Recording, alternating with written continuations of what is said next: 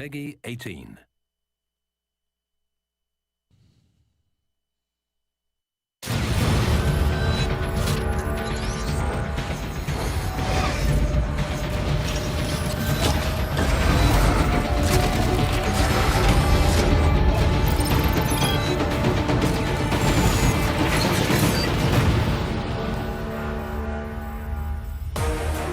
Ladies and gentlemen, Call of Duty fans from around the world, it is time for the Stage 2 Pro Division from Australia and New Zealand of the Call of Duty World League presented by PS4. I'm in Maniac and there has been so much going down behind the scenes here in our region, and one of those changes is a change in the talent lineup. Here I am joined on the desk by Milo Ross. Miles, thanks very much for being here. This is going to be amazing. First of all, how are you feeling here? We're finally at the desk for Stage 2. Josh, it's good to be here, man. It's really cool. It's been a pretty wild ride coming joining the COD family. You know, and day one now, I'm excited to get involved. Josh, let's put it here, man. It's good to be here. It's good to be here, part of the COD World League now, and it's pretty much. I don't know. I really have no idea what to expect now. I mean, I've been watching a COD now constantly for the last few months, and studying my brains out, and really hammering home. The scene, trying to understand the scenes and everything that's going on, but I have no idea what to expect tonight. I don't think many of our viewers do. I know I'm definitely pumped for it as well. For those of you at home not used to this change, my comrade, my caster in arms, Mike's has stepped down to take up League Ops duties full time for ESL Australia. So in his place, we've got the very talented, ever dashing and handsome Miles in here to bring some much needed beard to the show. But no, we have an amazing stage ahead of us. Stage 1 was an absolute blast, and there's been some events in between. But I tell you what, let's have a quick recap of what we've actually seen leading into Stage 2. So Stage 1, it started with relegation, and of course, the bottom 4 teams from Stage 1, one of them met their fate there. That, of course, was Match 1, Exile 5 versus Incept, where Incept, in an incredible best-of-7 series, took down Exile 5 4-1 and just showed their dominance. Now, Incept is now the Excellence lineup. You'll be seeing them tonight, but Miles, a little unfortunate that Exile 5 have now departed. They have departed, Josh. Now, I did see Exile 5 had a bit of a rough Stage 1 series. They didn't manage to win any of their matches going into Stage 1. So that relegation, I mean, was it a surprise for you, losing them there at the relegation series? I don't think it was too much of a surprise. The Excellence lineup is going to be pretty awesome to see on land. They're amazing. And Exile 5, I think it was a little bit too hard for them with that uphill battle they had at that land event after a very rough stage for them. Then, of course, match 2, 3, and 4 all led us to see household names back in Stage 2. Envy took down Team Blank, Apotheon took down the TBD squad, and then Chiefs, the big 4-0 over Rival Esports. A big surprise that Chiefs were even in relegation. That, of course, took us to our Stage 1 final bracket, Miles, where we had the top 4 teams there face off against each other. That was an insane series. You could see from that bracket. First up was that Tainted Minds versus Orbit matchup, and there's something about that matchup. We'll be seeing that very soon, I dare say. A 4-1. Tainted Minds, of course, Miles, showed their dominance there. And of course, on the other side of the bracket, we saw Mindfreak take down Immunity 4-0, and then again 4-0 in the finals there against Tainted Minds. Look, Josh, it feels to me that Mindfreak are basically the top dogs of the region. Is that safe to say at this stage? I think it definitely is safe to say, and we've got some other results since that series as well that have really cemented themselves in that top spot. So that was how the Stage 1 finals went down. Mindfreak took away your number 1 spot and $44,000 in prize money. Amazing stuff. Tainted Minds come in second, and then equal third was Orbit Immunity. But Miles, we've also had an amazing couple of events since then. One of them being the Crown Invitational. It was a combined event, part of the Challenge Division of the Call of Duty World League presented by PS4, as well as an invitational put on by Crown Resort that saw Optic and Millennium come down, the 2 powerhouses in the international scenes. Obviously, Optic Gaming, winners of Stage 1 finals for North America, and then Millennium, you'd know all about them, Miles, coming from the Stage 1 finals of Europe. They took that one out. The powerhouses, they all went head-to-head here in Australian soil. It really was a sort of clash of the superstars there. That was an amazing watch. I must admit, I was snug at home on the couch in my jammies watching all the action unfold across the weekend. It was an amazing show to have been able to watch at home. Yeah, it was awesome. Pity couldn't be there, but you're here on the desk with me now. It's going to be amazing stuff. As we know, there's going to be 8 of the best teams in our region go head-to-head over 7 weeks. They'll face each other twice in online best-of-5 series. Let's have a quick look at our standings. There's going to be no points on the board, but we can at least introduce the teams to you and see who will actually be playing throughout the stage. Now, Obviously, this is done by seeding. We'll start at the bottom there, Miles. We have Excellence, formerly known as Incept, the name they qualified as, at the bottom there. I am truly excited to see what this lineup can do. Led by Critical, he's going to be one of the grandfathers of the scene. He's just bounced back, now coming back to competitive Call of Duty. It's going to be awesome to see what that lineup can do. I think he's also got Envious Kitty in there, formerly of the Orbit lineup. A lot of skill in that squad. And then, of course, the remaining teams are, as you said earlier, Josh, household names here in the Australian, or the ANZ Call of Duty region. Of course, we've got Envy, Apotheon, Chiefs, Immunity, Orbit, Tainted Minds, and just in case you've been living under some sort of digital rock, of course, at the top of the board there is Mindfreak. Yeah, Mindfreak, obviously the dominant force, and the name that everyone's really going to be looking out for. They also took out the Challenge Division event at the Cyber Gamer LAN last weekend, so they're obviously coming out firing, all guns blazing. And all of these teams, I'm sure, are going to put on an amazing show. I think things this season, this stage rather, are going to be a little closer than what we saw throughout Stage 1. In fact, I'm absolutely sure of it.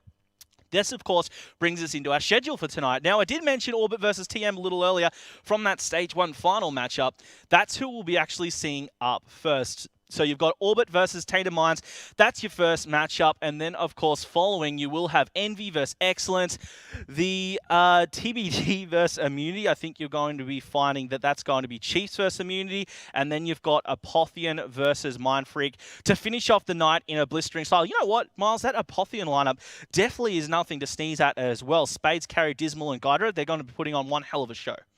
Josh, I am beyond excited. I'm literally vibrating at the prospect of getting stuck in some of these games. Orbit versus Tainted Minds is one that I'm super excited to see because, of course, at the CGPL LAN, we saw Orbit Gaming take on TM, and this is a bit of a rematch, Josh. I mean, let's face it, what we saw there, for those of you who do have the information about CGPL, maybe you tuned in online, maybe you watched your Periscope, which I certainly did. That was pretty cool, Josh. Good going, you, I try. You were sitting there Periscope with your Pro phone by out. the end, yeah. Dude, that was beautiful. No, but again, that series, so we saw Tainted Minds versus Orbit. Yep. The series there, it was, in fact, it was a 4-1 to Orbit, which was a bit of a surprise for me, seeing the results from Stage 1, seeing results from the Stage 1 playoffs. So, I don't know, was that a fluke on behalf of Orbit, or was this Tainted Minds, are they letting it slide a little bit? I mean, are we going to see a completely different scoreline tonight? Not to take anything away from Orbit, but I think Tainted Minds were a little bit off their game. They lost to Chiefs earlier. I don't think they were expecting that. Chiefs were just dominating at that event. And going up against Orbit, they had a couple of sick players. There's a lot of reasons why they might not have been playing their best. There's a lot of excuses. There is a lot of excuses. There's a lot of excuses. Well, do you think they're probably riding that wave? Everyone needs excuses. I mean, we've all got excuses for whatever it may be. But look, okay, so that's pretty good. That's legit. Orbit won though. Orbit were dominated. I don't think we'll be seeing such a one-sided affair, especially one-sided towards Orbit. We'll soon see. But of course, Orbit versus Tainted Minds, our first matchup here, ladies and gentlemen, to kick off Stage 2 of the ANZ Pro Division presented by PS4.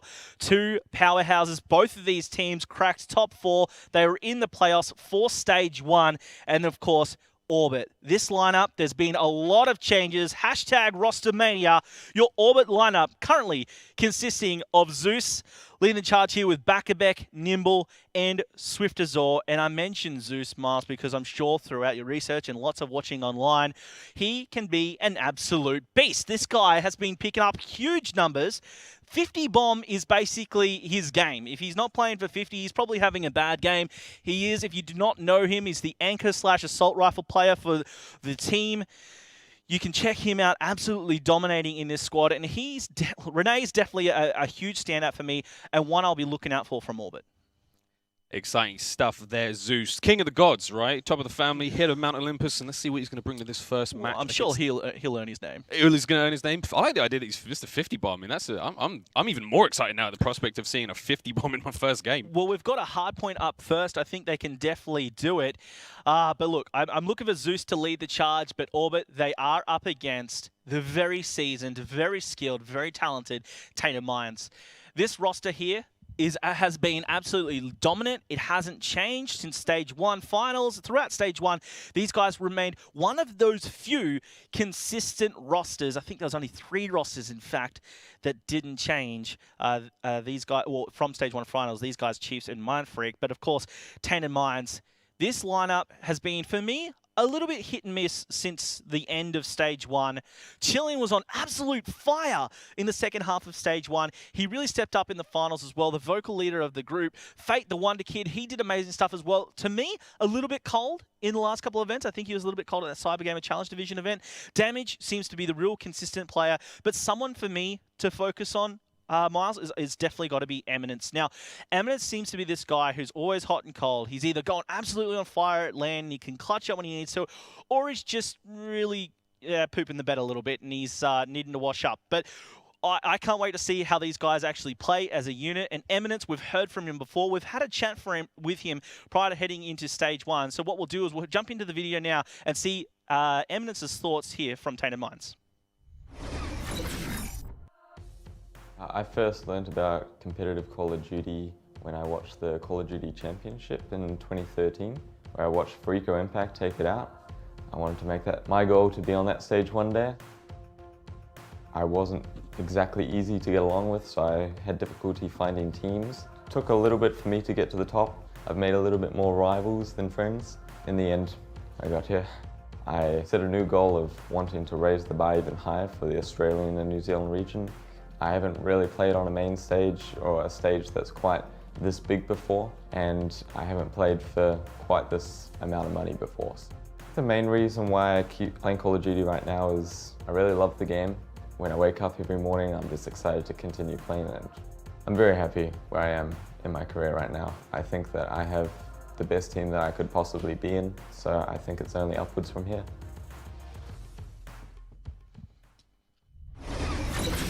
He was, of course, very confident heading into stage 1, Miles, and for all you viewers at home, we do know they finished second at the stage 1 finals, obviously cementing their position here in stage 2 of the ANZ Pro Division. Once again, fighting it out for $150,000 in prize money. 300k in one. How much beard shampoo could you buy for 300k? 300k would last. I feel like you use some quality stuff. I don't use the top quality gear. I don't use like the top shelf stuff. I use kind of like mid-range. You know, I'm a sort of, I'm not a faux hipster, but I don't have like the crazy cash to splash around. I'm not like this on the oils and stuff. But you know, Josh, you understand quality. It's a lot of cash, man. That's a serious amount of cheddar to be earning. We are, of course, into Ban and Protect here. Our first Ban and Protect of Stage 2. I'm absolutely pumped for it. And straight away, we're going to be seeing something that I think actually became pretty regular throughout Crown and also the CG event that we just saw put on, which is a stock ban from Damage. And then the M8 ban out from Zeus. Now, we know that the Orbit lineup here, Zeus, Swiftzor, Nimble, and Bakabek, they're absolutely fine playing without that M8, especially when you're going to have an XR2 Protect from Fate. So you got Tainted Minds, they've still got their Burst AR.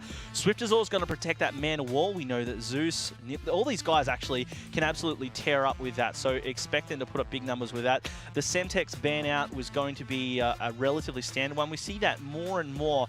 We've seen it towards the end of stage 1. They just don't like playing with those explosives, particularly the Semtex. The Heatwave ban out is going to be a big one, but again, relatively standard. Nothing too crazy here. Then you've got that HCXD ban from Bakabek at the end, which follows that the Semtex ban out previously, and then Purifier from Chilean. So rather standard. You see a couple of weapons. I think it's really interesting to talk about there is going to be the M8 ban out. So I think that that's going to not so much affect too many players. I know that a couple of them prefer to play with the M8, but with the XR2 still protected, Miles, I don't think it's going to be as big of a deal. That's something I wanted to touch on, Josh. I mean, seeing that M8 get banned there, I was wondering, from watching Crown and watching, well, actually mostly Crown, I was noticing a lot of the European players and the North American players, the NA players were opting more for the M8, whereas the European players and some of the ANZ players were opting more for the XR2. Is there a benefit necessarily there to using that one? I mean, I feel like there's more recoil on the XR as there is on the M8.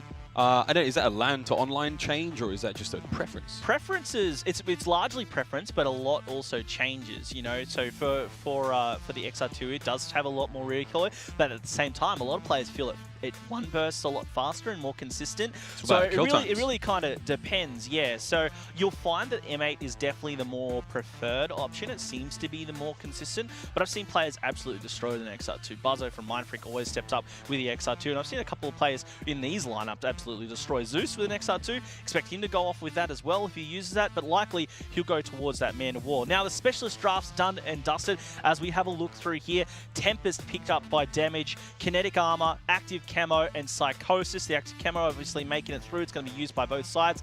Annihilator for Zeus, Tempest for Swift Azor, kinetic armor for Nimble, and active camo for Bakavek. So I like those two lineups. Miles, not really feeling the psychosis, that distraction play over, say, the use of an Annihilator that's currently in the hands of Zeus. I think with a hardpoint on Fringe, you probably want that little bit more firepower rather than distraction play trying to break a hardpoint. It seems like a really big gamble to make. I mean, you're only going to use that once, and that one big distraction, you have to make the most of that in that first push. And if it doesn't work out, if it doesn't pay off, it kind of feels like a wasted specialist for me. But again, what do I know? Let's see how they perform with it. Let's see if they can make something of it, because I'd be excited to see that happen. Yeah, I'm really excited as well. Now, as we know, our first map is going to be on Fringe. This hardpoint will break this one down a little bit. It is going to be a 4 hardpoint map. Straight away, hardpoint number 1. That's where you're going to be seeing both teams just try and contest, not so much for time, but it's all about just map control and getting your spawns sorted for rotation number 2. Over to there into the yard, that's going to be a big one. And then, of course, setting up over to Granny's, which is hardpoint number 3, that's where you'll see teams pick up the big time. If you've got a good rotation from 2 to 3, you've got your anchor in that far right position, up near the silos, right in that far right position, up the back of the spawn, you can really get some great spawns for your team. Often, they'll also push over to Dome, which is on the very top side of that, just before you hit hardpoint number 4. They'll get in that position, get your spawn sorted, and hopefully get some time up for your team. But really, it's, for me, all about Grannies. That's where you're going to be picking up all of the big time. I'm sure a lot of you players out there and a lot of you viewers already know how hardpoint works, but we like to go through it. And, you know, you just got to look after the new guys as well. It's all about bringing people into the Call of Duty family. You know all about that, right, Miles? I do. It is beautiful. Thank you very much for letting me into the family, and very, very it's excited. Been a good reception. How's it been so far? It's been very warm. Everyone's been very friendly, very warm. No one's tried to stab me. No one's tried to, you know, there's no like anthrax, you know, threats in my mailbox. Really, or that's that. surprising. So it's going good. I've had a few threats. Dude, it's going good. You had threats? No, I don't know. I think it's just your popularity contest, Miles. I'm sure you're going to be very popular. All you need is a beard, man. That's all you need. Just a beard. Look, if I wasn't a manlet, I'd get one going, but unfortunately, genetics does not favor me. Guys, look, as you can see, I think we're just a little too excited, but I'm feeling it. I'm riding it. We're going to take it with us on this journey, guys. Thank you very much for joining us. This is the Call of Duty World League ANZ Pro Division presented by PS4.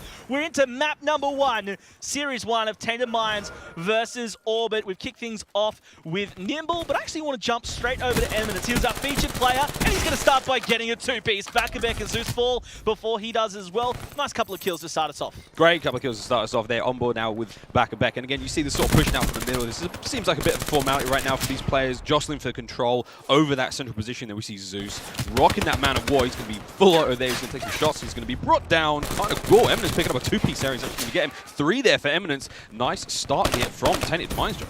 Yeah, you can see there that it was Zeus rocking the Man of War. No surprises. His teammate Swifters or another AR player has decided to go for that XR2. Picked up one RK5 in the back pocket. Goes for the hip fire. He's unfortunately going to be taken down as Tainted Minds challenged this one pretty heavily. Fate was shut down. Chilling goes down as well. Eminence, though, he was a highlighted player. I'm glad he was. 6-2. An excellent start. He's also racked up now the most points for the team on this first hard point. They have a healthy lead of 27-8. But of course, Miles, it's all about this next rotation. Here comes that next rotation. Now you see them put. Oh, it's already in control. Swifters already has a grip of that now. On board with Zeus. Let's see what Zeus can do. And it's going to be holding down this doorway here. And whoa, it comes from behind. Good job there from the boys in green. Looks like Orbit, excuse me, just getting a grips to things.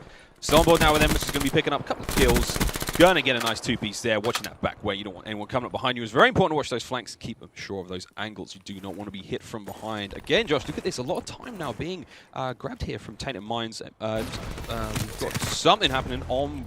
Take it away. Yeah, but Eminence was actually going great there. He had a 4-kill streak before being shut down. Hit double-digit kills, 10-4. Chili and his teammate was dropped. Fate now is going to be the one holding down the scrap points. And you can see this player right up the back, holding the spawns. It's going to be Swift as all for Orbit. He wants to set up for for Grandma's. It's going to be absolutely vital. Pushing out to him was going to be a player on the post. It was going to be Chilean and Eminence. But you can see here, teaming up with Bakabek, they've done well, and they should be set up here to get Granny's control. It's about to rotate. Where are these players from Tatum Mines? Chilean, he's in the ground. Fake tries to follow up. He follows suit. It's a massacre right now as Orbit hold on to control here of Granny's. It's excellent stuff. And look over here on the top side. It's actually Nimble going to be trying to control these people coming out of tracks. Nimble tags up one, but he's also tagged. Player challenges. He goes down. Bakabek picked up the kill. The long-range shots there from the VMP wasn't going to be enough. Nimble drops, but not before Swift Azor and Orbit as a team have racked up a lot of points. Tons of time here. Look at that high point still in control. However, look at that push coming through tracks. That seems to have paid off. That kinetic armor was huge. Tatum Mines have got it now. Look, they're in control of the high point right now. We'll see how long they can keep a hold of this.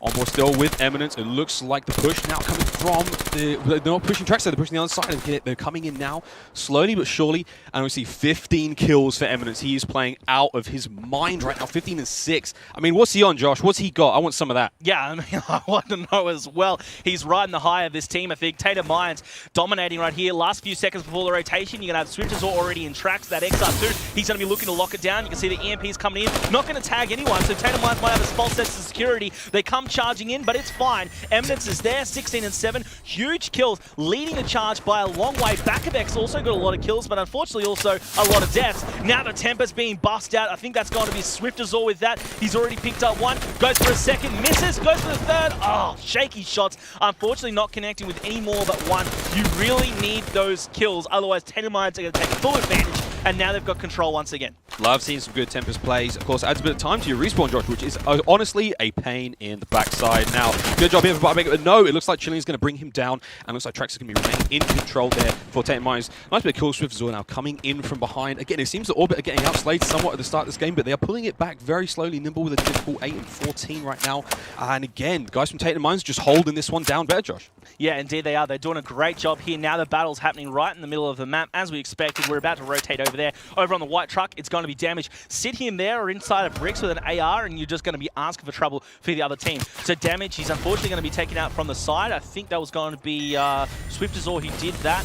And he was going to be over in bricks, picked up the kill. Now the streaks coming out from Zeus. Zeus, the sneaky beater, he just picked up the streaks. I didn't realize that he's actually going for wraps as well.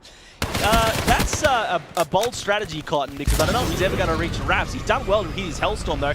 He might pick up 2 if he's lucky. He only goes for the 1, but that's okay. Eminence being dropped. If you're going to kill anyone, you might as well kill Eminence, who's already dropped his 20 bomb and is currently double positive, so that was huge for them.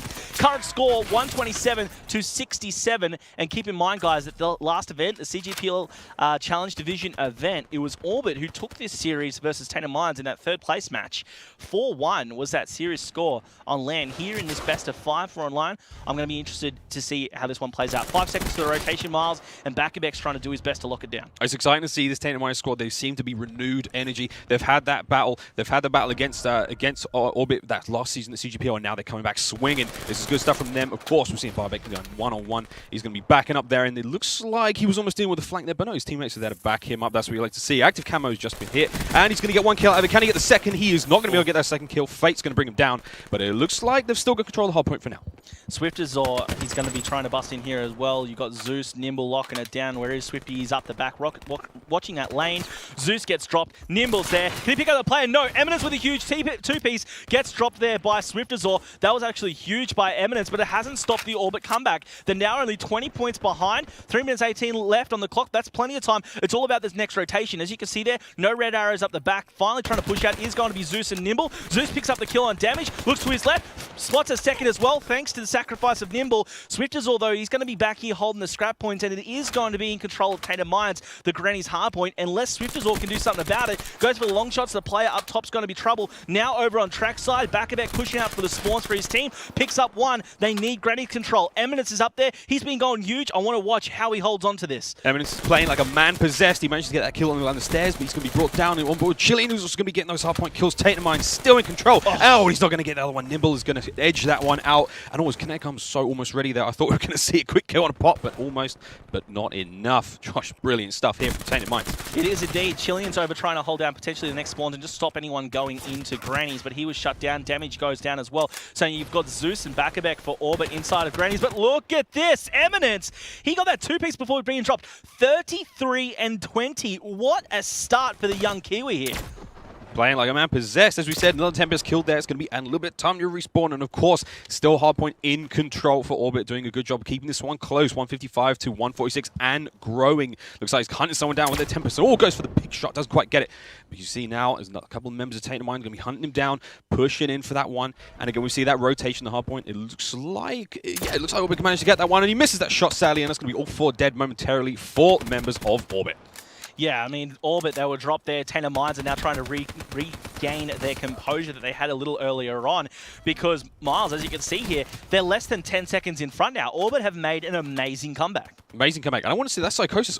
I feel like it worked there, Josh. I feel like that one paid off. Even though he was in the air when it was active, it seemed to cause enough of a distraction for that player here to waste those shots and time firing away at those decoys. Yeah, I mean, you saw there, that's how Psychosis is used. A lot of the time it can play out well for you. They played it perfectly. But look at this. Orbit are out now once again in control of this hardpoint. There's 20 seconds left. Plenty of time to grab. But they need to watch out for the Kinetic Armor player. That's going to be Fate. He goes down, damages up the back, just trying to stay alive and get the players going into tracks. But Orbit actually did an amazing job of holding on. Chillian, he's contesting and he needs to with only 3 seconds difference between these two teams. But you can see Orbit have slayed him out. 2 seconds for the rotation. Right in the middle is going to be Eminence. Eminence, there's a player just in Z.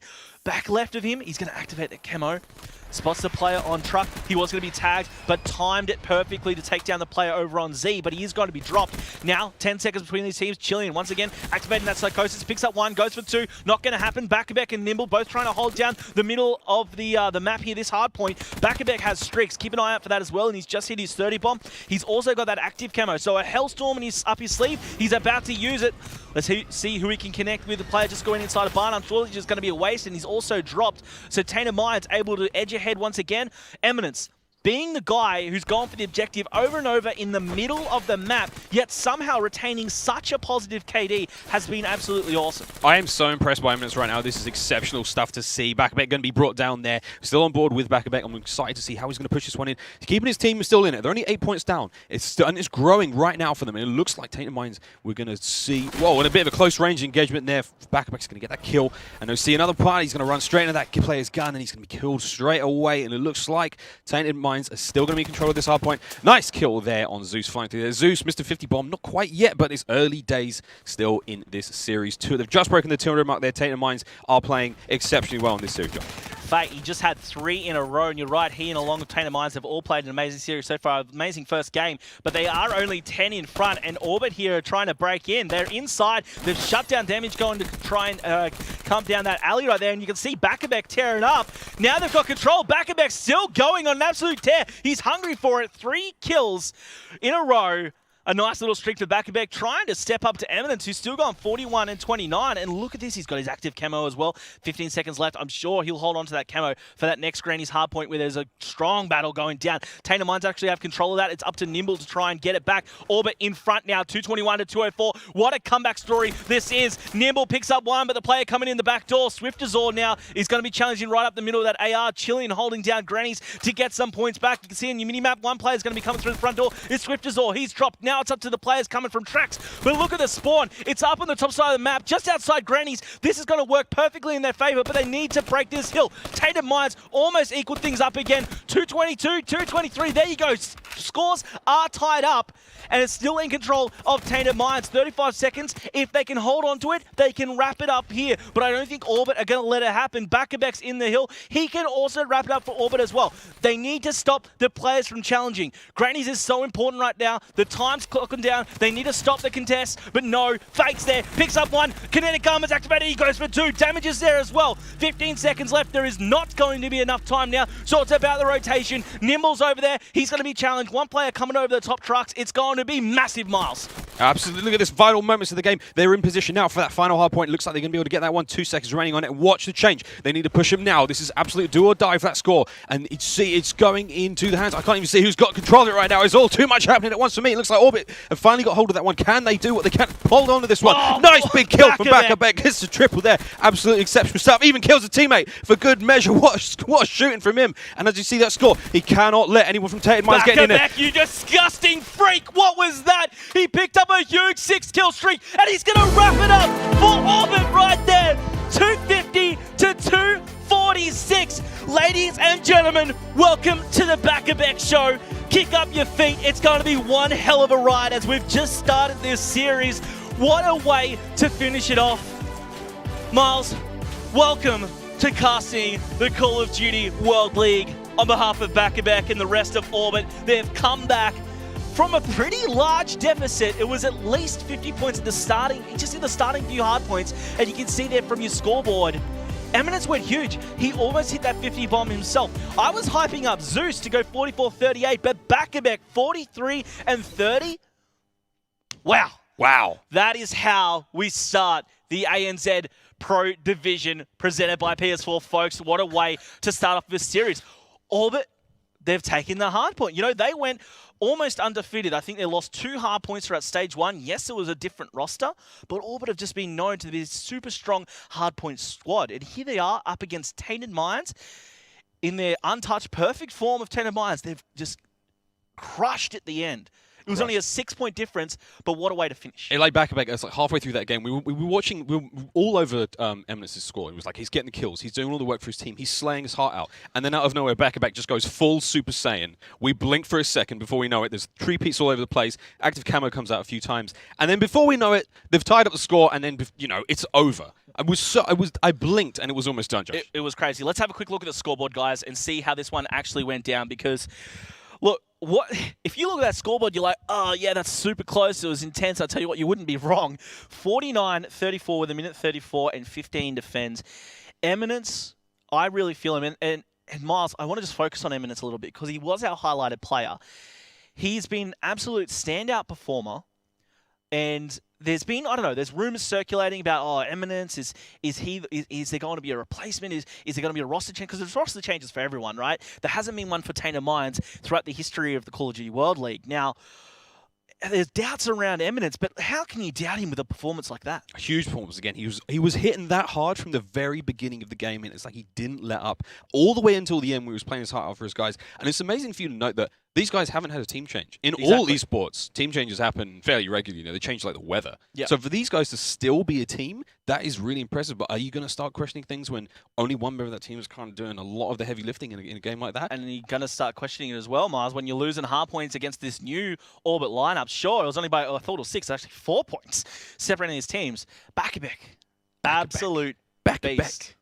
Yeah, again, we're a huge Back-a-Beck fan right now. What a way to start the show. What a way right? This first game was already such a nail-biter and so exciting. And for those of you who just tuned in, you really missed a cracker of a game to watch. Josh, what's coming up next? What more divine excitement can we look forward to now? I think we're going to have to get an S&D going up next, and that's going to be interesting because Tainted Minds have always been that super strong S&D team, right? Big strong S&D team? Yeah. I mean, what an amazing way to see change of pace, complete change of pace. That hardpoint game, which was so fast and so frantic and so full of kills, to what is essentially a scalpel compared to the hammer we just watched. Yeah. Again, we're going to watch an S&D game now, of course. It's going to be real slow. It's going to be real different. Again, this is my first S&D game, and it's safe to say that I'm excited as hell to get stuck into this one and see what. I mean, again, as you said, if Tainted Minds are a big S&D team, what does that mean for a newcomer to the game or a newcomer to the series?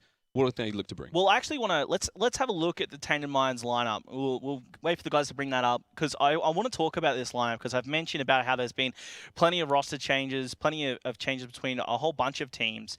But this lineup, who have dominated S&D in the past, I think they're going to be probably stepping up here. You can't go 2-0 down up against Orbit when you've just lost to them in the previous LAN as well. You really need to put on a show here. You really need to step up. And I'm really expecting yes, this whole team, and yes, Eminence particularly, who's second from right there, but the man all the way over on the right, leading the squad, Chilean. He's the one who I'm really expecting to be on the up and up in this game and really bring the series back because Miles, obviously, Chilean, the in-game leader, the out-of-game leader, just the leader of this squad, I'm really expecting him to really bring it back because, again, I think it's a shock to them that they just went down in that hard point after dominating for so much of the map. They looked so confident at the beginning, and again, coming off of the back of that CGPL loss against Orbit, it's got to be in the back of their minds. It's got to be just digging away at them that, oh, we did lose to these guys on LAN in a fairly convincing way. It was 4-1 in the series, and now that first game was looking great, was looking very strong for them. Amazing performances from the team, Eminence in particular, putting up huge numbers, but unfortunately going to be taken down in the last minutes by Beck, and what I can only describe as it was crazy play. I was about to drop F-bombs, but we're not going to be doing that on this stream, I don't think. No, I mean, I'll probably get one hell of a warning if I do. I'll probably get docked like the players or something if that goes down. Put on the bench. They put you on the bench. Yeah, man. I know, That'll right? happen. Well, I mean, look what happened to Mike, right? I mean, yeah, we actually just tore up on stream. You know, no one saw it because of the stream. No, I'm kidding, guys. That didn't happen. No, he's a gentleman and a scholar. How many people have come before Mike? How many? What is it? What do I not know about this? There's What's been going on? so many before you, mate. Yeah, see, there's you know all those threats you're talking about you didn't have. Oh, that's right. Yeah, well, that's right. yeah, some of them came true. No. Damn.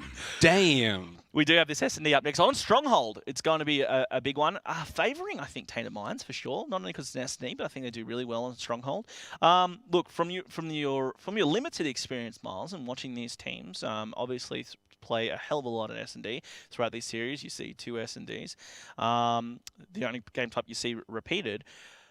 How do you think this one might go down? Because it's always nice to know from someone who's got a history of viewing the teams rather than, you know, casting over them or whatever, just as a spectator, how you think this might actually go down. It's totally different. So I haven't got a tactile feel for what these guys are exactly. like. You know, when you're watching it through kind of a glass pane. I've never played these guys online, although I have tried. Most of them have ignored all my requests and my messages. But that's a personal matter that I'll deal with later.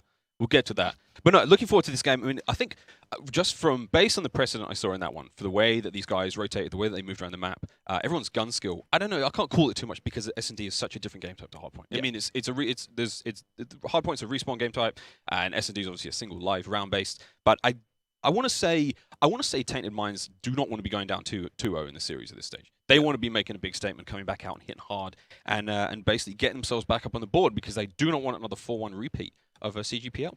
Yeah, well, I mean, I'm really feeling that as well because I don't think they're going to let this one slide. Because if Orbit got away with 2-0, then going into the uplink, I think they could definitely walk away with that as well. Because if they let 2 go, this could easily turn into a 4-0. You know, Orbit could just take a sweep, and then what a surprise that would be.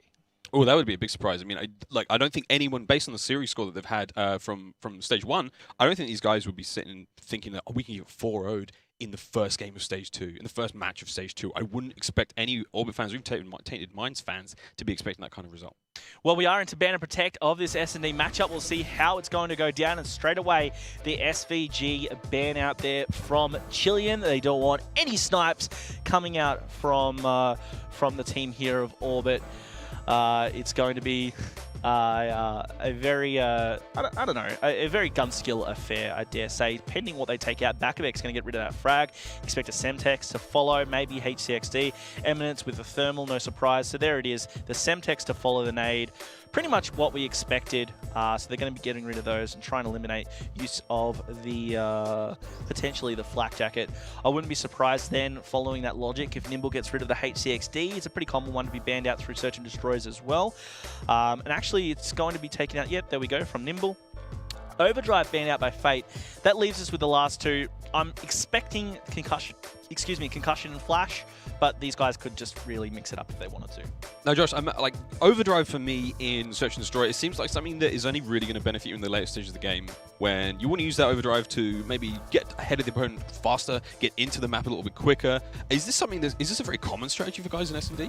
It is a pretty common one. The Overdrive, I think, is definitely an underrated specialist because it can definitely change the whole vibe of an S&D. Because say, all right, your team's down, you buy a couple of rounds and you've got your Overdrive ready. If you bust that straight away off either a round or an attacking or defensive round, get that first kill, that first blood's going to be massive, especially when you catch an attacking team off guard. Like, that's going to be massive.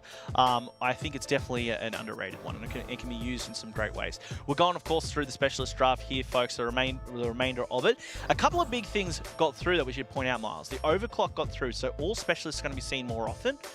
That's actually really rare to make it through an S&D ban and protect. To have it to go through is a big one. Same could be said for active camo as well. But of course, you could see through that ban and protect that the guys, they wanted to ban out the snipe and then wanted to get rid of the flat frags. When you've got those gone, it doesn't leave you the choices to get rid of overclock or get rid of these other specialists. So yeah, through our specialist draft, over for Tainted Minds, Vision Pulse, Active Camo, Kinetic Armor, and Psychosis. On the opposing side, Active Camo, Psychosis, Kinetic Armor, and Vision Pulse. So we've got a mirror matchup of specialists.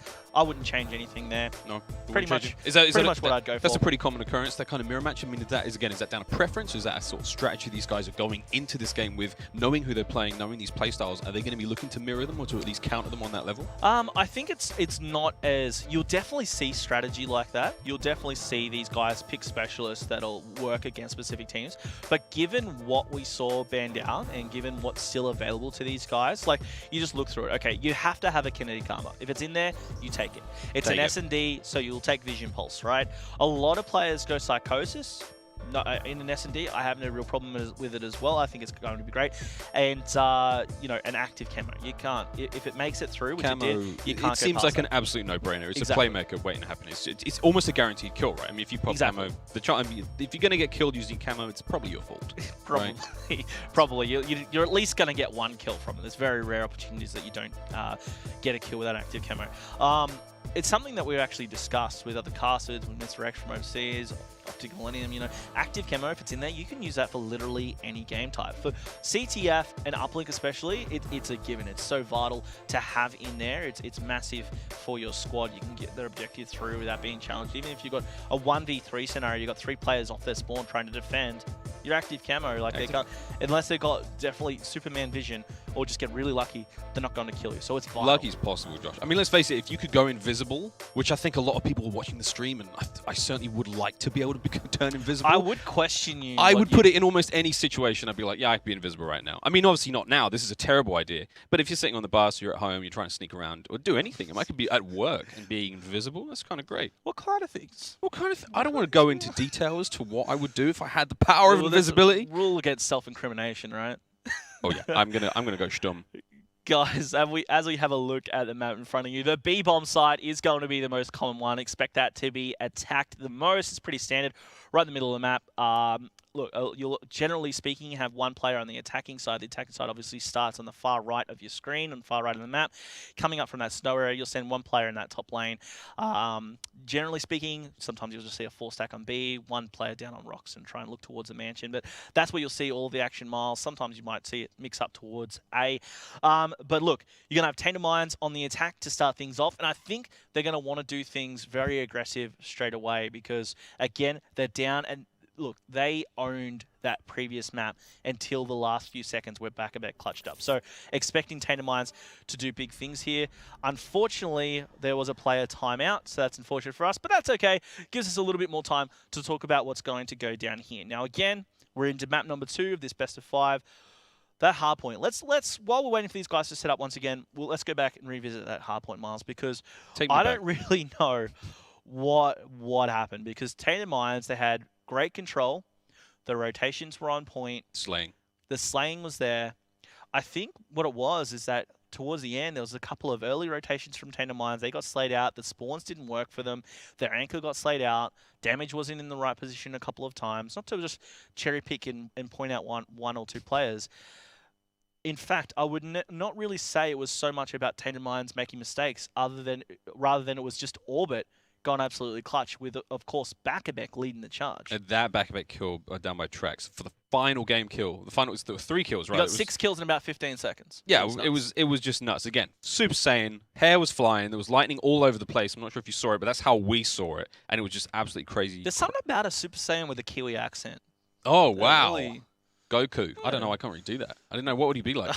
let's ponder on that a little bit later. A little bit more pondering on Super Saiyan. Yeah. Super Saiyan New Zealanders. You know, that was super impressive to watch. Now, I want to make a crazy speculation going into this game. Based on the rhythm of that hardpoint game. Sure. So we had Tainted Minds come out really heavy at the start. They won first. Let's say the first half of the game. They broke 200 quite comfortably, and it Orbit were on the tail the whole time. They were with them. They were never quite within grasp of that lead. They had it maybe for a one or 2 points. Yeah, they had a few seconds before the second rotation to Grannies. Yeah. If I'm going to translate that pace and that style of game into this S&D, are we going to see a couple of rounds go towards Tate and Mines? It's not going to be looking too good for Orbit, and then we're going to have like 3 episodes of Backman just charging up. And he's going to charge big time, and then before we know it, he's going to be full Super Saiyan again, or maybe like Kaioken 10. I don't know. We don't have to get too detailed, but that's going to happen, and he's going to, we're going to see Orbit pull that one back and return the scoreline. I mean, is that a crazy prediction, Josh? Am I a blind fool? But going and how these guys played and how that's how it looks to me. I definitely think they could totally do something similar to that. Back-to-back is an absolute freak in S&D as well. We've seen him go.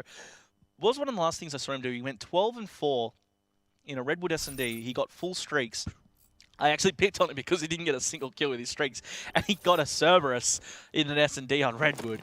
But he dominated in that one. He can be a huge S&D player, but again, he either goes massive or he falls asleep at the sticks. And I expect it's going to be one way or the other. Tate and Mines are going to come out try to come out strong, but as you can see, Eminence and Fate straight away go down, and that was actually Zeus who picked up both of those players with that M8 that he now has in hand. 2 already down now for Tate and Mines here in game number 1. Again, I like the pace of this one. It's a little bit slower, a little bit more relaxed, a little bit chilled. We're going to wait for these bouts of action to happen. Looks like Swift is going to be sitting back. He's going to catch that player, and he's going to... Oh my god! Wait a minute, I'm not quite sure what just happened there, but we'll let that one slip. Again, we've got Swift as well there. Again, sitting quite far back. It looks like, another 2 down now for Orbit. It's 2 apiece. It's 2 on 2. Oh, and it looks like Fate's going to be, Chilean, sorry, is going to be taken down there. So it is a 2v1 situation right now. And shots on for Damage, who is definitely going to be giving away his position. He's going to make a run for it. There's a player from Orbit chasing him now. They are hunting him down. Definitely going to be pushing him hard. They want to get that wallet and get those keys. Going to kill him and steal his goods. That was extremely strange for Damage to miss those shots. Swiftazor as well. I think these guys are still just warming up into stage 2 because Damage shouldn't have missed them. Alas, he was able to get away, and now he's going to be making his move towards B, as both of these players, Swiftazor and Zeus for Orbit, just seem to be a little confused where this player went. With time running out, they're going to check the bomb. We can see there from X-Ray Vision the player, but he wouldn't have actually seen, Swiftazor wouldn't have seen Damage on the bomb. So Damage has actually successfully got that down, and when bomb's down, a 1v2 isn't that scary, but when both challenge you at the same time, you need to watch it. Oh my gosh! Zeus just gifted Damage the kill right there. Zeus was like bouncing on a trampoline or something, not actually shooting. Watch this. So there goes one player. He's tagged up. Zeus jumps up, misses literally every bullet. Literally every bullet? Wow. Well, I'm just going to call that was a super impressive play. That slide, that one slide made the biggest difference there to all those shots. And look at the position he put himself into. That was a killer game ender. I want to point something out, and that's that Zeus, when he jumped up and boosted, he would have been pushing forward on his stick. He was expecting to move forward, but there was scenery in the way. So it's not 100% Zeus's fault. He got caught up. You saw that he was actually expecting to move forward. That's why the shots were behind. That's why the shots were to the right of Damage. But, you know, as a pro, you need to know these things. And I'm just not going to let you get away with that one, Zeus. I'm sorry. But as you can see, they're Tainted Minds. They may have clutched up on the previous one. They're going to need Damage to clutch up. And again, and it's not going to happen. Orbit take a very swift return there as Nimble takes down Damage at the end and answers back with a round of their own. That was a fast turnaround. Very fast turnaround. Again, my foolish, crazy predictions of Tainted Minds taking this one comfortably and early are going to go absolutely down the drain. And I like that. I'm happy to see that Orbit coming out, swinging there, getting that second round in quite a convincing fashion. Of course, it is 1-1 right now, Tainted Minds Orbit. This is only game 2 of the first series, Josh. And already I am thoroughly enjoying myself. Let's have a look and see what Eminence does off the start of this one. Because the start of the first round, he basically got picked off quite quickly from the, I believe it was a player in the top window. And it looks like he's going back to the same location, but he's definitely learned his lesson. Then we see guns out, aims down sight, and he's definitely in position to not get killed there. Let's have a look what Damage is up to. Maybe not stick on board with Eminence. I want to see what he does with this bomb. For me, this is very, very interesting. We'll see how he plays this one out. It looks like Zeus has already gone down. Chilean is down as well. So there is a close range engagement. He's not going to be getting the better of Nimble there, who's going to cut him down. Nimble looking to get another one, but he's not going to be able to grab that. But good job, he's got a teammate in position, and Fate is an unwelcome visitor in the house there. Such a smart move to chase Fate there as well by the Orbit squad, because they tagged him up very heavily. They knew that. Damage almost made a mistake there that could have been very costly. Oh, the positioning here from Damage. He spotted the player in top mansion, so he knows where one out of the 2 left are. Damage is actually played an amazing game so far, and he's got that psychosis. Now, normally I would say not to use it, but with overclock in play, potentially, but he actually hasn't used that. He's gone instead with that flak jacket. Interesting choice, actually, considering all of the explosives were taken out in HCXD as well. So, not too sure why he's still got that flak jacket on. Nonetheless, we're still going to be seeing him push in to Mansion in this 1v2. And don't forget, it is up to him to grab the bomb. 12 seconds left. Oh, he needs to be very quick with this or get the kills. Goes for one, but no. Bakabek is there to shut him down. And Orbit take 2 rounds in a row to make a lead here for Orbit, which is, of course, going to be massive leading on in this S&D. Yeah, we see that final kill. Beautiful shots there from Bakabek. Looks like he was defending a teammate who looked like he was having a nap in the bedroom there, Josh. Yeah, I mean, there's a bed in there, having a snooze, back. He was just relaxing after that first round. Let's jump on board them and see what these guys can do. Again, we're doing pretty well so far. Kills across the board. It looks like Damage is doing a lot of work for his team. Zeus with a big 4 and 3, and of Bakabek, the man of the hour right now with 3 kills to a 1 death. Yeah, I mean, he and Zeus have been picking up the kills. Swiftazor on the donut. He's had a little bit of an unfortunate start, tagged up very early on.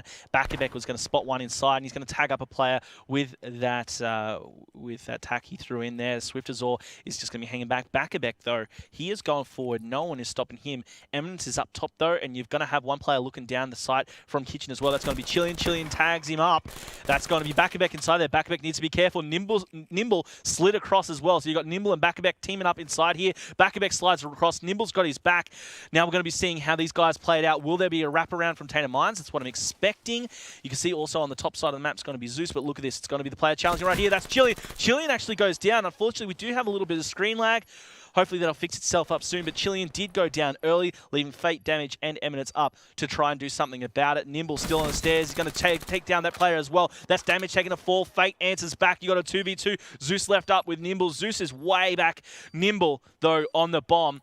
It's going to be up to Eminence here along with Fate to try and defend this. Now it's got Fate and Eminence up against one player. That's Zeus. Zeus took down one, forcing a 1v1 scenario. Where's Eminence? 15 seconds left for this bomb. Eminence is going to tag him up. Zeus, can he get away? Let's have a quick look here. Eminence looking for that kill. And you can see here there's not enough time for that bomb to be defused. Eminence just looking for the kill. Zeus is running around, dance around each other. As you can see there, it goes off. That's the end of the round. And Orbit take another round. 3 in a row after Tainted Minds' early lead. That's some solid performance there from the squad. Orbit looking very strong here in this S&D game. Again, Josh, if they could possibly go up 2-0 here, that would be absolutely tremendous for them. Again, at this stage, given the performance they've had at CGPL, just a weekend before, it'd be very, very big right now. And weighing heavily on the minds of Tainted Minds. It's difficult not to say that, isn't it? So many minds. There's the Battle of the Minds. And yeah, it'd be difficult for these guys not to they don't want to go down 2-0 in this series early on. And I think it is potentially on the cards right now. Of course, it's early games, but I'm going to make a correct. Oh, it looks like we're actually going to end this one, Josh. What is this a technical hitch? Well, I think because of the screen lag issues we just saw, I think there may be an issue with host. So we've confirmed that with our league ops. It is going to be a host change, I believe. So we finished. Well, I'm gonna say it's a halftime break. It's 3-1 right there. You've got Orbit in front. I wonder now, Miles, will anything change with the host change? Because sure, Orbit were in front. Zeus was going big at 5 and 3, 6 and 2 for Nimble. On the donut was Swiftazor on that squad, the only player to not pick up a kill yet, but he's in some great positioning and locking down lanes with that AR that he's been running with. On the opposing side, Tainted Minds, not a great start for them. Perhaps they could bring him back with a host change. With that host change, this is a big change for these players. Are they going to be facing again? Is there too much of a difference in the latency in that respect? Because some of these players are coming from New Zealand. Is that a big thing, or is that just another excuse that players like to use? Well, it's not an excuse, but it's still fair because there's always host changes and stuff. So, they take turns with the teams and throughout the stage. What I've just heard there is that one of the teams might actually take the W. Sorry, I'll just confirm. I think it might have been Orbit who take the victory. So Orbit, yep, confirmed. So Orbit will actually take the win on that map due to an unsuitable host from Tainted Minds, I believe. I think that's how it will go down. So Orbit, there you go. They were ahead 3-1. They actually take the map as well.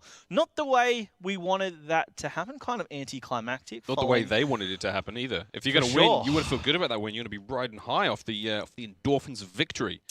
But alas. A win's a win. You know, that's 2-0 up right now in this series. It is. It's a difficult hill to climb for Tainted Minds, but it's definitely not impossible, Josh. No, that's right. I mean, they can definitely come back. I think losing a game to a method like that, a host issue, that if you're in put yourself in the mind of Tainted Minds, right? So you think you're going to take the hard point, you're feeling confident, you had a rough weekend. You've had a couple of big losses. Crown, there's no nice way to put it. They got stomped by it's Optic Gaming. It was Optic right? Gaming. It's yeah, Optic it's okay. Gaming. It says it all. And so did Mindfreak. I'm not just picking on Tainted Minds. They got smashed as well. And I mean, very close games in that series, but 4-0 is a 4-0. But Tainted Minds, they really need to. I think they have something to prove here. We always focus on the fact that they've lived in Mindfreak Shadow, and in ANZ teams, they always have that issue of living in Mindfreak Shadow. Mindfreak is so dominant. It's kind of like how a lot of teams, every team lives in Optic Gaming Shadow. I think Tainted Minds, they've always been in that second spot. They're the little brother. They're the child that really wants to step up and get the limelight. The question though is, are they still in the second position? I think no longer do they have to prove that they're the best. No longer are they in Mindfreak's shadow. They need to now really step up and show, after these few losses that they've had, that they've still got what it takes to be a top 2 team.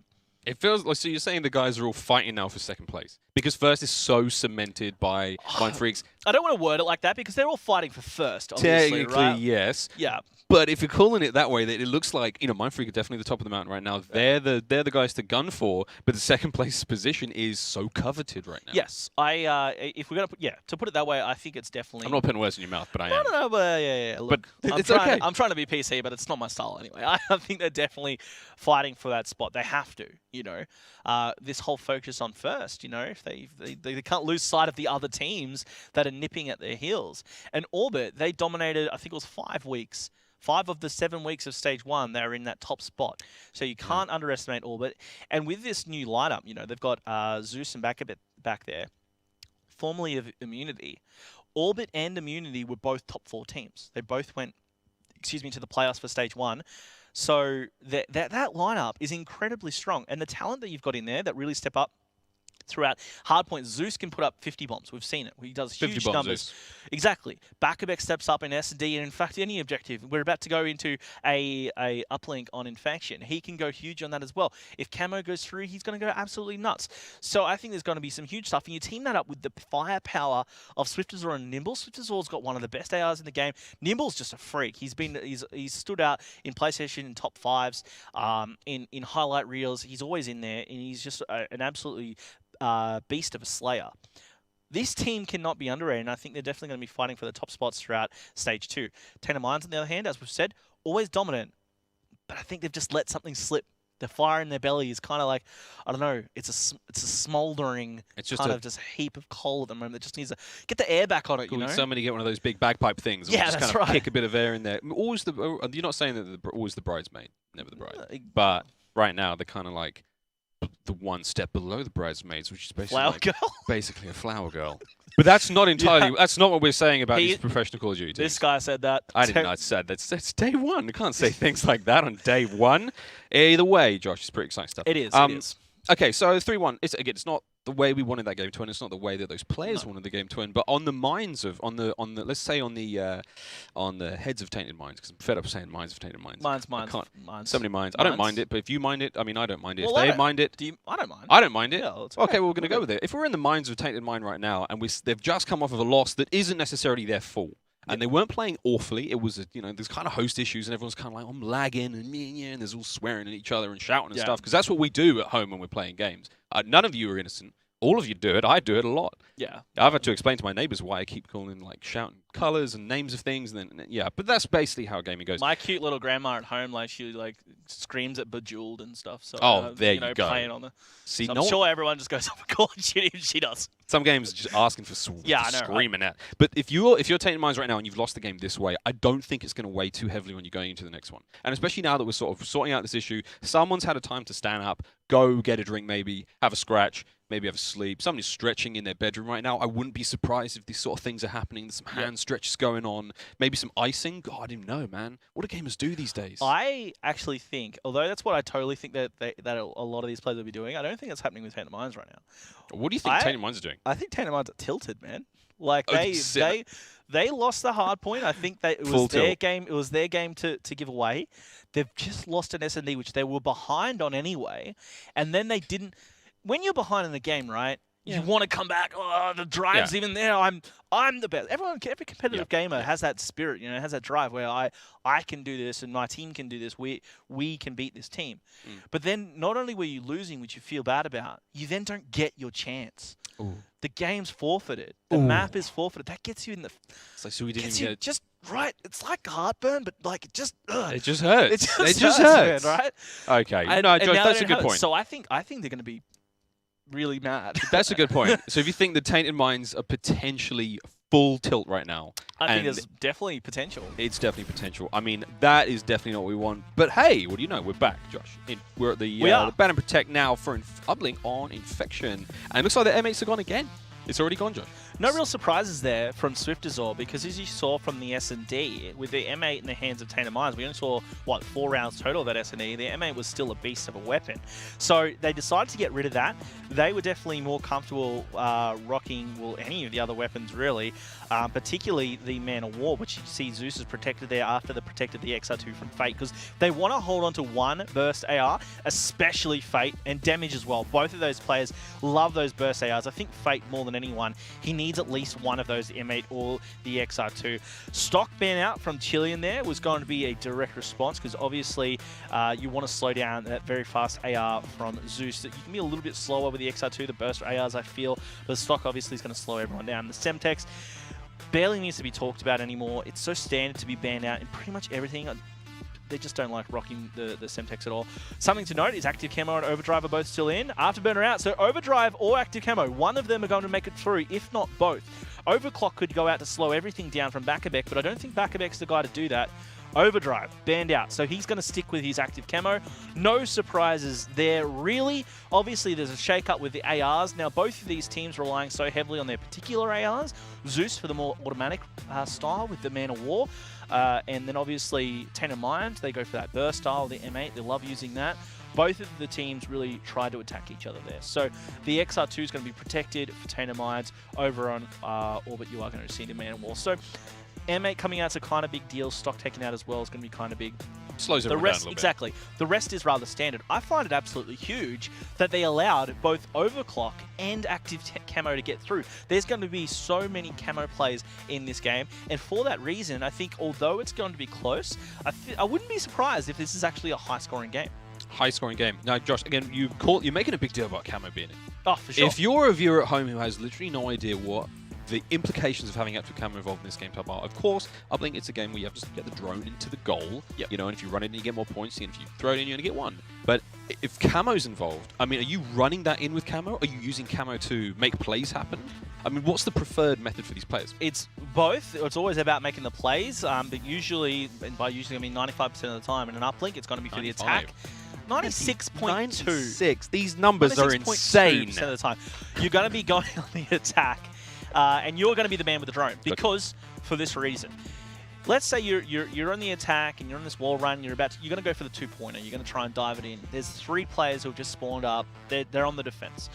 Think of all the other specialists in play, right? So a Psychosis, you can play the distraction, but there's 3 players shooting drones at you. You're probably going to go down. If you've got the kinetic armor, 3 players shooting at you. If you've got an offensive specialist, Annihilator or Tempest or something, sure, you might get a couple of shots off, but not while you're carrying the drone, right? I like where this is going. Exactly. The active camo, though, if you are not spotted, if you aren't on their screen while you activate it, 9 times out of 10 you're going to get through. You're going to get straight past them. They're going to be looking for you, but very few times are you actually spotted if you've got the active camo activated while you've got the drone and running through. So the active camo is definitely one of the biggest ones to use in an uplink, and especially on Infection with the routes you can go. If you're attacking towards Church, through Church, around the wall run, then throw it over for 1 if you have to, and even the other way when you're going towards Grannies, you know, you can get some huge plays both sides. I think it's going to be massive, and just it sounds a bit strange to someone who's not into it as in depth, but the color of the map, the fact it's all white, you've got some dark here and there with infection, it just actually really helps with active camera. So it's a huge specialist. It rarely gets through on uplink. I think the rarest one's probably Overdrive, because Overdrive's probably the only one that could even contest with active camo, just because of how damn fast you can move with that thing. Damn fast. Exactly. You can catch them off guard. Well, that's exciting stuff. And Josh, why don't you talk us through Infection? Let us know a little bit more about it. Unload your knowledge upon the audience. Well, with Infection, as I've said, I mean it's a very common map used for uplink, and I think it's actually a really fun and interesting map to use. So if you're attacking towards church, it's going to be on that left side there, that blue Black Ops spawn. That's, I think, would probably arguably say is the preferred side. That's where your Black Ops team is going to be spawning from. This time around, it's going to be Tainted Mines. I think that's where you'll see a lot of points. Just below that building, just below church, where that blue uplink point is a wall run, which a lot of players run along, and it's also a big throw over church you can get. Attacking towards the other side, over on the CDP uplink on that red side, if you attack that side, expect a lot of players just on the bottom side of Grannies, which is that bottom lane. There's a wall run you can do there. Also some big throws over from Broken. But alas, enough jibber jabber from me. We are getting into the game here. This is map number 3. Tainted Mines are officially down 2-0 to Orbit, and straight away the smokes are coming out, and Swiftazor gets first blood for Orbit. And we're looking at 3 kills pretty quick there for the guys on Team Orbit. However, look at that team bouncing back, and already we've got Swiftazor running that one in for the first 2 points for his team.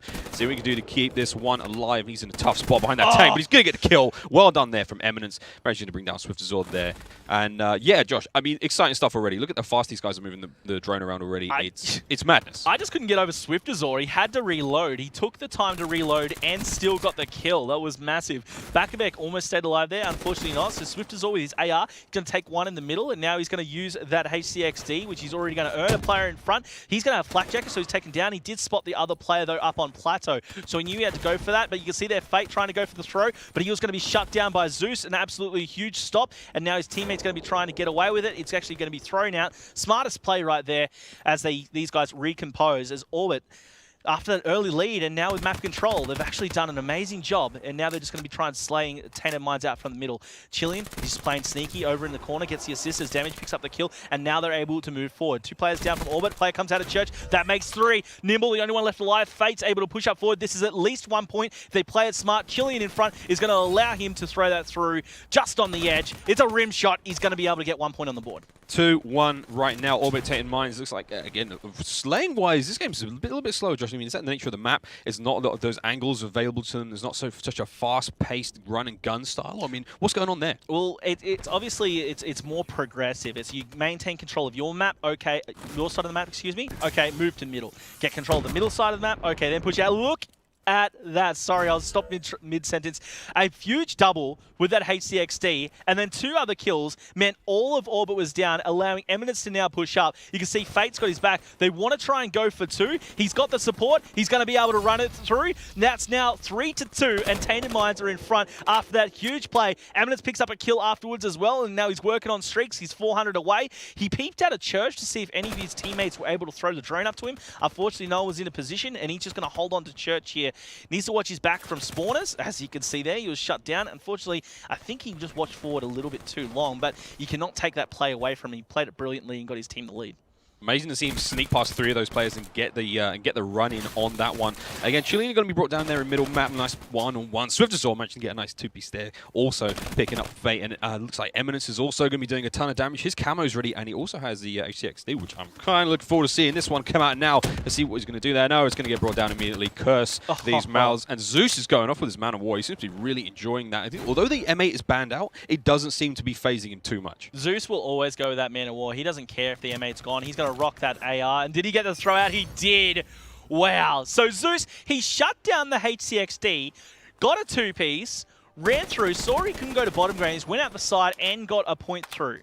Absolutely massive from Zeus, the Kiwi god. Now we're going to be seeing him drop there, though, as Chilean is going to be trying to tear up there. He picked up one, a couple of players out in the middle of the map. Long shots with that VMP. Unfortunately, not going to get anywhere. Back gets dropped as well. You can see this is such a close matchup.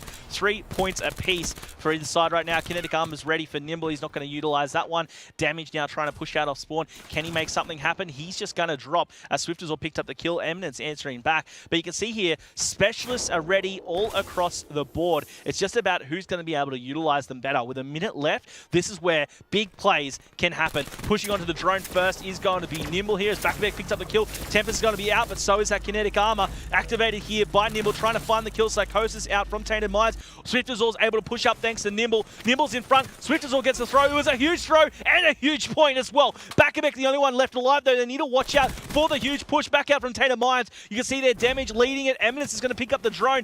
Now he's got that active camo. This is where it's big. He can at least tie it up, and indeed he will. That was massive to tie that up. You do not want to go down, but they have used all of their specialists. Backbeck still has a camo of his own, and he's there, ready for the drone. He just needs a couple of players from Tainted Minds taken down. There goes one. Can he get two? He looks for it. Oh, he's not going to use that active camo just yet. With 20 seconds left, there is time, but I don't think he will. He might just hold on to that for the second half. I actually totally think he should have gone for that, but obviously the team wasn't there to support him. Good call there. Gut reaction call there from Back not to use that camo. It's going to come in very handy in that next round for him. Josh, what an amazing turnaround there from Tainted Minds. I mean, they answered back so swiftly, so confidently, and as you said, that camo came into play, and we saw Eminence get that long throw in there to tie it up in the dying seconds of the game. Superb play there from Tainted Minds. Indeed it was. You know, they did excellent. You can see there, Eminence clean up the final kill cam, long shots with that XR2 over on the player in Church. They did well. Tainted Minds are on the back foot to start with. They got in front for a little bit. Orbit did great to answer back themselves. It was a great first half, and obviously all things even as we head into the second half. I need to watch Zeus, because Zeus has been an outstanding player throughout the series so far, and here in the uplink he's also gone huge. 13 kills, almost the most in the game, only behind Damage. And now they get first hands on the drone as well. And Backbeck, don't forget, he has that that active camo. He was touched there, he was tagged up, but it should be okay for him to go through for 1 point. It looked a bit shaky, but he gets it through. Wow, awesome stuff there from Backbeck. And now, once again, Orbiter in the lead, and Miles, Tainted Minds are on the back foot. There was that camo, and I'd love to see the camo combined with a smoke screen there. That was nothing but the sneakiest there from Orbit. Now, again, we're seeing another charge here. Damage with that drone in hand. He's going to be taking some shots. Armor is now depleted. I wonder if he'll reset that. It was something I've noticed. You can reset your armor. No, he's going to be brought down there, and it looks like now Backbeck's going to have the ball, or the drone, excuse me, in his hand.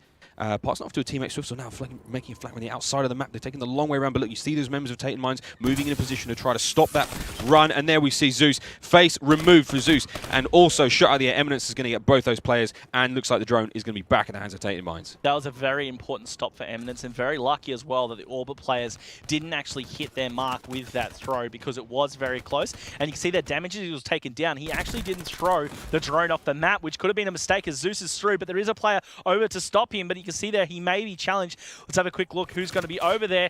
Oh, throw it out from Zeus. He was going to be tagged up, but it's okay. He was able to get away. Eminence is now got it with the drone in hand for Tainted Minds. They only needed 1 point, don't forget, to tie things up. They still are behind. He's going to have support from his teammate. This is at least one with that active camo. This should be two on the board. You can see there, no one saw him. He's through, and Tainted Minds are in the lead. Even gets a kill for good measure. Excellent play there from Eminence. Using that camouflage to full effect, Josh. I think it's safe to say, capping that one at 2 pointer there.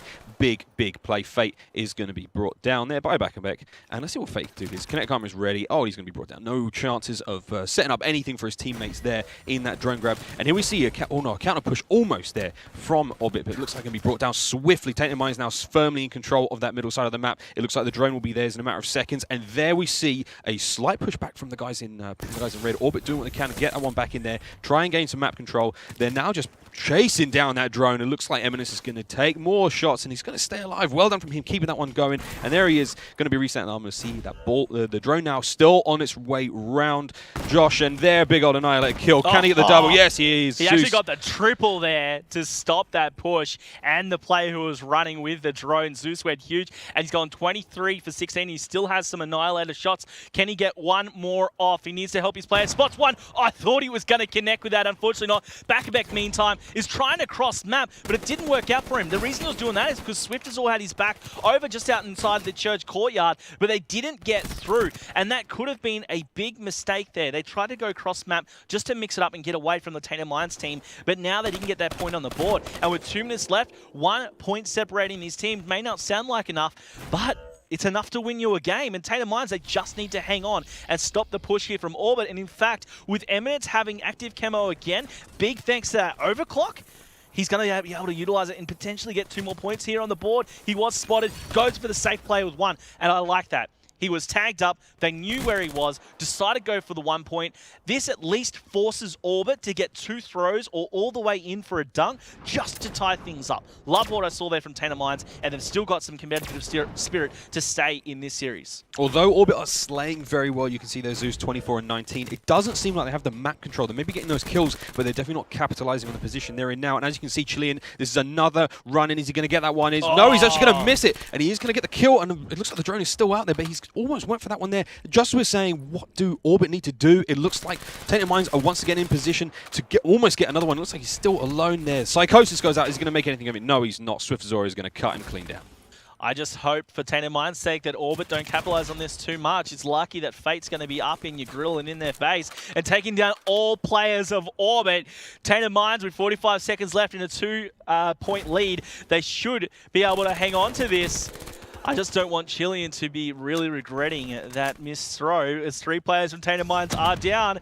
Damage there, picks up a kill with that HCXD, but Nimble does have that kinetic armor. They can make something of it in 30 seconds. Bakabek also has his active camo. Let's have a quick look here. The kinetic armor for Nimble didn't go very far. Zeus trying to hang on to control of the drone. Bakabek, 18 seconds left. Can he go clutch for the second game of a series? He needs to shut down these players, and Chilean making a run. He's down. Chilean now can control the drone. They're just going to waste time. Less than 10 seconds left. There will not be time for Orbit to answer back, and Tainted Minds are going to be wrapping up map number 3, even though they all get dropped at the end. 7-5 is going to be your uplink score. Tainted Minds, hang on in this series. Your series score is now 2-1. Miles, that was so incredibly close, and it just shows the power of active camo in these uplink games. Behold the power of active camouflage. I mean, Josh, you called it at the start. You said it was really big to let that one get through the ban and protect, and boy howdy did that play a big role in that game. That was extremely impressive. I mean, the amount of clutch plays we saw where it was basically all because camo made it through. Now, was that a risk not banning that? Huge, of course. But the payout for those guys who didn't ban it early on is, I mean, look, I'm assuming the Tainted Minds were the guys who were like, no, let's keep camo, let's roll with it. Well, the thing with that is that I think both teams have a player that goes huge with active camo. Usually it's Eminence for Tainted Minds, and Bakabek, of course, for Orbit. Like, they can really go huge with the camo. I think there are a lot of scenarios where you think, all right, well, my team's better with it, or the opposing team might be better with it, so you ban and protect accordingly. I think both teams weren't really phased, and I think that's why it made it through, because both teams have that player that can go huge with it. Overdrive was banned out by Bakabek because he didn't want to try and contest with that, and the squad didn't want to kind of contest with that. But no, to answer more directly, I think both teams were very happy keeping it in. It just so turns out that Tainted Minds used it a little bit better. They used it. It seemed like they used it exceptionally well. Again, we managed to catch a lot of those plays, Josh. I think you're a very experienced codcaster user. You seem to catch those plays just before they're happening. It's you got a sixth sense for that. Super impressive stuff there. Of course, Tainted Minds get themselves on the board 2-1 now in this series. First series back, stage 2. It's happening. It's lit. It's live. Oh man, it's so lit. It's so lit. Game 1.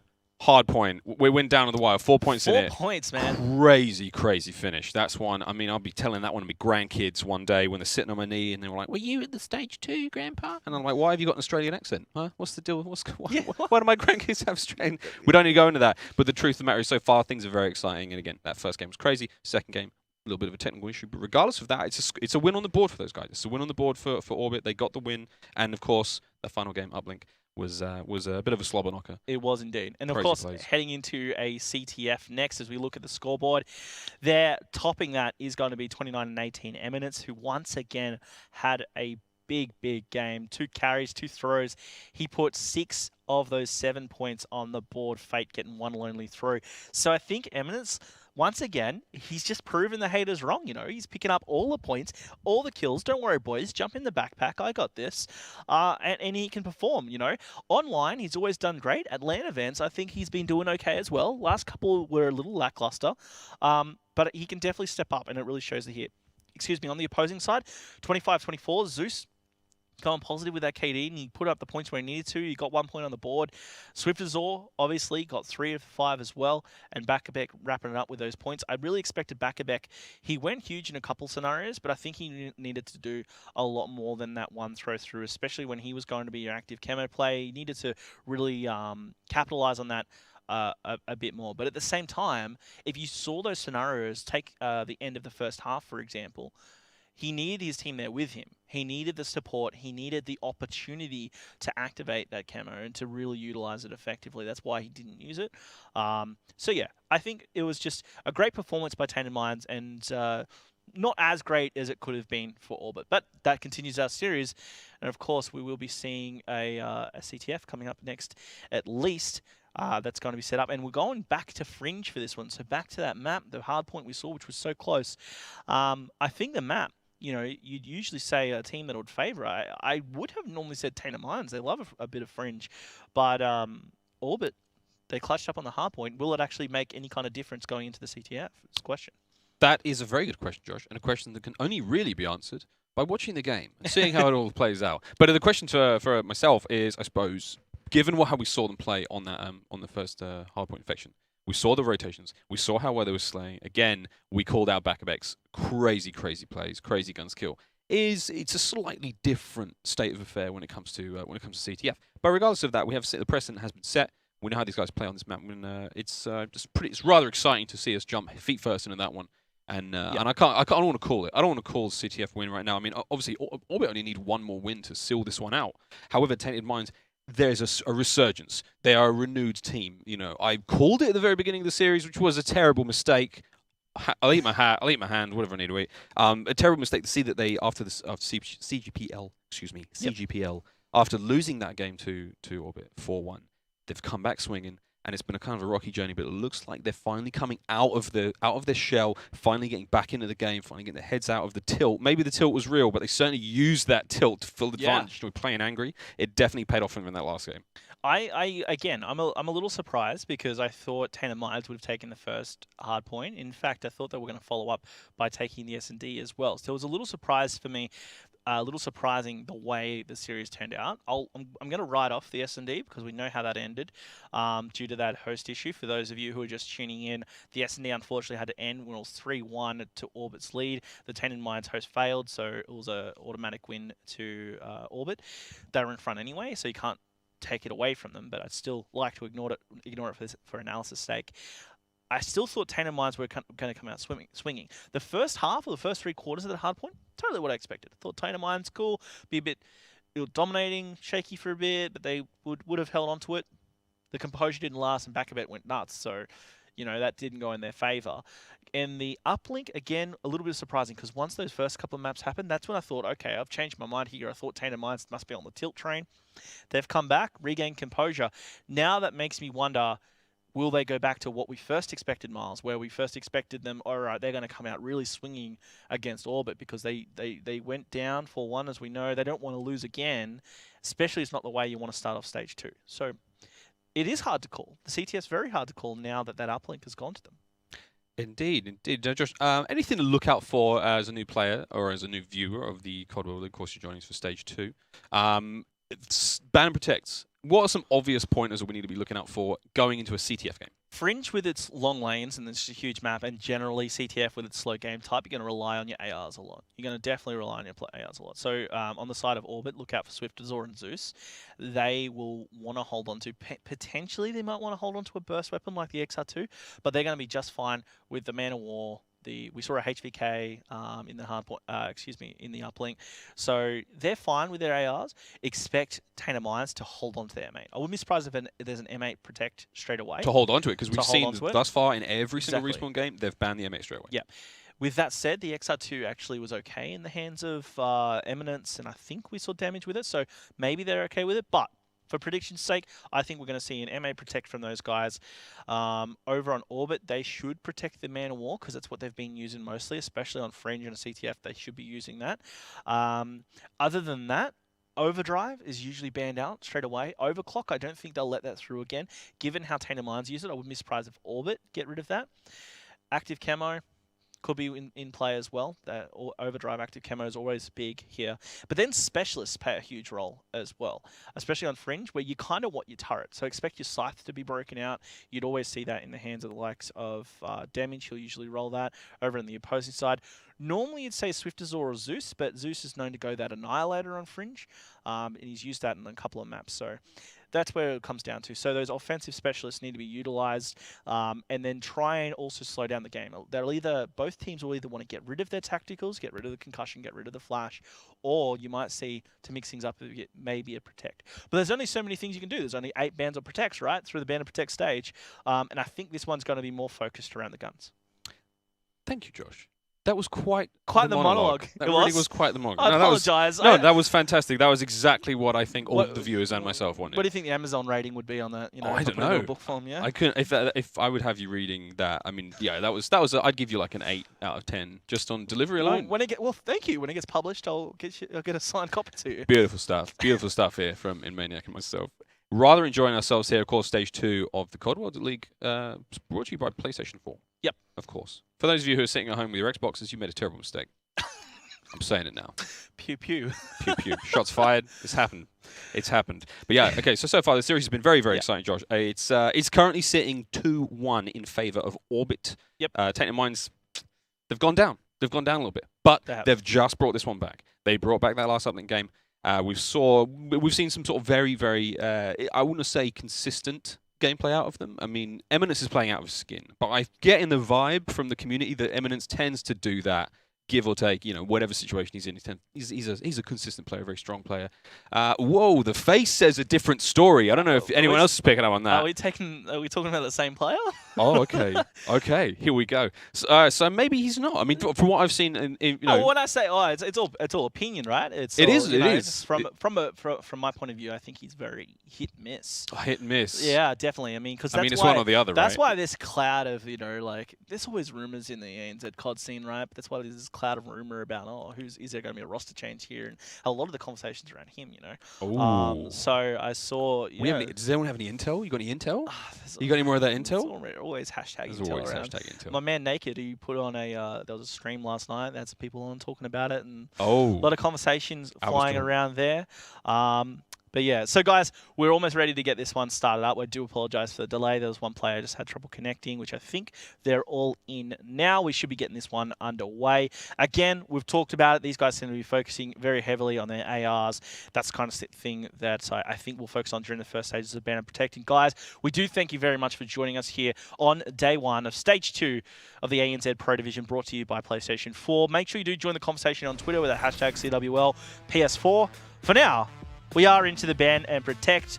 I'm predicting ARs, maybe a stock to straight away. Well, they might make a liar out of me. Let's soon see, as you've got Nimble and Damage making their first ban or protects. And there you go, the stock protect from Nimble, which I wonder how Damage will play this out. Will they ban the Man of War next? Because they've protected the stock to try and hold on to the, their mobility with their ARs. Well, what a change. What a turnaround. We didn't see that one coming, and it's a change. Well, look, they've gone for the bold strategy of actually not going with their core 4 of players here. So the KN44 was banned out there at the end. So Mike's is not going to be too happy about that behind the scenes. Mike, a big fan of the KN? Oh, Mike loves it. Yeah, the KN is Mike's baby. It really is. Yeah, it's always nice to see somebody have a baby. You do have to kill your babies though. You got to kill your darlings. Yeah. You got to let them go. Let them fly. Let them leave the roost and go on to bigger and better things. Guys, so as they try and reset this one up, we're going to do our best to not throw to a break, but depending how long it's going to be, we might have to do that, but I promise it won't be long if we do. For now, I'd like to just talk about this one a little bit more. So we're going into the CTF. Map number 4, Tainted Minds playing to stay alive. If they can make the next S&D where they've got to hope, they were ripped off. They feel they were ripped off in the first S&D. I know they... Look, that's not even conjecture. I'm absolutely sure of it.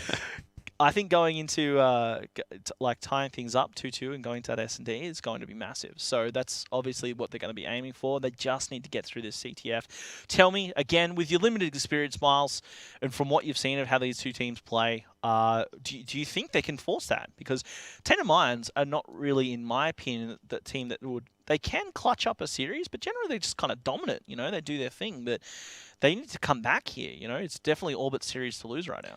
I mean, saying that, are Tainted Minds, are they a team that once they, you know, as you said, they either dominate or they're kind of lackluster? Is that what you're saying? Well, I don't know about lackluster. Like, they just seem to dominate the series that they're in. They're very convincing wins, not super... they don't do the big clutches. We've seen them clutch before, like infamously in second week of Stage 1. They're up against Mind Freak and S&D. I think it was on Infection. They were down 5-1. They won 5 in a row to win 6. Oh. So they've done that before. The sweep. But yeah, exactly. The reverse sweep was massive. I don't think they actually went on to win that series, but they can do clutch plays. I just don't know if they can do it here. Again, I've never been so doubtful of Tainted Minds before, because I'm usually... Fault, Josh? Is it my fault? I think it's you, man. Is it because I'm here? You're just mixing it up. In all seriousness, I've never been so doubtful of them, and it's purely because of some recent results. I know a couple of players were sick. I know they went down 4-1. Like, they got fourth, I think. Yeah, because they lost in the third place matchup. So they got fourth. When have you ever seen this lineup get fourth in anything? You know, like never.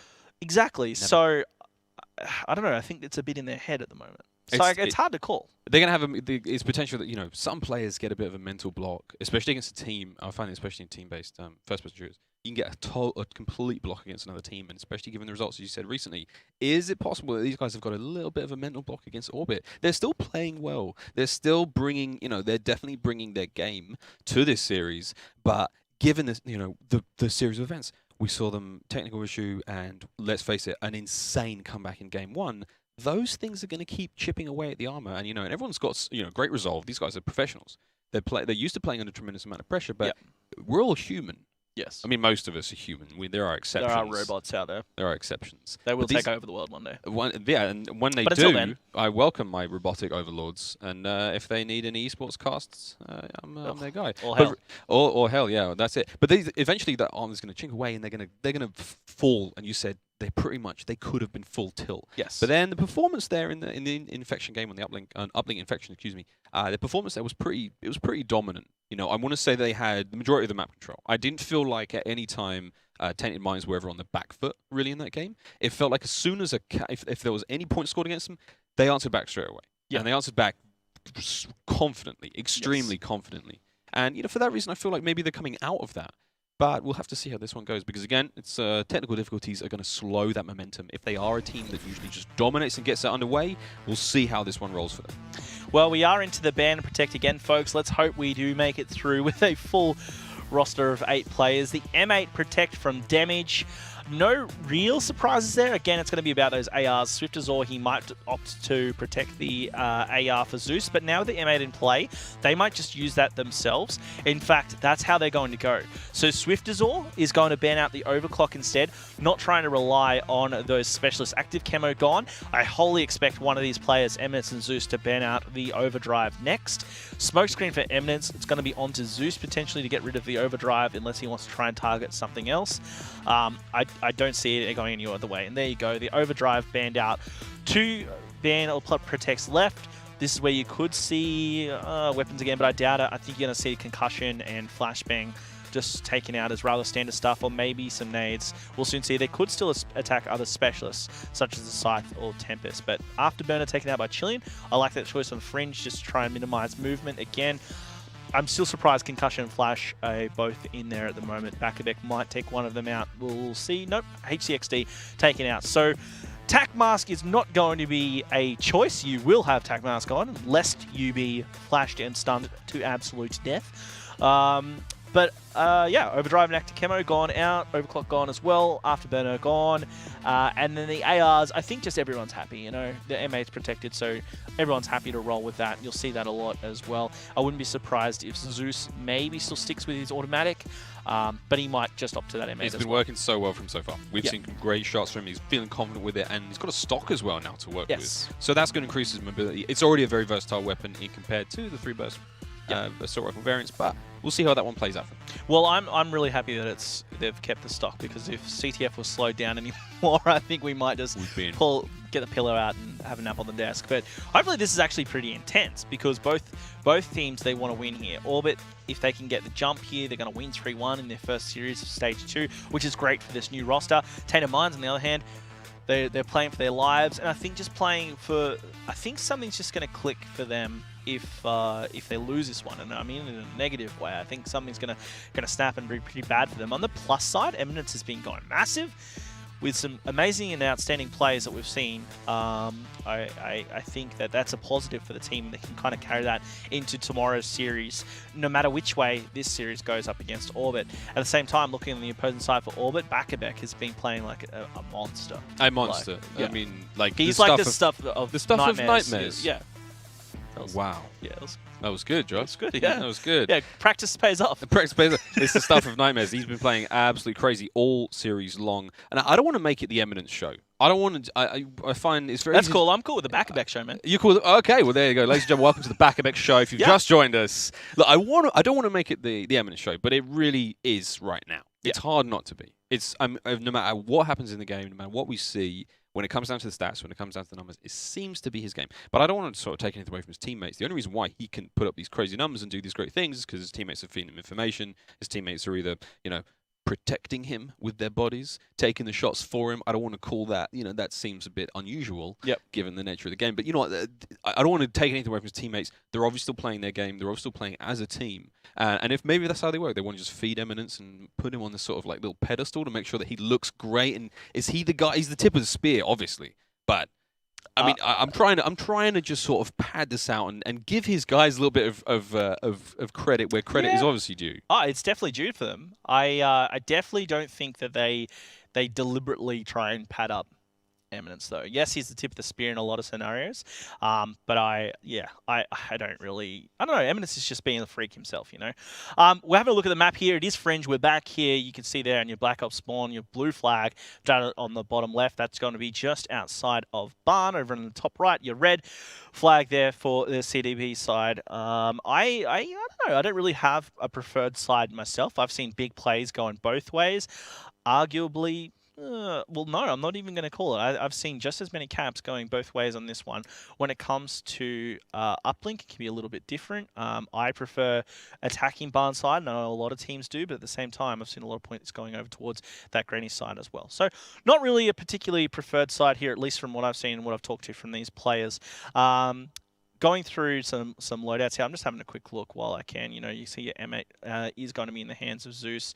And then across the board, you can see another M8 for Demis. The rest of them actually going on subbies. So that's going to be good, because I think there's going to be some aggressive play coming out of these guys. Slowed down by that afterburner ban out, which we saw a little earlier. But yeah, we still have pretty much every weapon in play for them. So they should be happy days as we see the break. Let's have a quick look. 2 straight down tracks for Tainted Minds. No surprises there. Fate's going to be leading the charge. You can see one player was tagged up with that tactical. Fate able to draw first blood, and Tainted Minds get the jump as Eminence and Chilean both pick up kills. Now it's going to be up to Zeus, the AR, to stay alive. He does pick up the player pushing in. That was Chilean. 7.5 second respawn time. Don't forget, folks. So dying is huge, and Zeus did a brilliant job here of holding on to his base for Orbit. Eminence got in. He touched the flag, but that's all he did. A little bit of a touch, a little bit of a sniff. That's all he got before he was shut down by Orbit, as they've now made the return push here and going straight up tracks. Look at the aggression here coming out of Tainted Minds. You see that 2-piece they got earlier. There's 2 down, currently 4 Orbit. It looks like all players are alive right now for Orbit. I take it all back. I started speaking, and then, slowly but surely, the guys in Orbit held off that attack, and Tainted Minds crashed upon them, and it really didn't work out for them. And here we see a little bit of exchange here. Zeus going to be bringing down Fate. Zeus going to be picking up the double. Big stuff from him, and now look at this aggression pushing in. He's going to be caught from behind Chilean, coming out of the woodwork. And Chilean there getting a 2-piece of his own. I like that stuff. Whoa, and he's going to turn around and almost get another one, but Nimble is going to be, he's got the flag. He's going to be running that flag, and here we go. That was super smart play by Nimble, because if he ran straight across 10, he would have been spotted there by Chilean. Chilean made a huge play. Don't take anything away from the kid, But look, you can take something away from Nimble because he lost a massive gunfight right there, and that was going to be the return of the flag. I just want to say that Nimble played smart inside of Granny's because he slowed up, went inside of Granny's, took down Chilean, who was waiting out on Granny's roof to try and get him on the cut over to Tin. So brilliant play by both players, and unfortunately for Orbit, that flag was going to be returned after, unfortunately, Swiftador didn't win that gun battle, and that flag was returned. So all things relatively even. You can see Orbit are on the attack though. Damage here is going to be cleaned up. One, can't get the second. Swiftazor there is in prime position to make something happen. Over on the opposing side, Zeus has picked up one, but he can't get the other, which is going to mean Fate was able to get away for a split second before Nimble had his number and took him down. And look at this.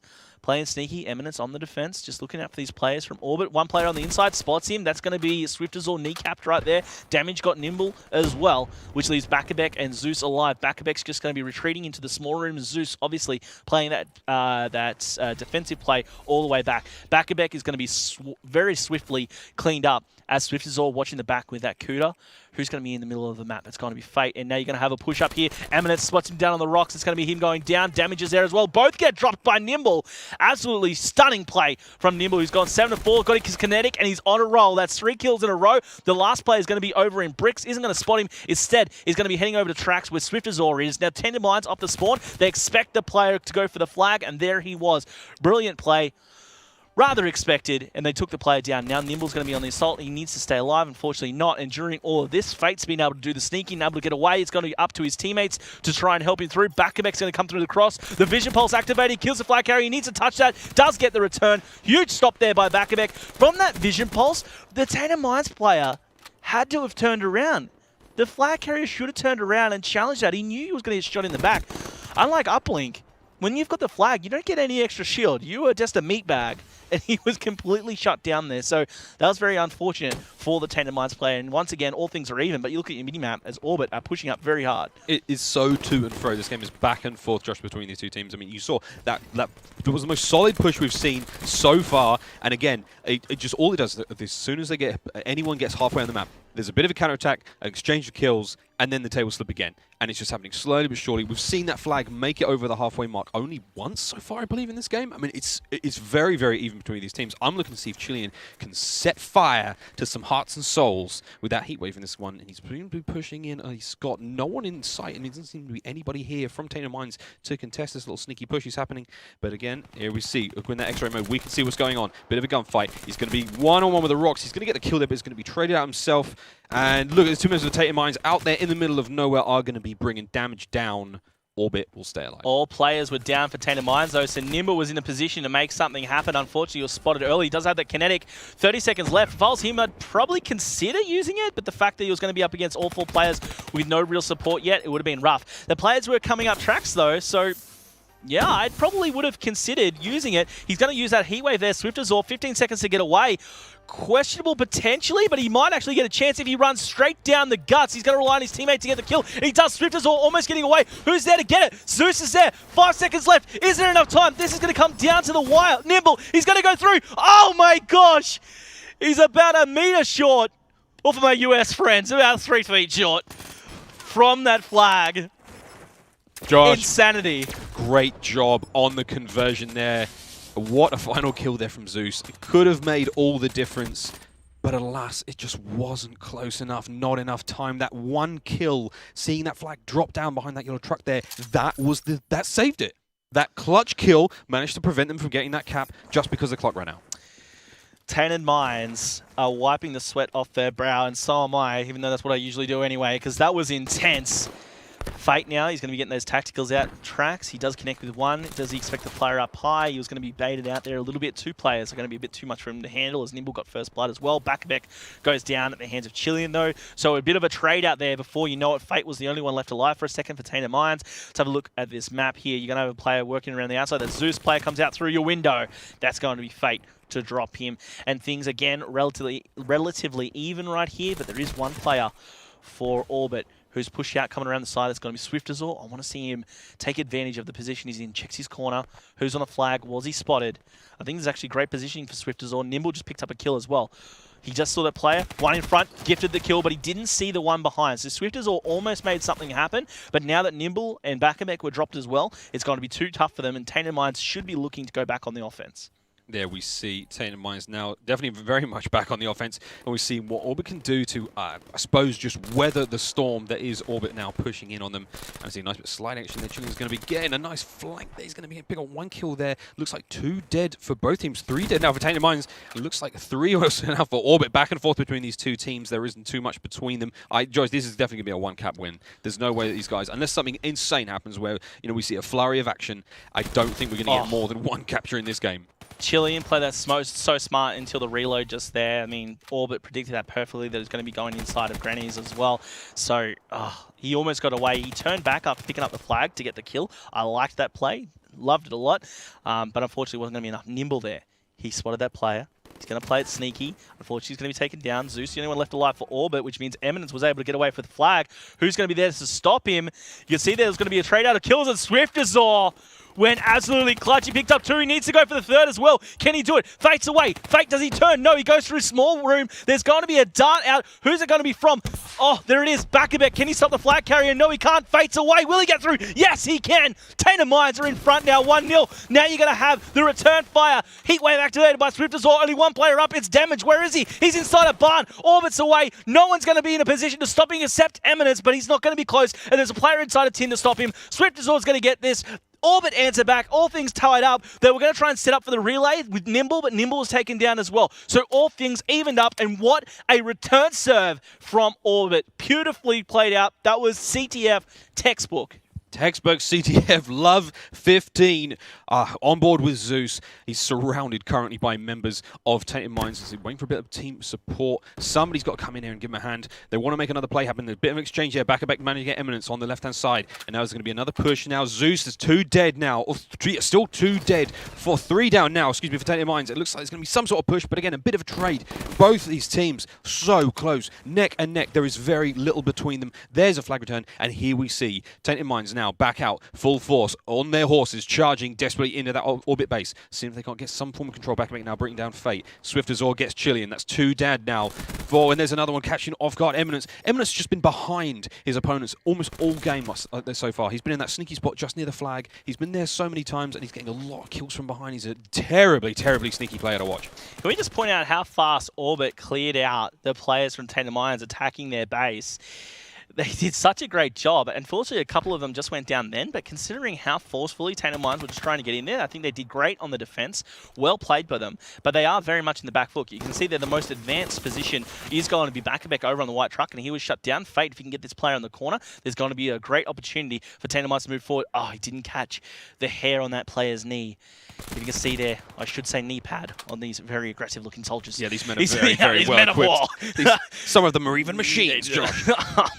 Yeah, there's no hair on a machine. What are you doing? Swiftazor, though, over in that corner, he was going to actually be pushing out there. He needs to watch the player behind him, though. I'm not sure that's going to be Damage. Damage activates that Tempest. I think it's going to be a great play. Goes out of bounds to get that shot. Who cares? Goes for a second as well. Trying to shoot through. He's going to hit a drone. The player is still over there. He's just making a nuisance over on the opposing base. It's going to be Swiftazor. Chilean should be there to stop it. Will Chilean spot him? He knows the player's just inside.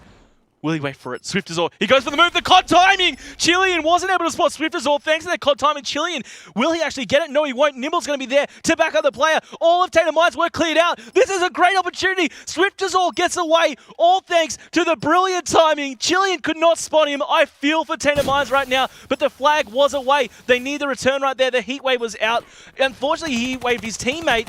That was a little unfortunate. The flag's return, it's capped right in the last 2 seconds. Orbit, they take the W 2-1 up against Tainted Minds in the CTF. And of course, that means the series victory 3-1. Insanity at the end. And you know what that was, Miles? That was COD timing. That was Chilean. He watched Barn. He expected a player inside there. I thought Swiftazor was going to get outdone by the COD timing. But Chilean turned. He was looking down back rocks, which is perfectly fine. It wasn't his fault at all. He needed to make sure there was no one coming along the flank. But that absolutely terrible timing for him and Tainted Minds lost them the match. It just comes down to a series of unfortunate events. What an amazing finish there, Josh. I'm somewhat curious, where was the heatwave? Whose heatwave? Why was it there? Right at the end? Right at the end, yeah. Okay, so that was just, a little bit of a panic play, but also just in case Tainted Minds, because Tainted Minds, don't forget, they pulled the flag right at the last second. Flag. So they did have it. just in case there was a player just inside Granny's. So just on Orbit's flag, which is the entrance to the bottom floor of Granny's, just inside, you'll often have a player being really sneaky, just waiting for the flag to get really close. They'll activate a heatwave or some kind of specialist that they have, generally speaking, or they'll just try and get the Slade right at the last moment. Because don't forget, the best time to pull a flag is right just when you've slayed a player, or just when you're trying to make that defensive play. Because then, obviously, you've got the full 7.5 seconds of the respawn to get away. So he was just biding his time, or this hypothetical player would have been biding his time. And that's why the heatwave came out, to try and slow down anyone there and make sure the flag was capped. Alas, definitely a panic play. It was. It was. It could have been shortened to, well, it was a panic play, Miles. That's pretty much what it was. I was trying to justify it for him. It was exceptional. They still got the cap.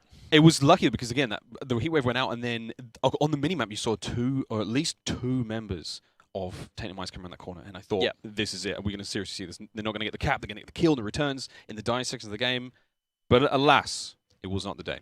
It was not. As we have a look at the scoreboard and see how this one went down, folks, I think, obviously, your man of the hour there it has to be Swiftazor. With 2 captures and 2 returns, he was playing the objective for the squad.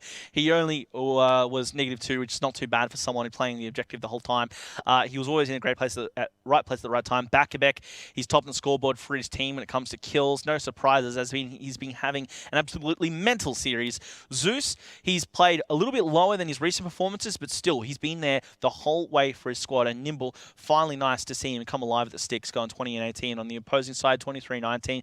Take nothing away from Chilean, leader of the squad. He was very vocal, and he's usually very vocal, and he was very vocal at his last lane event. I'm expecting him to come huge here, and he was trying desperately to keep his team alive. But unfortunately, Fate, the Wonder Kid, only 12 and 17, didn't pick up too many kills, but he did get the cap and the return, so the most or equal most touches on flags there for his team. So overall, you could just say Orbit, they just played that one a little bit better. A couple more kills. The timing worked perfectly for them, and they were able to take away that series. There wasn't too much between these teams from the very beginning. I mean, it was so close. Every game in the series has almost been a nail-biter. Yes. I mean, well, 4 points. Okay. Well, the S&D, you have to say it's a write-off. That was right? a write-off. Let's totally pretend write-off. the S&D is just whatever. It goes to Orbit. But the hard point by 4 points, and Tainted Minds had it the whole way until back-to-back, and all the rest of Orbit clutched the dying seconds. Then the uplink was only separated by 2.75, and that was back and forth, you know. It seemed to be a tiny bit more dominant display from Tainted Minds, but still, it was, on the scoreboard, it was still close. But it doesn't tell the full story, but it was still pretty close. Yeah, and then, of course, the CTF, which we just saw there, it was neck and neck until literally the last few seconds where Orbit were able to clutch up. But look, as we go through the replays, we'll have a quick chat about how this one went down. The hard point was absolute insanity, as we know, Miles. Insanity. 4 points separated these 2 juggernauts in that game. It was crazy stuff. Back-to-back went huge at the end. And, it's all talk right now as we're waiting for these replays. But, it's going to be... We can paint it. Yeah, I mean, we can just get out the easel and just wax lyrical about kills of old. But it was a crazy game. Hard point, obviously went down the wire. 4 points in it. And what I'm assuming we're going to see the final kill. Is that a safe assumption? I don't know how y'all do it here. But I'm assuming we're going to see pretty exciting stuff. Potentially. Well, I don't know. Maybe replays are coming. I'm not too sure. Maybe not. There we go. Finally. We've got some replays on the screen right here. This was the winning moment, right? So this was going to be back-to-back going absolutely huge. He picked up 3, made it 4, and I think he ended up with 6 at the end. There's 2 more coming, not done yet. The player from Small Room, 1 more, and then right at the back just to make it 6. Such a huge play. He had that lightning strike, but he didn't need it. This was the final last seconds of this hard point. I was losing my marbles at that hard point. Outstanding. And here we see, this was the S&D game, you see damage gets with Zor, and then very much unfortunately Zeus caught in a tough spot, gets brought down there for that kill there. And the Annihilator play was absolutely nuts from Zeus as well. He utilized that perfectly and was able to make a run through. But of course, they were still behind. It was going to be the camo play from Eminence. He was able to get through. He was tagged up, as we'll see in just a moment. The active camo gets popped, but he's going to be tagged, boom, right there. Decides to go for the 1-point play, and as we know, we ended up finishing that score at 7-5. Then this CTF, the final run, Swift as all. We just missed out, unfortunately, from Chilean's point of view. You can see Chilean at the bottom of the map, running through the middle, that red arrow. He's going to try and cut across through small room, but unfortunately, it's going to be a little too late. He just turned around at the last second. This was going to be that panic heat wave, just to see if there was going to be anyone around. He only tagged up his teammate. The flag was going to be out just for a second, but you can see there, flag's returned. He picks it up, last 2 seconds, and that was amazing stuff. And obviously, Orbit walk away with a series win and our first win of Stage 2 here of the ANZ Pro Division. First win. Wow. It's nice to say that too, you know. If you're Orbit, you took first blood. We took first blood in Stage 2. Yeah. How was Stage 1 go? Pff, doesn't matter. Stage 2 now. It's all that matters. Technically, I think Orbit got the first. Yeah, they did. They got the first. They got the first game in Stage 1, thanks because of Mindfreak being still asleep. Of course, it was a DQ. So Orbit have taken out the first series in Stage 1 and Stage 2. Congratulations to those guys. But up next, we've got another. I actually am really looking forward to this series. Up next, we're going to have Envy versus Excellence. Excellence is the only new team in Stage 2 that we didn't see in Stage 1. They took the spot of Exile 5 from relegation, where they won that one 4-1 on LAN. Excellence is formerly that lineup. They qualified as Incept. Probably the last time you'll hear me say that name now. Envy versus Excellence. Excellence, of course, the squad led by Critical, one of the grandfathers of the Call of Duty scene. I say that about Vilesider, who's on Envy, the captain of the squad, who they're up against. So this is really, I don't know, the battle of the grandfathers. You know, like a walking stick battle or something like that. Two old guys Everyone in the park. loves. Yeah, it's a dinosaur battle. Ooh, dinosaur battle. That sounds very, very exciting. Sweet. Yeah, like, that end scene of like, you know. Jurassic Park 3, actually. I'd say Jurassic Park 3. You know, whoa, that was a sucker. That you was know, a really wasn't a terrible film. stinker. That was really... It's a stinker. Unlike, I'm sure, this series that we're about to see. It's going to be awesome, guys. Please do make sure you stick around. Tweet out the stream. We're going to be here and check out all of the upcoming information for the Call of Duty World League at callofduty.com/CWL. As we set up for Envy versus Excellence, we're going to go to a quick break. We'll be back right after this.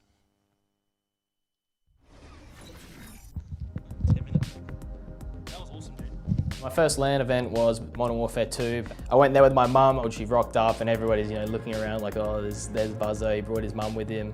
I ended up placing second. I mean, there was an 8-team event and it's just the experience, you know what I mean? Ever since 2013, my first LAN, I never expected I'd be going to LA twice, Paris, Gfinity, all around Australia. Like, you think you just like, oh, I'll win a few competitions online, a few $100, but I've been able to like, we won 15 grand last year, travel the world, like you can't ask for much more really.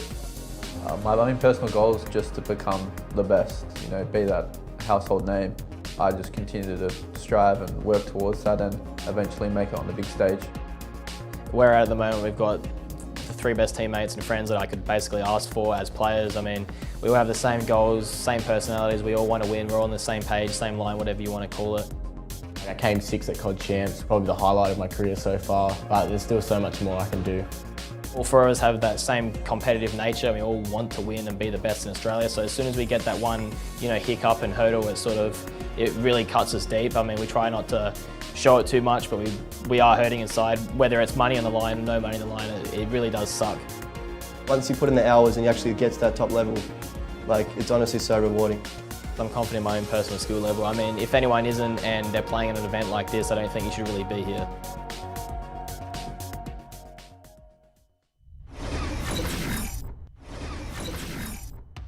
I have this little saying that right until your idols become your rivals. And I don't know, I just find that the best thing because like for any situation, any level, no matter what, someone's always going to be better than you unless like you're that top tier person that you can always work to be. I don't know if he has the same one with me, but I have a personal rivalry with Chileans. Throughout AW and Ghost, I felt like my playstyle sort of like reflected his. And then in AW, when I started to be able to compete with him, it was like an amazing feeling. And then I got to the point where we're having a little bit of like Twitter arguments and all that. We were both saying, I'm going to beat you at LAN, and we actually beat them, and that was an amazing feeling. But I still feel like this game, I've got to prove something again to him. I don't know why, it just feels like it's carrying on, like I want to beat him at the next event. I know for a fact, definitely, that I deserve to be in the league. I've worked hard for it throughout the whole last year and the start of the game. And to people who doubt me, I just say I'm going to beat you. It really just fuels the fire to make me want to go harder and harder.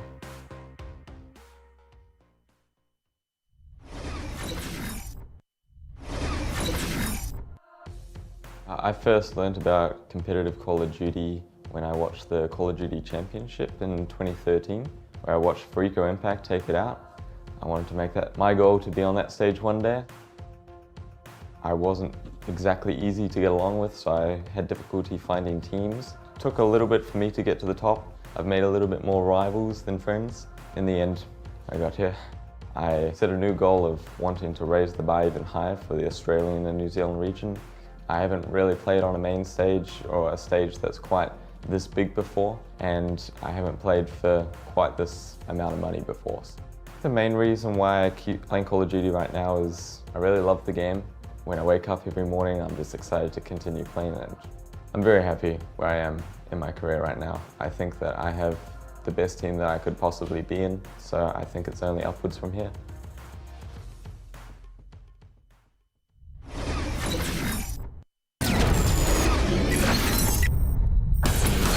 You're gonna have exciting. He's gone 3-0. Oh!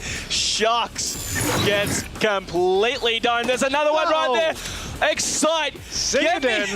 Get me the vomit bag. That was sick. Will Mindfreak now consider the cold-blooded because Excite is coming on. There's 3. Excite, you're going in the top 5, buddy. That's 3 in a row. Toho, however, has got another 2 kills. He's on 10. He's on 11 as he gets another onto Brand. He single-handedly opened up this flag and picked it up. Can he make the run? He's got Legend to babysit. This could very well be a run all off the back of Toho, who really has been an outstanding player. MVP already of the game and of the play day. And potentially he's one more part. And he's played the fun. He's done it as well. Niall's gone. Toho is king. Has just slipped off the map and in such a crucial round as well. He's gone. It's going to be an early, easy step in the right direction for Millennium, but just for a second before Nolson is fed. Tommy on a silver platter gets another one on the offense. Swanee was not expecting like that, an overextension. Tolson putting a toe out of line. Can he put his whole foot? No, not just yet, but he has the tag and the frag. Madcat gone. And now looks like he's just... Nolson! Hitting this wall run, which might actually be the best chance he has in this round. So he's one on the site now, a one-on-one. He's got overdrive as well. Really pop overdrive to follow this one up. That's what you want to see. Chino trying to... You've got to pop overdrive. He's got to pop overdrive. He's got to use it to go for the defuse after this. What? The dart gets called in. No, you got to run back to the site. You got to go defuse. Go overdrive. Oh my God. Run to the site, Chino. Go. What am I saying? No. Oh my God. Is he going to get the defuse? Is he going to get the defuse? Oh, I can't do this. No.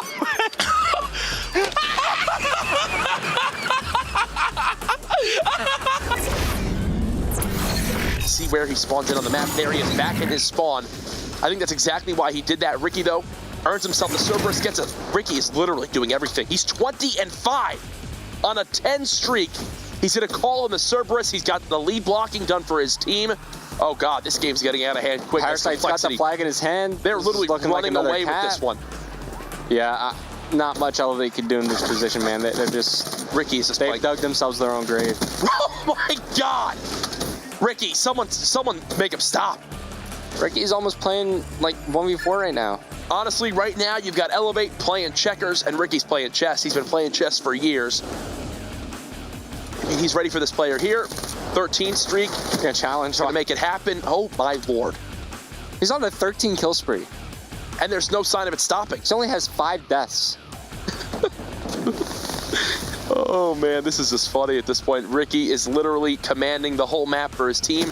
Wins another engagement, making a 14 streak. I don't even know what to say. He's Might as well use the Hellstorm missile. He's going to earn it again. And look at, he just slows it down. And look at how much map presence that gives his team. Oh, he's going through the window. Oh, my God. Ricky's on a 15 streak. And he's going to go for more. He knows Viceno's in the middle map. He's got one player to his right.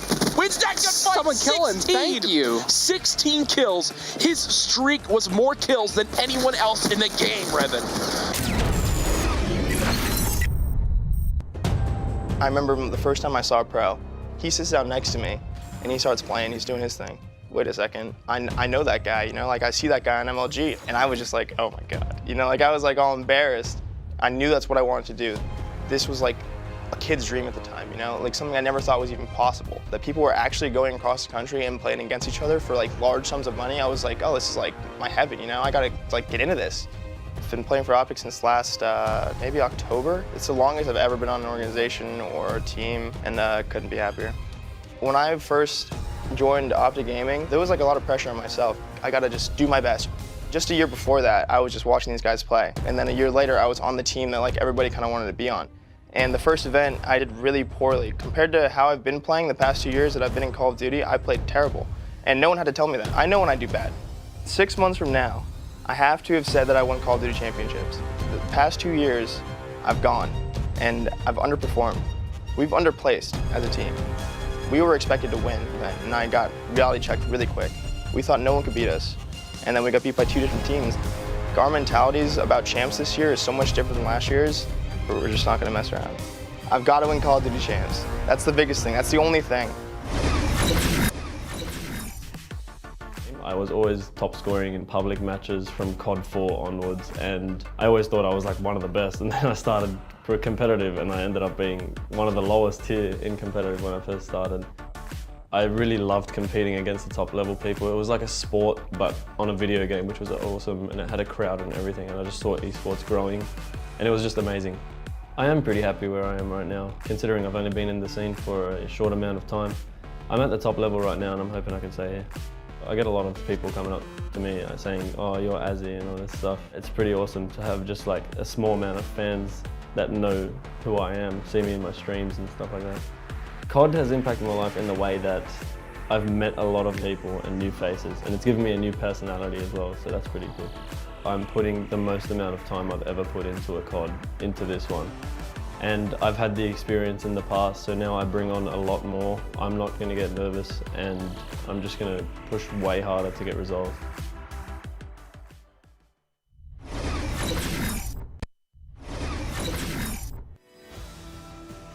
I started playing competitive Call of Duty back in Modern Warfare 2. I love playing competitively.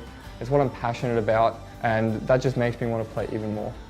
The most memorable moment of my career was probably beating Frey at my first LAN and placing first. Those guys gave us a lot of stick online, and we finally got to LAN, and we just...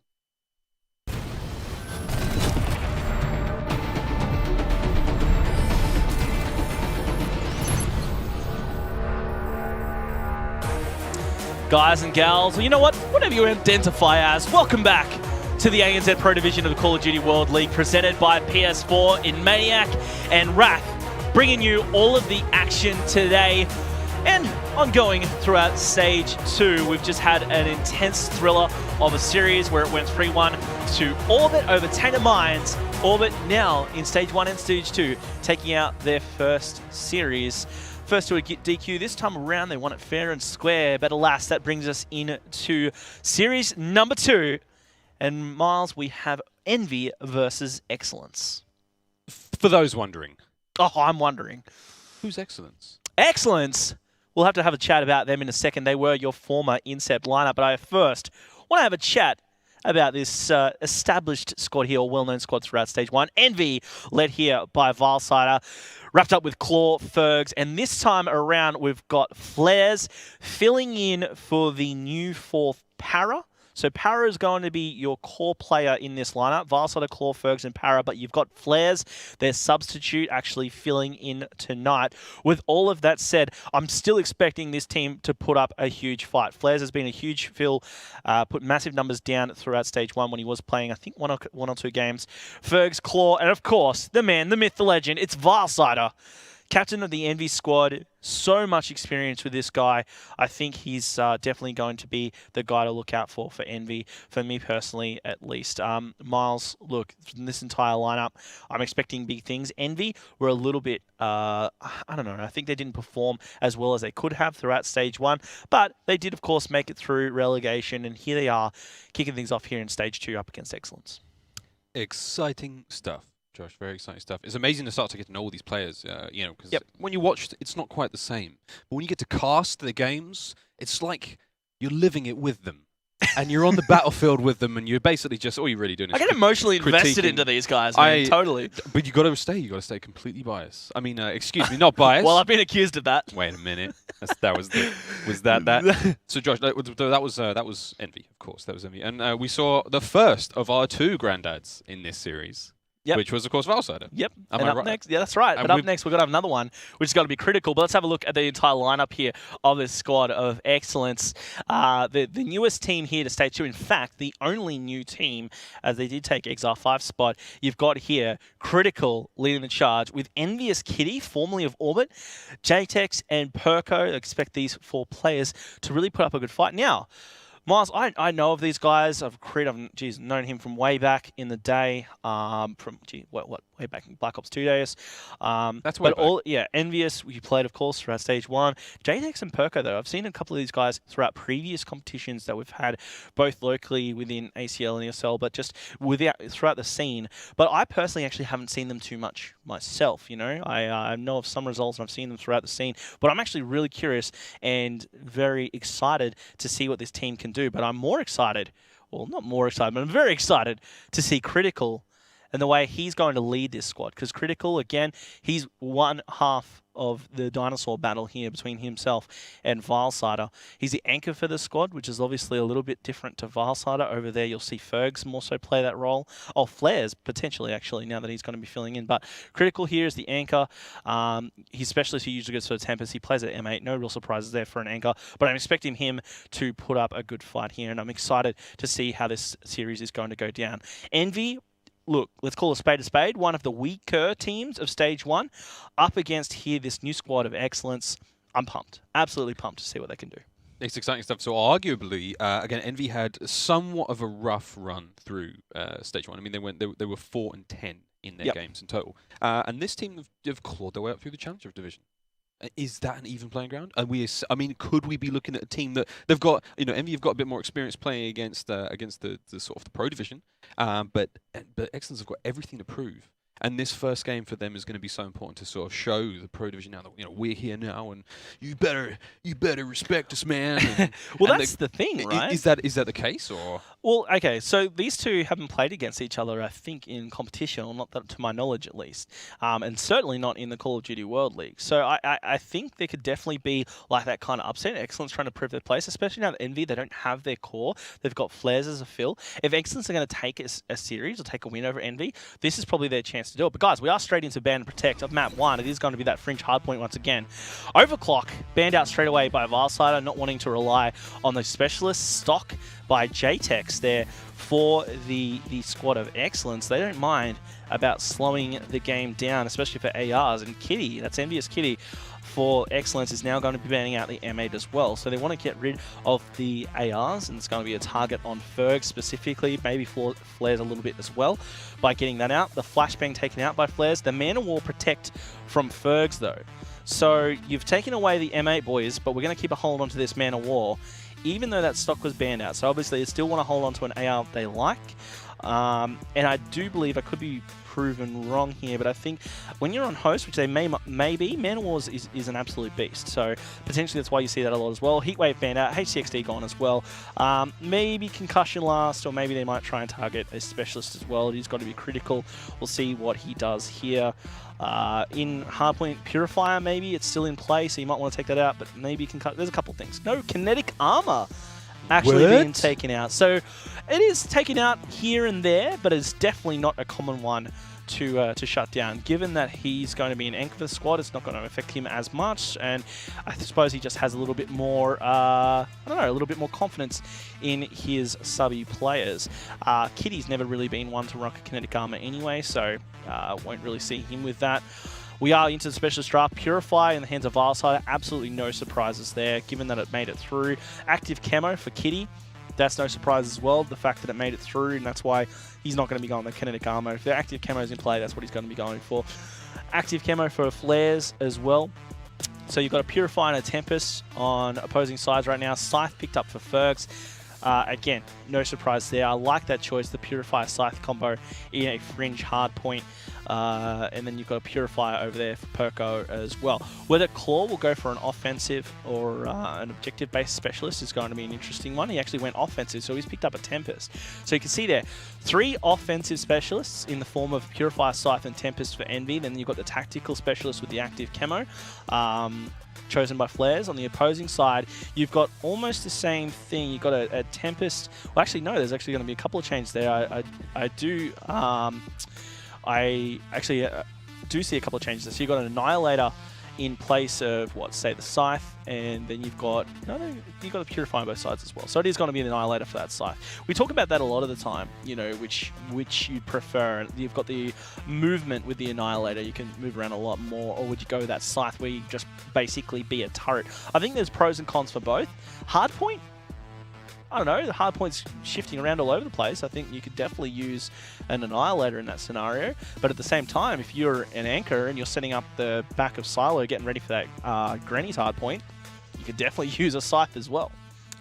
By the sounds of it, Scythe is probably a little bit more versatile in its usage than the Annihilator. I mean, for me, I because I suck, basically, I'm going to take some of the fires. I'm with you there. Because I'm going to take some of the fires full every day over something far more precise. But again, these guys have got exceptional aims. These guys know how to play the game and they know how to, they've got the thumb skills. These guys, for FYI, anyone watching this who's over the age of 25, these suckers give up in a big way. Yeah. They like totally go. If you don't keep it up, they go bad. Yeah. And it sucks. I'm so washed now, I can't even warm up. Like, that is impossible now. It's impossible. It's impossible. We're going to be checking out the map right here. We've talked about it plenty of times.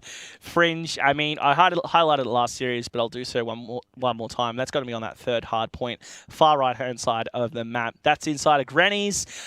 Look, I mean, I wouldn't recommend this IRL, but look, taking a few guns, a couple of get a Scythe and an Annihilator up in the Granny's. That's a well-armed Granny's right there. I think you could do that. Get a Scythe over onto that top side of the dome as you're holding down Grannies and trying to get set up for that fourth hard point is always handy as well. And essentially, you just want to keep holding that right-hand side. Just here is where you want to hold. So you want to hold on to the silo area as you're setting up for that Granny's hard point. I think we saw it in the previous series how important it is to get the points, because I'd be shocked if you've got Granny's control to start off with and you don't make any major slip up, you've got at least 30 seconds in there. Yes, it gets contested because there's a couple of ways you can get in there, stairs, front window or back window. But generally speaking, you're going to have someone there watching the back window, so it's the stairs or the front. You can get a lot of time inside Granny's. It's definitely going to be a place where these Granny's looks after you. Granny's looks after you. Granny always looks after you. Sit back, have a cuppa. Yeah. Granny, where's your scythe? I don't know. Granny shouldn't have a scythe. Granny's not a robot. I just pictured my grandmother with a scythe.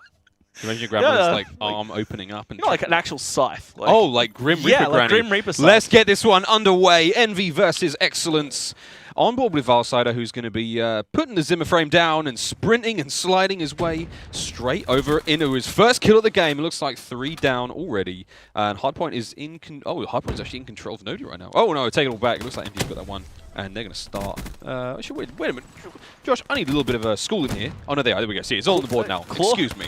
Claw actually had a killer of a start there. He got a nade and then instantly killed with that AR he was holding as well, and he was able to get control of the hardpoint for his squad. Unfortunately, he's just died back to back there. JTEX for Excellence is picking up a couple of kills, as we know. 2-1 right here. 3-1 to his teammate Critical, the grandfather of the squad. He's going to be looking around trying to pick up points and get a couple of kills here on the board as he's using that XR2 long barrel. I like the combo there, but I mean, that AR, that kind of range from flares, is going to be taking him down.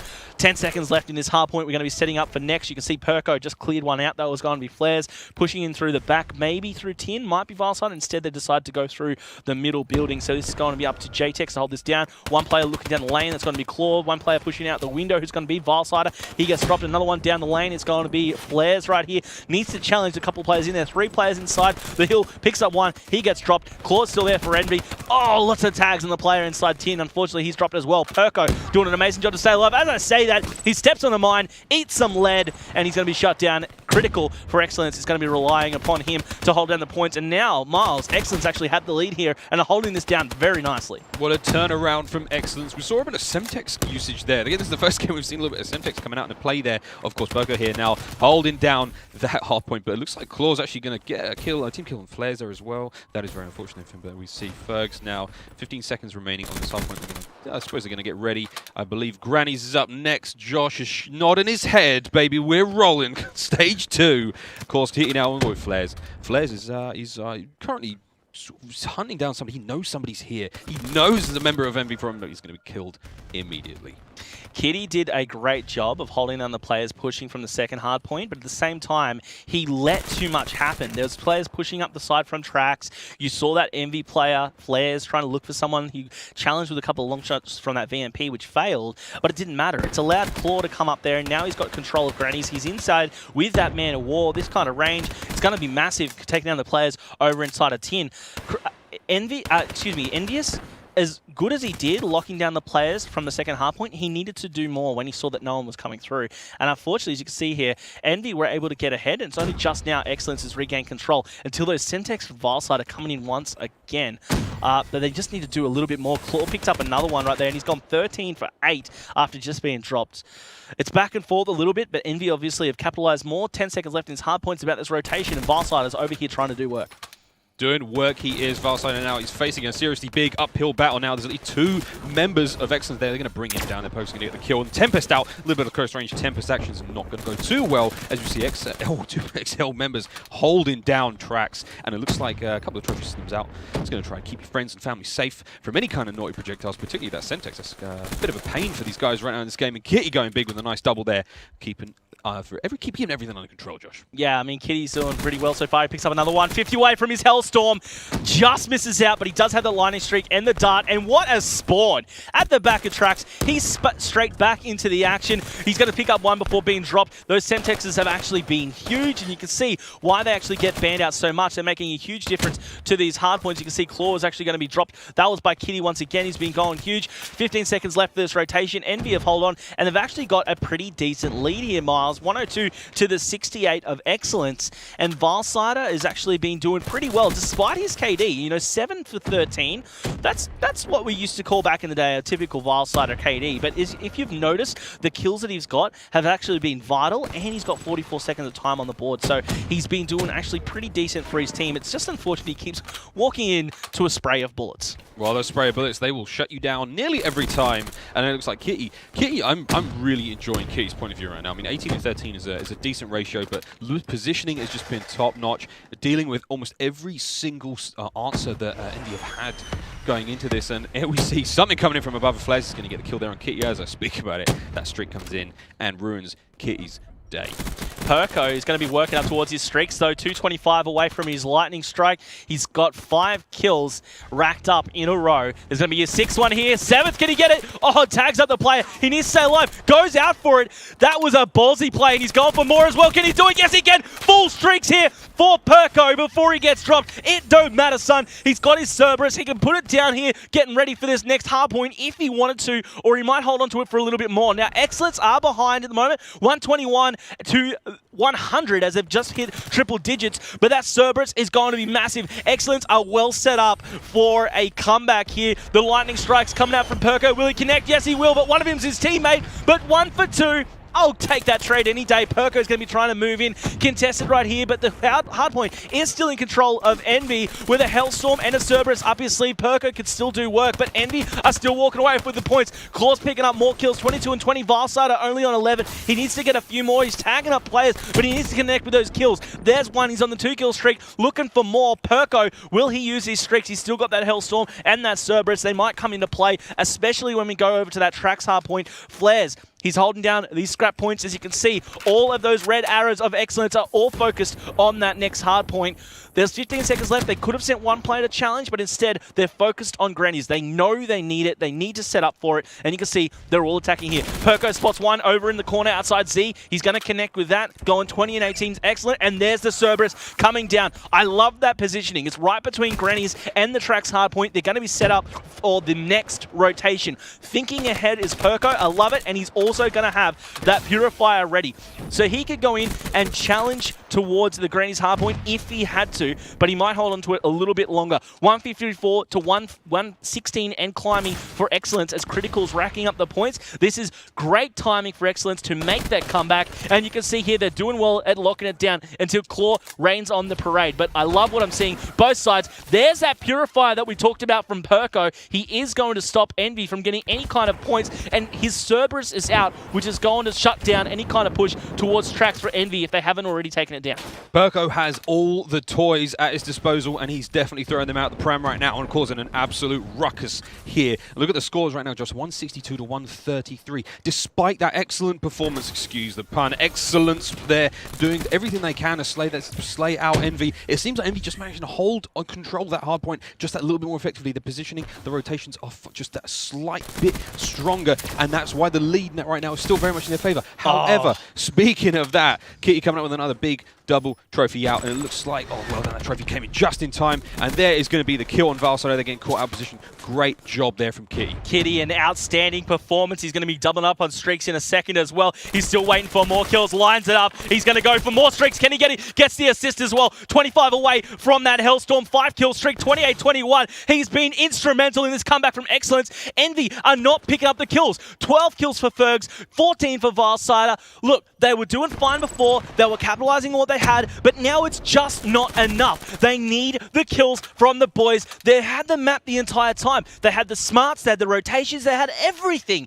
But now Excellence have got away with it. Kitty on a 6-kill streak, Hellstorm out, gonna try and connect as well. One play up on the top side, see you later, son. Picks up the kill. He's got camo, he's got another kill as well. 8 in a row. Kitty having the game of his life right now and still looking for more. Looking for more indeed. There we see Kitty again, fast approaching that 200 mark there for Excellence, but 164 to Envy. Looks like they've got that middle control. There are players from Excellence pushing in from both sides of that street now, and then we see a Purifier, the Annihilator, excuse me, out for critical, and he is going to miss that one, but still on board again with Kitty. Kitty doing a tremendous job of slaying out members of Envy, and their Claw getting a nice double there. Look, 3 pieces there for Claw, and Josh, I'm not sure what more can be said now about these guys. I need to circle back onto Kitty because I actually love the fact he was on a 9-kill streak and he didn't care about the streak. He did the teamwork. He went into the hill. He went into certain death for that middle hard point, but he did what was right for the team. Love seeing that. Not padding stats. He's just playing a huge part in this game. Envy, though, they've still got a lot of life. Claw's been dropping numbers, but he's been dying a hell of a lot. Flares, on the other hand, the fill for this squad is gone 33 and 23. Amazing numbers and the most time on the board. That's actually insane.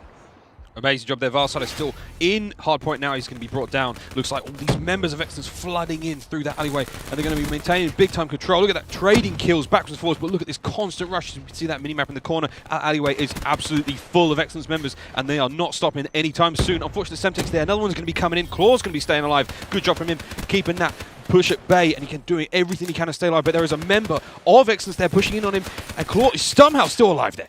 Yeah, I mean, all of that action went down. What we also needed to keep an eye on is that Envy had the preferred spawns. They're already going to set up in a great position, ready for grannies, and they were kept pushing in to try and challenge that second hard point. They needed to make sure they didn't give up those preferential spawns, and lucky for them, they didn't, and they've been managing to stay alive, and they should be in a great position to get control of grannies. And I tell you what, they absolutely need it, Miles. 191 to 210. This is an insane game, and you can see here Kitty playing out of his mind. 42-26, active camo coming in. Player up the back. He's just racking them up. 3-kill streak for Kitty. Can he go for 4? There's a player right up at the back on that, holding down the spawns. He knows he's there. Spots him a little too late. That's unfortunate because now Envy are fully in control. They're about to tie things up and, in fact, get the lead again if Fergs can maintain control in here. He's had a very slow start here, Fergs. Old mate Fergs trying to stay alive. He goes down. Claw got his Purifier. It doesn't matter when you're dead. He's dropped. 217 and still climbing as Flair's picking up the kills, but he's going to be taken down.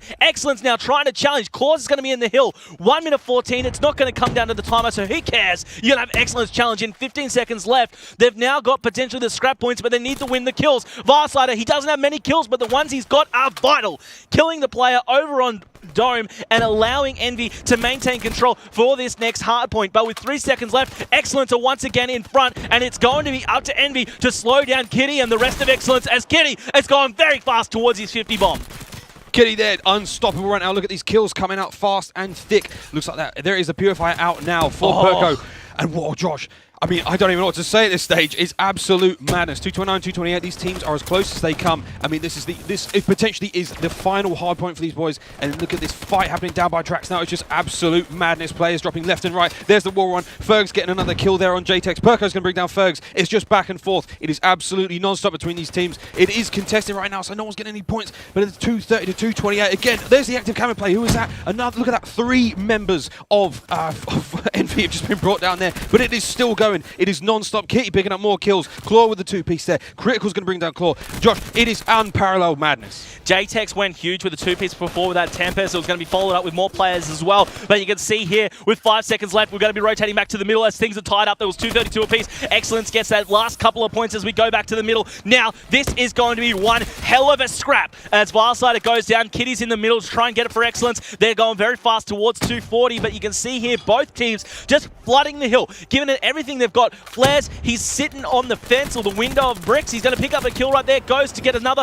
He's shut down. You can see here it's going to be absolute mayhem. We may actually go down to the timer. Envy's going to be in front. 242 in climate. Excellence, they need to not only challenge, they need to slay out. They need to get them out of there. Kitty's got that camo, picks up one. Can Kitty clutch it up? 2 points behind. Excellence, can they hold on? Kitty's in there. He's got the lead. They need to contest. Envy in front. Fergs is in there. Can they get the lead? It's contested once again. Envy in front, racking down the points. This is crazy. Excellence need to get in there. 2 points required. Envy's got it. 250 to 245. I have lost my mind with what's happening with the hard points here at the beginning of Stage 2 of the ANZ Pro Division. First, we had a 4-point hard point, and coming very, very close is the 5-point hard point between Envy and Excellence.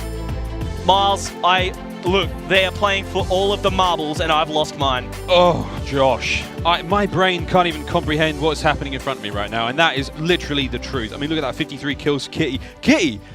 Damn! And 2 minutes 32. Lest we forget, 2 minutes 32 on top of that. I mean, that was an incredible performance. I honestly, there were a few times in that series where I literally just had to, my mouth was wide open. I didn't quite know what to say. So God bless Josh for carrying so hard in that series.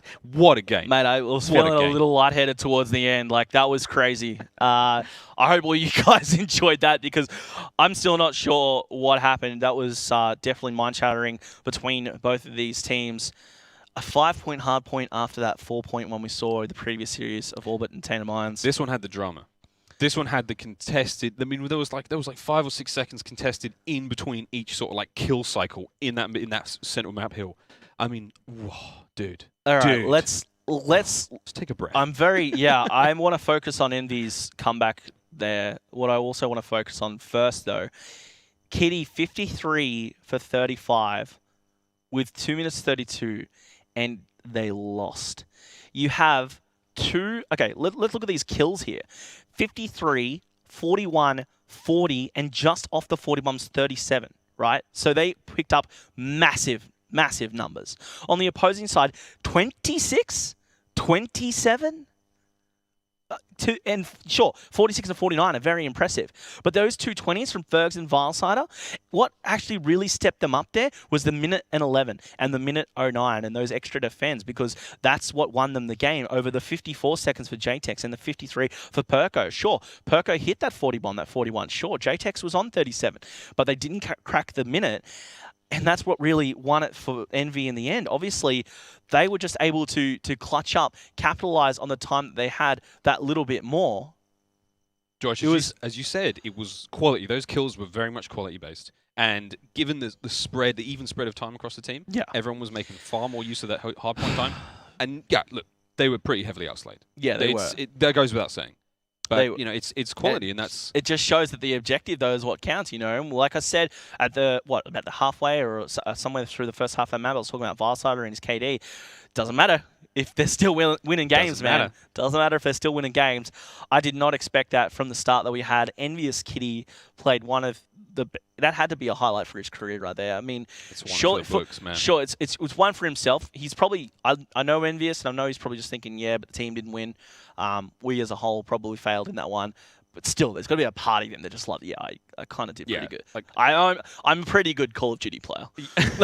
Pretty good. That's what I'm all right. Did you guys see that? Mum, did you see that? Yeah. Like, totally. I'm pretty good at this. Here we go. Ban and protect. Perko's already taken that overclock, Josh. What does this mean? Obviously, they just want to focus on getting rid of the specialists. Perko and the rest of Excellence, they don't want to rely on those as much. Overclock, it's just a standard one to take out of S&D as well. Vilesider protecting the stock. Obviously, they don't want to limit their movement. I think that's definitely a protect for Fergs, and it's going to be a response from the stock being banned out in that previous game. Heatwave gone is rather standard. Frag as well. I wouldn't be surprised if Semtex follows, as Semtex was absolutely instrumental in that previous hardpoint. Now that Heatwave, getting rid of Heatwave on Stronghold, I mean, is that more used? I'm assuming now. I haven't seen too much Heatwave used in Search and Destroy Stronghold, but I'm assuming that stuff's getting used mostly in the mansions, mostly around that B bomb site. But again, that's a big assumption I'm making here, and of course we see HXDs going out, concussions and flashbangs going out, Josh. So yeah, you know, I don't know. I'm leaning very heavily on you to tell me that this is all normal and nothing's crazy and no one's going to do anything stupid. No, there wasn't anything crazy there. The only thing that was probably a little different was the EMPs being banned out. They're rather standard. And a lot of people, or most players will use that just to check corners, because obviously the range of that is actually really big, so you'll get a hit marker, you'll see where players are. So that's the point of the EMP there. As we look at it, you do have all of the ban protects on your screen. The one that's not as standard, but is becoming more standard as we go on, as teams adjust to what fits them best and try and find ways to attack the opposing team, is going to be the stock. So that time around, it was a protect from Vilesider. The frag being banned out, but not the Semtex. Yeah, the frag obviously can bounce around, which is going to be the difference there, and bouncing that around corners, or just I think getting rid of that, it has its pros and cons over Semtex. The fact they both weren't gone surprised me, considering HCXD has gone out as well. So with Frag and HCXD gone out but not the Semtex, you have to question whether players will still use their flak jacket or not. Then again, the last three, concussion and flash is no surprise. EMP taken out was a big one as well. So you won't see any tac masks. So everyone's going to be running that blast suppressor and dead silence combo. Generally, the slower players may not run both of them, but that's not a real surprise. The specialist draft, though. I want to know about Glitch. Camo and Glitch. Tell me about Glitch. What's going on with Glitch? What's the benefit there in a search and destroy game for these guys to be using a specialist like that? It's interesting that both teams actually use the Glitch. I'm kind of surprised that they went that route. Yeah, I don't really know, to be totally honest with you, why they would go that, because the Glitch is like it can be useful, you know. The Glitch, obviously you can, well, any scenario really, you can just slide on out, try and get some shots out. You can use it as a retreat mechanism, but there's a lot of scenarios where you can't actually just activate it quick enough. Usually you'll see a lot of Glitch players more successful if they're on that attacking side, if they're the player getting the jump, rather if someone gets the jump on them. Usually it's too late by that stage. But you can definitely utilize the Glitch in a lot of scenarios. I just wouldn't have expected it over some of the other specialists that could have been used. As we saw through Brand and Protect, like, yeah, I don't think many of them were targeted. But look, you've got an active camo, kinetic armor, glitch, and psychosis for both teams, actually. So you've got a mirror matchup with those specialists. But yeah, glitch is definitely not one of my favorite. It's one of those rare times where I'd probably go even like psychosis over that, which both teams have gone for anyway. But the active camo and kinetic armor is rather standard there. You know, you could even use, dare I say, an overdrive to mix things up a bit. I probably would say an overdrive's more handy on this than a glitch, but hey, I'm not a pro. They obviously know what they're going for. But this one's going to be underway. What I am very interested to see, though, Miles, is who's going to get the jump in the S&D, because the boys from Envy have always been a great S&D squad. And I haven't seen this current lineup of excellence and how they'll actually play their S&D. Expect a lot of pushes towards B. Again, that's where you'll see all the majority of the activity go down. If you want to really mix it up, sure, you go inside A, which is Mansion. But that you don't really see until the later rounds. Even if then, generally you won't see that kind of push unless, you know, you lose a lot of players early, or there's some kind of crazy play that force players in a weird rotation. But it's especially on this, you know, a lot of maps you'll see B's generally favored, no matter what the map is. You can get some mix up. I think this map is where you'd probably have the least amount of plays over on A. So if they go for that, it generally mixes it up. But we are about to get this one underway, and it does look like it will be Envy on the attack to start things off. Who would you like to follow, Miles? I want to see Vilesider. I want to see how he plays his S&D games. I want to see some more of those quality kills that matter over quantity, but not that that really matters here in this non-respawn game type. Now on board with Valsider, of course. And let's see what he does. He's actually got bomb in his hand. Josh, is there usually a designated bomb guy on the team? Is there a dude you give the bomb to up front, or is that typically something that players decide, on the fly? That's generally speaking, and for the majority of teams, they've just got a designated objective player. So Valsider is the OBJ for this squad.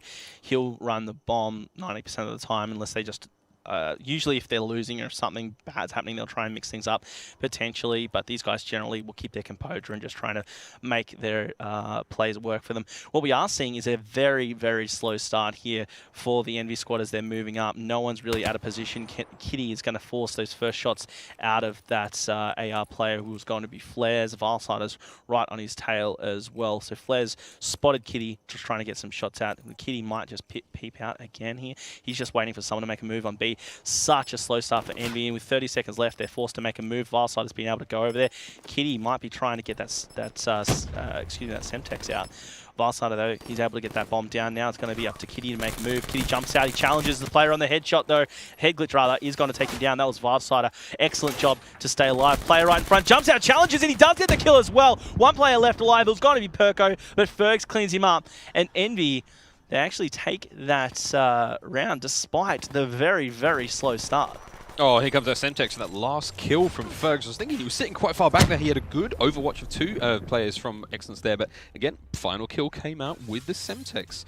Semtex is really playing its role so far, Josh, in this series, which is good to see. It's nice to see a little bit of variety here in Stage 2. I mean, I'm sure things in Stage 1 were just as exciting, just as crazy, but we're in Stage 2 now, ladies and gentlemen.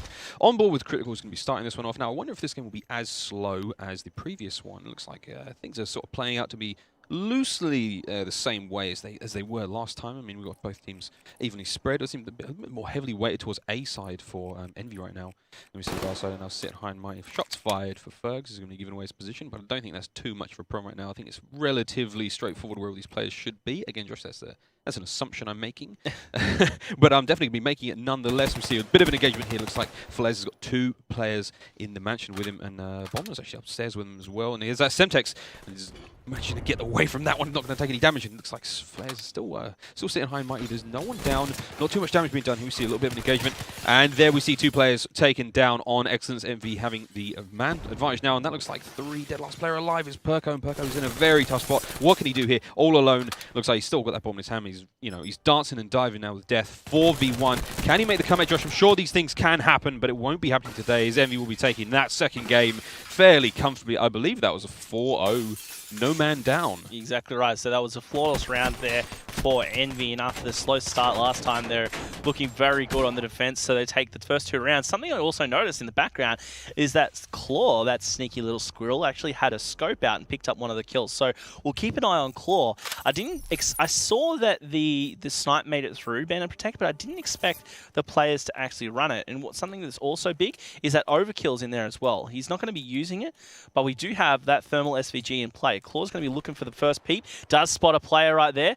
Can he get the kill though? Oh, he shoots. He's not going to be able to connect with anything right there, so he's going to be stuck with that SVG. We'll see what he can do with it though. Who's going to be that player over there playing with death? It's going to be Kitty. Kitty needs to watch himself. Claw can do something magical. Oh, spots him again. Kitty's got 9 lives, Josh. He does. He's running them down now. There's every single time he pokes out that it was a dice with death. He did it again. Look at this pushing from his team. They're going to be able to make a... I think they get the drop on him there because he was worried about the sniper. Officer Keats going to be brought down by Valsider. And now we see Claw moving in that top deck of the mansion. He's going to be on his belly there. And of course, Flare's getting the bomb arm. That's going to change the clock now for them. And it looks like it's still one member. It looks like JTEX is the only member left for Excellence. They are certainly getting a bit of a schooling thus far in this S&D game. As I say, that Claw's going to be brought down there. And there we go. Stuck his head out. Managed to get the kill before Fergs brings down JTEX there. I was feeling Claw. I was trying to get the World Star on stream, but unfortunately the World Star was not to be had. But what Claw did do was bait out JTEX, which was allowing Fergs to pick up the kill right there. And Envy take their third round in a row. If they continue this way, they could have a very dominant win over Excellence after what was an incredible hard point. I'm still on the come down from that. That was crazy. The high that I've gotten from these last two hard points, I've never done drugs, but something tells me it feels something like this because it was absolutely crazy, these two hard points.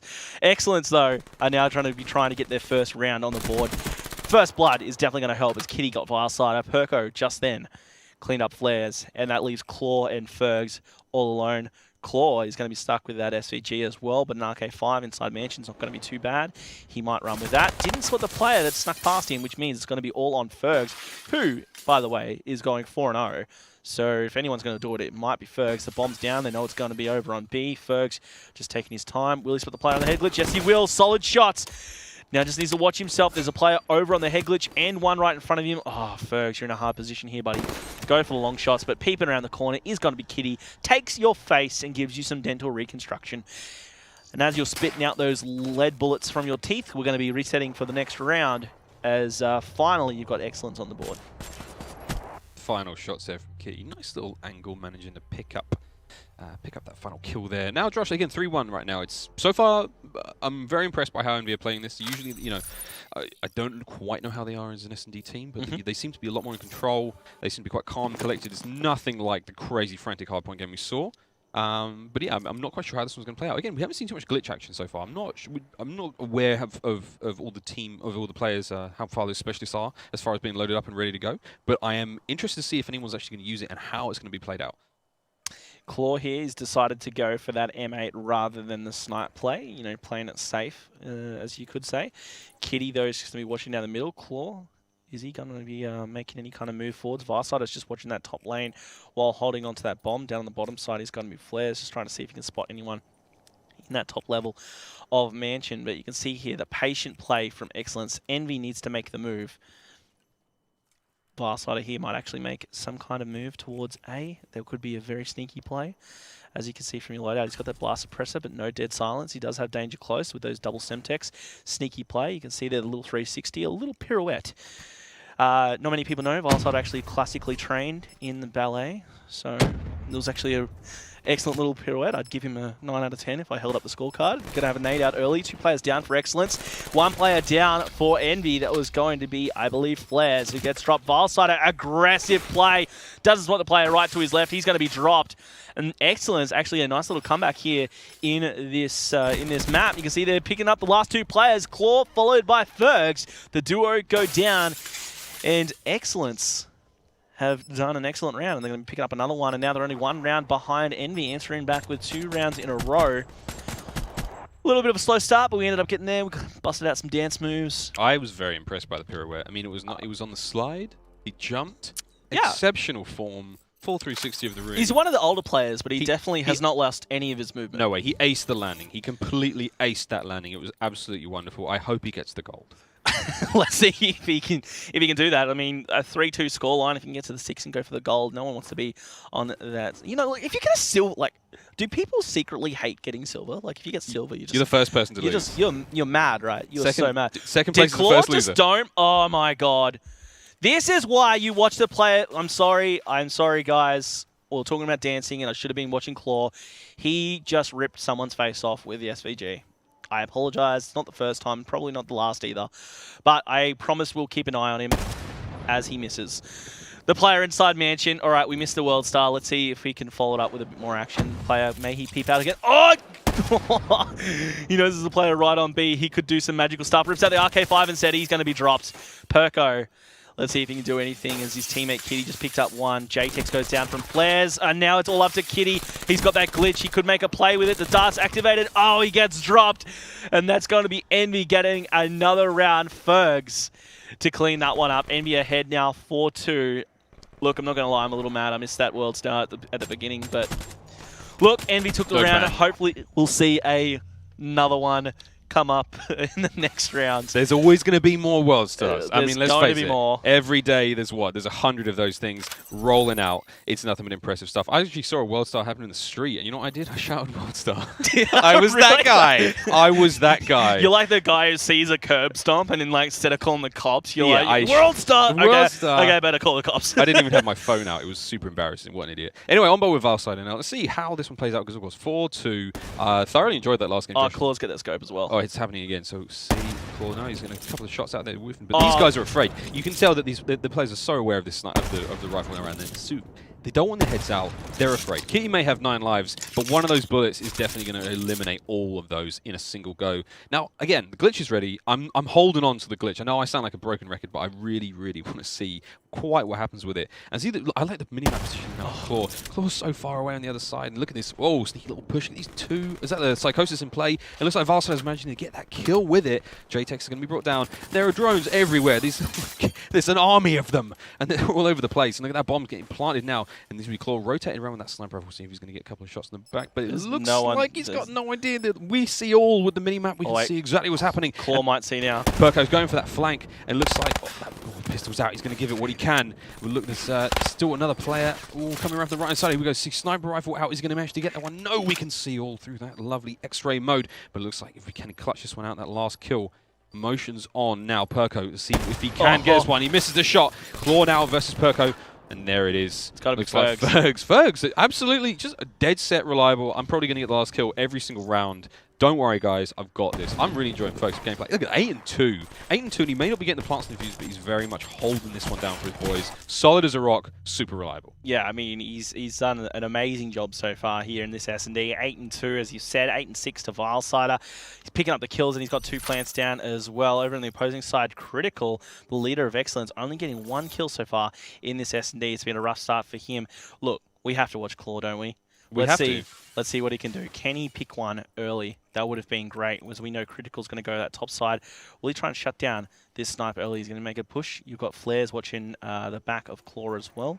So we'll soon see. Ferg is going to be watching the window. Perko just deciding if he's going to try and challenge Fergs. He doesn't know he's in there, but he's expecting it. We can see there's actually going to be a dart out. This is from Kitty. Thanks to all those kills he got earlier. Oh, he doesn't actually go and spot the one inside that courtyard.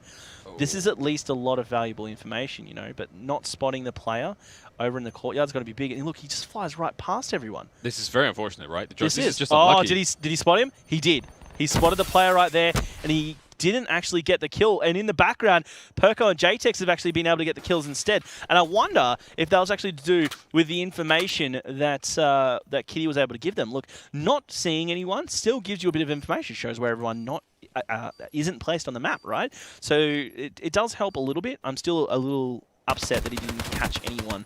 Flares, though, can he do the almost impossible?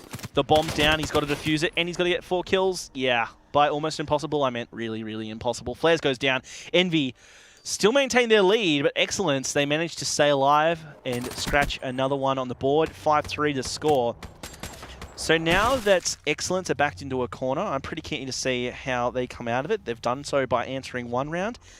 Can they get more? Can they get more? I definitely think that dart ruffled the feathers of Envy and made them move around just enough to get them put in a bad positions and get themselves shot down by those 2 members of Excellence who came and got those kills. Now let's see if Claw can't even get this Claw show right now. So obviously someone's going to have the sniper rifle. Someone's going to be making a ton of noise with it and almost gets that one ever so close.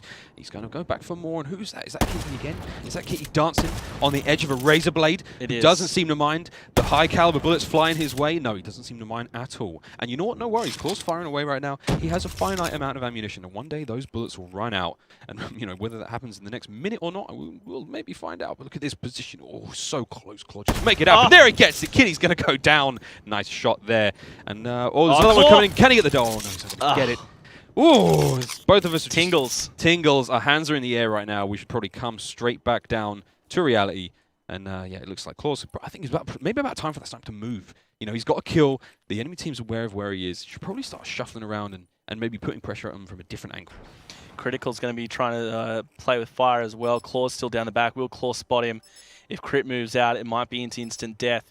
Claw's going to be pushing up as there's a huge move. Vilesider dives out. He spots Critical. He goes down. 2 players left for Excellence. JTEX and Perko. JTEX has that active camo. He picks up 1 kill with that M8. The bomb's still going down. Active camo comes out. You can see the snipe in play from Ferg. Excuse me. That was from Claw, but Claw goes down. Now you got Vilesider and Fergs caught in a 1v2. Perko, he needs to get the defuse and kill these 2 players. Oh, hey, he could get a sneak, but I don't think it's going to happen. What can Perko do? Vilesider and Fergs are both having amazing games, 9 and 8 kills respectively. He needs to get the defuse, needs to watch his back as well. You can see these players, one's just on the outside. Will he spot him? No, he won't. It's going to be the one on the truck.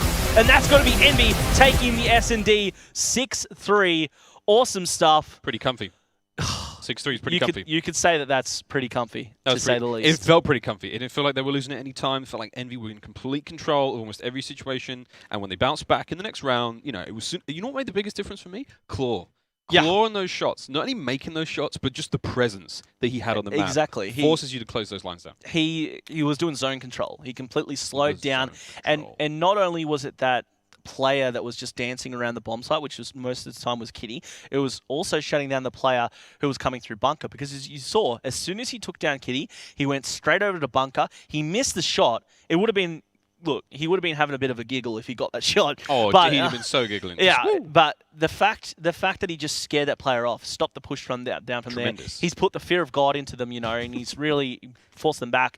And it had a lot to do with how Envy played that map out. So that's going to be Envy ahead 2-0. If they can take the uplink, they'll have a 3-0 sweep over Excellence, the newest squad to make it into the ANZ Pro Division. But look, Mars, as we look back, as we reflect together on that S&D, we had some pirouettes, we had some snipes, we had some amazing plays from both teams, mostly from Envy though. As you can see there, getting into the double digits. It's going to be Vilesider.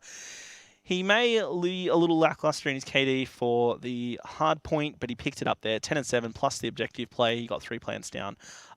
Did amazing stuff there. Fergs with that 8 and 3. Claw, we talked about that control, the zone control, and just playing denial of the opposing team. Speaking of the opposing team, Critical 2 and 7, slow in that S&D, and unfortunately couldn't pick it up towards the end when the team needed it. JTEX, Kitty, and Perko, they're all.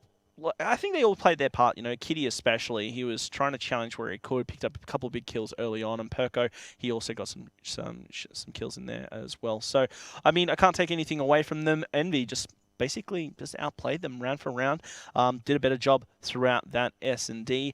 But Miles, of course, this is going to lead us into an uplink where, historically speaking, Envy, they've always done, like, I feel that they always had the knowledge to play good uplink, but it was just their follow-through, because the majority of the teams that they go up against, gun for gun, they were just outslayed. Like, quite frankly, and just to call it what it is, they were outslayed a lot of the time, and although their movement was great, their throws, they practice throws like no other team. They're amazing stuff. Yeah, no, they're strong arms. Strong arms, just dead too fast to use those arms. So I think if they can get a bit more slaying power in there, and maybe they've got that with Flares, you know, Flares have been picking up a lot of kills, maybe they might be able to make something different happen here in this uplink. And of course, Excellence now back into a corner. They need to come out all guns blazing. It's do or die right now. Yes, it is. In this series, of course, it's week 1, first series. And you don't really want to be going down 3-0. It's not a great start if you just come up from the Challenger League. But again, it's, Josh, going just maybe slightly back a tiny bit, I just want to give a lot of love to Fergs in that last one. I thought Fergs on Envy, as far as holding down just the most solid positioning and clearing up the kills when they really, really mattered, especially the game winners, the end of the game. He was the guy, he wasn't necessarily the guy with the stick, ruffling the bushes, getting the, you know, the ferret or whatever you people shoot and kill. Whatever it was. Whatever you people. Hey, man, the internet does all sorts of cool stuff. They shoot and kill, all sorts of things. So he was the guy, he wasn't the guy with the stick, he was very much the guy at the end of the road with the gun. And it was great great to see that kind of super, I want to call it coordinated S&D effort. That was a joy for me to watch. I don't know about you guys, but I really enjoyed watching that one. It's a pleasure. I got a little tingly towards that one, but I've got uplink up next. Yeah, as you said, a couple of weak arms. Maybe you didn't say that. Maybe I put that one in your mouth. A couple of weak arms, and maybe not necessarily the slaying power that Envy need. I feel like the slaying power is probably there on Excellence. Yeah, I mean, Kitty's a psycho, right? Kitty's he's a psycho. There was so many on the former lineup he was on, the former Orbit lineup that we saw in stage 1. Kitty, he had moments of brilliance, and the rest he wasn't definitely by no means any kind of bad player. I think he was always average for pro or above. But here he just seems to be an outstanding player on this squad. You know, he's really leading the charge for his team a lot of the way, and I'm glad that Kitty's got a little bit of that highlight there. We're just about to get this game started up, and it is going to be Infection, as we know, an uplink, and Kitty has been always a great objective player in an uplink, I think, especially, and look for him to go for that active camo if it is in play. He will always go for that. If not, maybe an overdrive if that gets through, but I really would doubt an overdrive makes it through ban and protect. We saw in our first series of Orbit versus Titan Mines, we saw camo make it through. What do you think the chances are of these guys letting that one, because I'm assuming they watch the stream. And, you know, they're watching it and they're kind of going, oh, camera meter through. I would say probably watching the impact it had on the game and how well the Tennymind used it. Would it be safe to assume that these guys are probably going to close it out and ban camo as quick as they can? If I was Envy, I'd ban it out straight away. I'd get rid of camo, shut down Envious, who's been their best player on Excellence so far throughout this series. He's been going off. His shots is on point at the moment. You don't need no warm-up. He's straight in there. And he's the one that'll play that objective role. He's the one that'll be in your face, aggressive subby, and with the camo if it's there. So straight away, Envy should be banning that out. And that's what I would do if I was them. Even if it's in play, I don't feel these players, Vilesider, Clawflogs, and Flares, there are strong players there, but camo for camo, no one in this lineup is going to be better than Envious. So I'd take that out straight away. The sneakiest of all the sneakies in this game. Yep. By the sounds of things. Definitely. He's the guy you want to watch. Yeah, okay. That's what I think anyway. And, you know, I think Envy should probably just try and slow this game down a bit. I'd probably try and, you know, keep some of those tacticals in if you can make it, or just try and slow down what Excellence are using, which, you know, they seem to be more of that sub-heavy kind of role. Crit does play with that AR, and it's going to be big on Infection and Uplink. But if I'm Envy, I'd focus on what's working for me right now. But yeah, I think this is going to come down to those specialists. Probably Overclock will be taken out as well if I was Envy, but we'll soon see. Again, we're just waiting for one more of these players to join up. I'm really keen to see how this one goes down, and I'm curious to know what the guys at home think as well about this series and who you're rooting for. You're rooting for the new guys, Excellence, or for the old dogs of Envy. Make sure you tweet at us with that hashtag CWLPS4. Tweet at COD World League. Make sure you're following that handle for all of the latest from the Call of Duty World League, and you can check out all the information at callofduty.com/CWL. We've just had to remake the lobby, so we'll get that one sorted straight away. But look, leading into this one, it's potentially our last map. Excellence backed into a corner.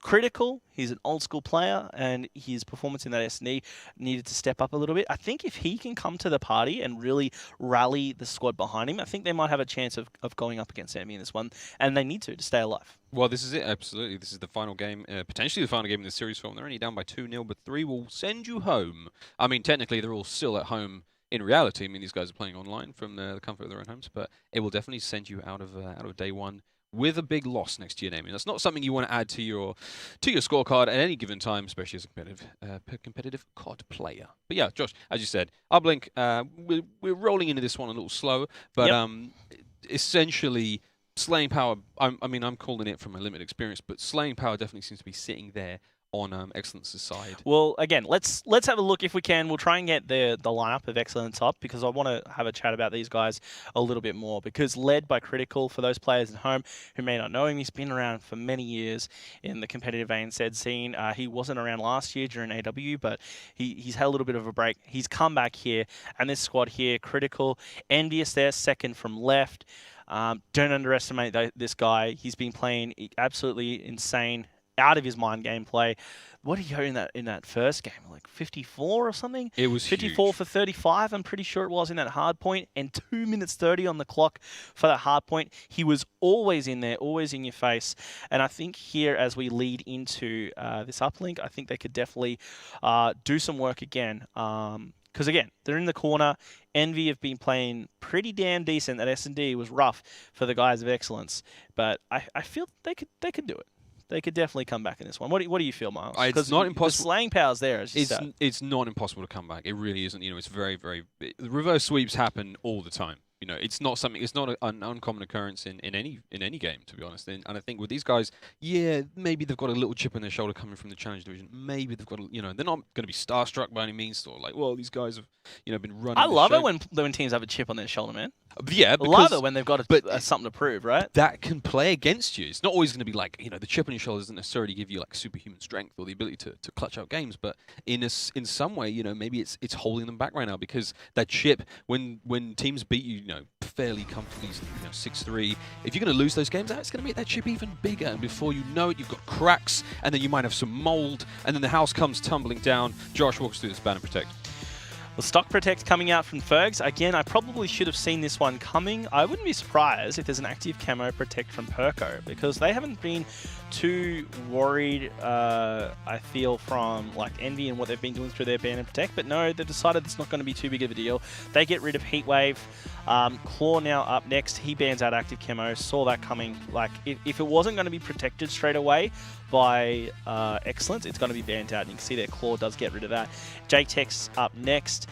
They obviously, Perko's banned out the Heat Wave, and he's getting rid of Overclock as well. Okay, so they're going to go away from the Specialist game, which, again, if you look at it that way, Envious has been getting a hell of a lot of kills. The rest of the team, their slaying game's been good, so they want to make this into a gun game. So even though the active camo, I feel, would have worked for them amazingly, they've decided to go get away from that, force it into a gun game, and beat Envy at what they've been doing the entire time, which is just slaying. So maybe this will work for them. As Vileside is going to get rid of that HCXD, Semtex and Frag may be seen here. Kitty getting rid of kinetic armor. Okay, well, if you can't go camo, getting rid of kinetic armor as well. That's going to be a pretty big one as well. Overdrive shut down by Flare, so we're going to be seeing 4 specialists so far. Heatwave, Camo, Kinetic Armor, Overdrive, all gone. And now it's up to Critical, who bans out the Semtex. No real surprise at the end there. So it seems with 4 specialists and Overclock on, all of these players are really going to be going, you know, gun heavy, try not to rely on the specialists. And yeah, just really rely on their teamwork and their gun skill. Like, specialist draft is underway. With those key 4 banned out, Kinetic Armor is going to be a big one banned out as well. Kind of makes you question what they're going to go. That means it frees it up to get a couple of more offensive specialists. I wouldn't be surprised, or in fact I expect Tempest to be in play for both sides to slow players down on this uplink. A Scythe's already come into play, and there you go, in fact, a Tempest for JTEX and Claw. Scythe was picked up by Fergs, no surprise. Perko with that Psychosis. Kitty now up next. You could use a Vision Pulse in this scenario with all of those other specialists banned out. Vilestarter could also go that Psychosis. It hasn't been picked yet. He does go that. Kitty, we'll see what he goes for. Again, maybe a Vision Pulse is kind of the vibe I'm expecting. Boom, there it is from Kitty. And now it's up to Critical and Flares. Flares should go that Vision Pulse unless they go for another offensive specialist like the Annihilator, which he might do because he's been very aggressive. Nope, Vision Pulse, Annihilator for Critical. There we go. So you're going to have, for the side of Excellence here, you've got Psychosis, Tempest, Vision Pulse, and Annihilator. On the opposing side, Scythe, Tempest, Psychosis, and Vision Pulse. I like those choices. Psychosis is not my favorite. I've talked about it many times at previous LAN events. But with everything that's gone, you kind of have to have it in there, along with Vision Pulse as well. Tempest is great. Claw and JTEX both have that. And then it's about that age-old debate of Scythe versus Annihilator. Critical, more movement, but arguably less firepower with that Annihilator. Scythe in the hands of Fergs. Fergs, if the Scythe's in play, Fergs is going to get it. Being that AR for the squad, and just the fact he loves the Scythe, he can tear up with it as well. So yeah, Specialist draft pretty much went down the way we expected. Josh, you're some kind of COD mystic. Your ability to predict and... Viewers would definitely say otherwise, but I appreciate it. I hope the chat is literally aflame right now. Yeah, they are. They're like... Just like burning money, throwing kids out of windows, like absolute carnage, chaos. That's what we want to see in the Twitch chat. That's what I always want to see in life, to be honest. I'm a bit of an anarchist in that respect. But that's a discussion for another day. While these guys are getting ready, Josh, quick predictions from you. As you said, all the pieces are in play now. You know, we're seeing a sort of mixture of offensive and defensive specialists from Excellence. Yep. Have you got any sort of major calls you want to make? Again, I'm leaning on you heavily because you know these guys, you know, relatively well. As you said, Excellence, not so much in LAN experience, but from what you've seen so far, how are you feeling? I'm feeling pretty good. I'm not going to let you get away with that baby's on Windows comment. We're gonna circle back to that. We're gonna revisit that one. Bit of an anarchist here. I like it. No, seriously speaking, it was well, I can't. How do I top that, right? The specialist draft, it went down the way we expected. Yeah, someone threw a baby out the window. Yeah, exactly. Yeah, you know, and you know, there's a bit of it was a bit of an anarchist play throughout the ban protect. No, it was rather standard considering that both teams obviously just they're getting rid of specialists. That's what they seem to be focusing on. Yeah, it's going to because all your primary specialists are out and they kind of got, you know, more of that secondary kind of tier of specialists than what you'd normally use in an uplink. Although very useful, it's still, with Overclock out, they're just relying on their gun skill. They're relying on their ability to actually make those one-point throws and really just move across as a team. So Envy, I feel, are in a great position here because they've got that teamwork, they've got their composure, and they've got flares, although I feel for the squad has just been tearing it up. Over on the opposing side, Excellence, they seem to be pretty comfortable as well. We've got to keep in mind that guns weren't really touched, the stock was protected, but besides that, everything's in play. So everyone should have what they want. They should be in their most comfortable state, which means you're expecting Envy players to really just pick up a lot of kills. You're expecting over in the opposing side, hopefully Fergs, who's had a very lackluster performance so far in the series, can pick up the kills as well. And Claw, I'm expecting to go big as well. But this game is about to get underway as we tick down those last couple of seconds. And I think we need to start off with Excellence because they're the guys that need to pick it up. Critical had a pretty bad performance in the S&D. So we'll watch here, the captain of Excellence, trying to make his way in this big world and try and lead his team to a victory here. Is actually Perko, his teammate, picked up the first 2 kills before being dropped as Fergs and Flares team up to get a kill each to stomp out that early push from Excellence. Now we're seeing all members of Envy now very slowly but surely in a kind of controlled fashion. They're not exactly just grabbing the drone straight away. They're going for a little more control push. You see a couple of them pushing in now. There we see a bit of a trade there. Perko and Varside, a Claw gets Perko, and again, very slow-paced start to this uplink game. Claw and Fergs now coming for the flank, and now we're seeing Claw running that drone in. Can he get anything from it? He's going to make the throw, and he just comes short there. Unfortunately for him, Perko's going to be picking up both those kills for Excellence, and now we're seeing, well, they're doing what they can now. Obviously, Excellence got the drone now in control, but look at this. Varsider now managed to he's somewhat overextended, but he's definitely behind the members of Excellence. Let's see if he can capitalize on this. He's got the drone runner in his sights. He's going to get that kill. The drone isn't going to fall out of play, but he's going to be killed immediately there. Let's have a look at what Claw can do. Claw now, quick engagement, one-on-one, manages to stop shooting and somehow still get a bit of help there. Well done there from his team. And we see Critical now, grandfather of the team, moving that drone in with a little bit of help from his friends. Oh, he'll get by with a little help from his friends. I hope he doesn't die with a little bit of help from his friends, because friendly fire is enabled, ladies and gentlemen. You will be shot by your friends. If it's green, it's going to kill you. And again, a second miss for this game. It looks like the drone now, again, just passed straight into the hands of a member of Envy. And then we see Critical kind of being taken down. Where were his teammates, Josh? At this level of gameplay, but with no pressure, I can't let Critical go with that throw. He should have had that. He should have moved a little bit more forward. He had JTEX behind, following him, had his back. JTEX turned around, sure, but there was no pressure. He wasn't challenged. He should have been able to get that.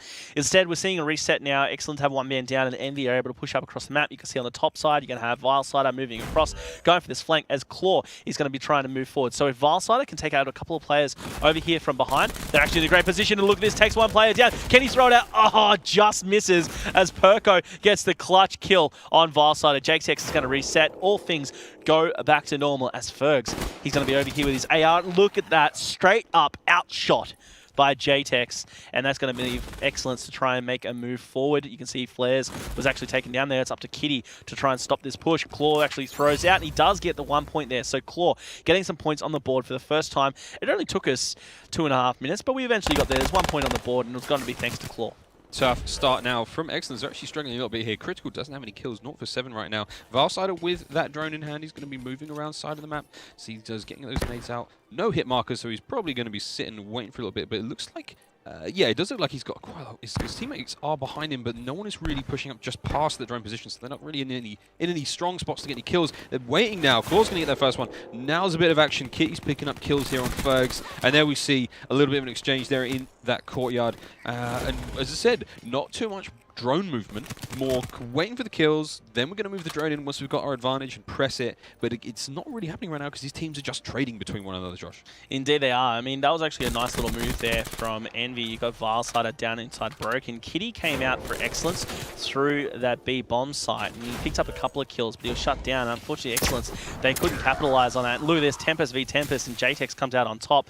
He was able to pick up 2 kills with that and still looking for more from the spawners. This is going to allow Kitty to move up. Kitty also has his specialist as well, as JTEX picked up 3. Kitty's going to have that vision pulse. He can use that to his advantage. He's not going to need it though. There should be a point on the board. Excellent throw out from Kitty. He's one of the best objective players and definitely one of the best uplift players here in the ANZ scene. He did excellent to get that through. Varside is the only one left alive for Envy, and he's going to be shut down as well. Excellent's in a great position to set up a relay. Can he pass it out to Perko? Perko connects, and they can run through. He's going to have JTEX on point. JTEX runs through Church. He's going to be trying to clear it out. He was taken down, so Perko needs to know he can move forward, and you can see that psychosis is what I'm talking about. Every single clone ran backwards, and that's why the inconsistency of psychosis. Man, look, I've got a personal jibe against Psychosis. You make it personal, Josh. I make it personal against Psychosis. That's just a perfect scenario of where it can backfire on you, and unfortunately all those drones went backwards. It also didn't help that the NV player intercepted, so Excellence couldn't get that one through, unfortunately. Great catch there from the NV player. Perko going to be brought down with that drone, of course. A little bit of time now for the members of NV. Oh, the big throw! But look at that one. Hail Mary, and he doesn't get that one. Sadly, he will be missing that. That would have been a sweet throw to have caught that one. Final seconds. Can anything get in there? And it looks like we're going to be going 1-1 into the final half of this uplink game. Excellence and Envy. Of course, this is Envy's. If they win this game, they will be sending Excellence out of this one and closing out the series for them. But we'll see how this one plays out from. Look at the kills across the board. Looks like Critical got 4 on the board there. He got up there eventually at a very slow start, very tough go. Josh is itching to say something. Miles, that's less than a kill a minute. I didn't want to say it. That's less than a kill a minute. I'm not going to say anything. It's not my place. Yeah. That's all I'll say about that one. Excellence, perhaps, need to pick up the kills across the board. I think that's definitely going to help them. This has been, in their defense, a little bit of a slow uplink, but you need to slay out, man. You need to kill that opposition. You need to get that map control and make them move forward. Claw, he's trying to do that. His teammate's going to back him up. That's Varsider getting the kill right there. You can see there, Claw was actually going to be dropped. Critical still on that 4 player coming outside of that B-bomb side. He's making a move towards the middle of the map. Needs to watch his left, though, because if he doesn't get the kill, it might be a little painful. His teammate actually cleared that out, so good for him. Kitty's going to be dropped right in front of him. He picks up a 5th kill. Critical finally gets some more points on the board. Perko, his teammate, going just nice. 14-11, able to move up as well. Player to the right, didn't check his corner. That's going to be Varsider. He goes down. Critical now trying to move up. He's just trying to maintain control of the area where that drone is. Flare is watching that. He's an eagle on that thing and trying to get anyone who dares move towards it. Does move out a little bit, getting into a better position. Coming around the back's going to be Kitty, though. Kitty picks up 1. There he goes. Now you can see Fergs actually has that scythe out as well. He picked up 1 kill. The player right below him, will he spot him? Yes, he does. Point blank with a scythe. Follows it up with a 3rd kill as well. Fergs absolutely clearing it out here, allowing Flares to move up forward. Fergs trying to get some more kills as well. Flares, will he get that throw out? He does indeed. Connects. Envy now in front here in this uplink 2-1. 3 minutes to go. 3.5 minutes, excuse me, for Envy to hold this one together. It looks like these guys, again, playing very slowly, very conservatively, not overextending too much, not making too many risky plays because they're very, very worried about giving those points away. Critical now, on board with Flares. A couple of kills in from the guys from Excellence. Now, Excellence doing a good job of maintaining their sort of slaying prowess. They wanted that gun skill, that sort of gun-based game. And look at that. Nice job from Envy to shut down that courtyard push there. Great job, Envy boys. Now looking to get something back and going here. It looks like a huge amount of pressure from Envy on the spawns of Excellence. You can see there. And here comes a drone. Drone now moving in. It looks like we've got Varsider on it. He slips sliding there through the barn. It looks like he's got a little bit of cover from his teammates in there. Seeing the engagements happening in that back courtyard of the church. And here we go, seeing the push. The Psychosis came out. It looks like it was going to go the right way. And he is going to make the push straight in there, Josh. And he runs that one home. That was beautiful. Okay. Well, just as much as I can make the argument against Psychosis, that's a perfect use of it right there and why you can use it. The distraction play came in. He was able to take cover and dive in for 2 points. Beautiful stuff. He's going to be in the opposition spawn, causing a nuisance, trying to allow his teammates to move up. Claw was straight on that newly respawned drone, but unfortunately he was shut down, and Excellence are now able to make a counter. Going down Broken Side, there's going to be a player right below Kitty. Flares spots him. Flares gets the shots out. There was a long throw out. I'm not too sure what he was thinking about. Flares able to pick up 2 before being dropped down on the opposing side. Fergs is going to be trying to move out here for the Envy squad. Varside is there as well. Down low, just being in a sneaky little position was going to be Perko. Perko creeping in through your window, kids. Oh my god! Gets smacked in the face for it. Hide your kids, hide your wife, otherwise you're going to get smacked in the face. Perko is going to be now, you know what, he'll change targets, picks up Claw instead. Now will he work his way back towards Granny's. Oh, smacks himself. This is just a brawl right now between these two teams. There was a point on the board in the background, by the way. Excellence was able to get there. Now they go for another one as well, just missing. Oh, Kitty, George, I feel your pain, man. It was that huge throw, that big, long one, which just worked out for them. It was an amazing throw, and he managed to land that one. It was pretty impressive stuff. It was great stuff. I was too busy wrapped up in the brawl over Granny's. You know, I mean, the brawls go down over there. It's pretty violent, Granny's. We're going to be seeing now Varsider, the only one left alive for Envy. Excellence in a great position to make a move. And look at this. All 4 players of Excellence have their specialists available as well. Kitty goes down. JTEX, he needs 2. Can he do it? He's going to go for the 1. Oh, and it was intercepted right there by Claw, who then throws it out. He was the last player that could stop it, and he did. Exactly what he needed to do. Beautiful stuff there by Claw, but excellence yet again. Drone control.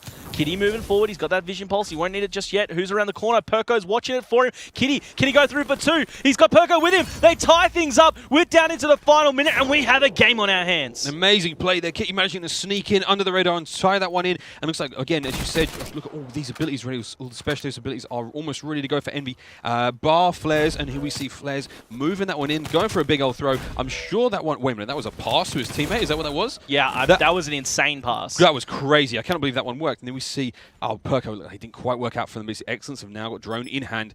They've got 30 seconds, less than 30 seconds to make something happen. One big throw is all it's going to take. They need to keep this one up. And I'm just seeing, Josh, this is about as tense as this game can get for me right now. 20 seconds remaining. Here we are. The clock is ticking. It is not working in their favor. They have reset. The drone is now back in mid-map. 13 seconds on the clock. What is going to happen here, Josh? I literally got no idea where this one goes.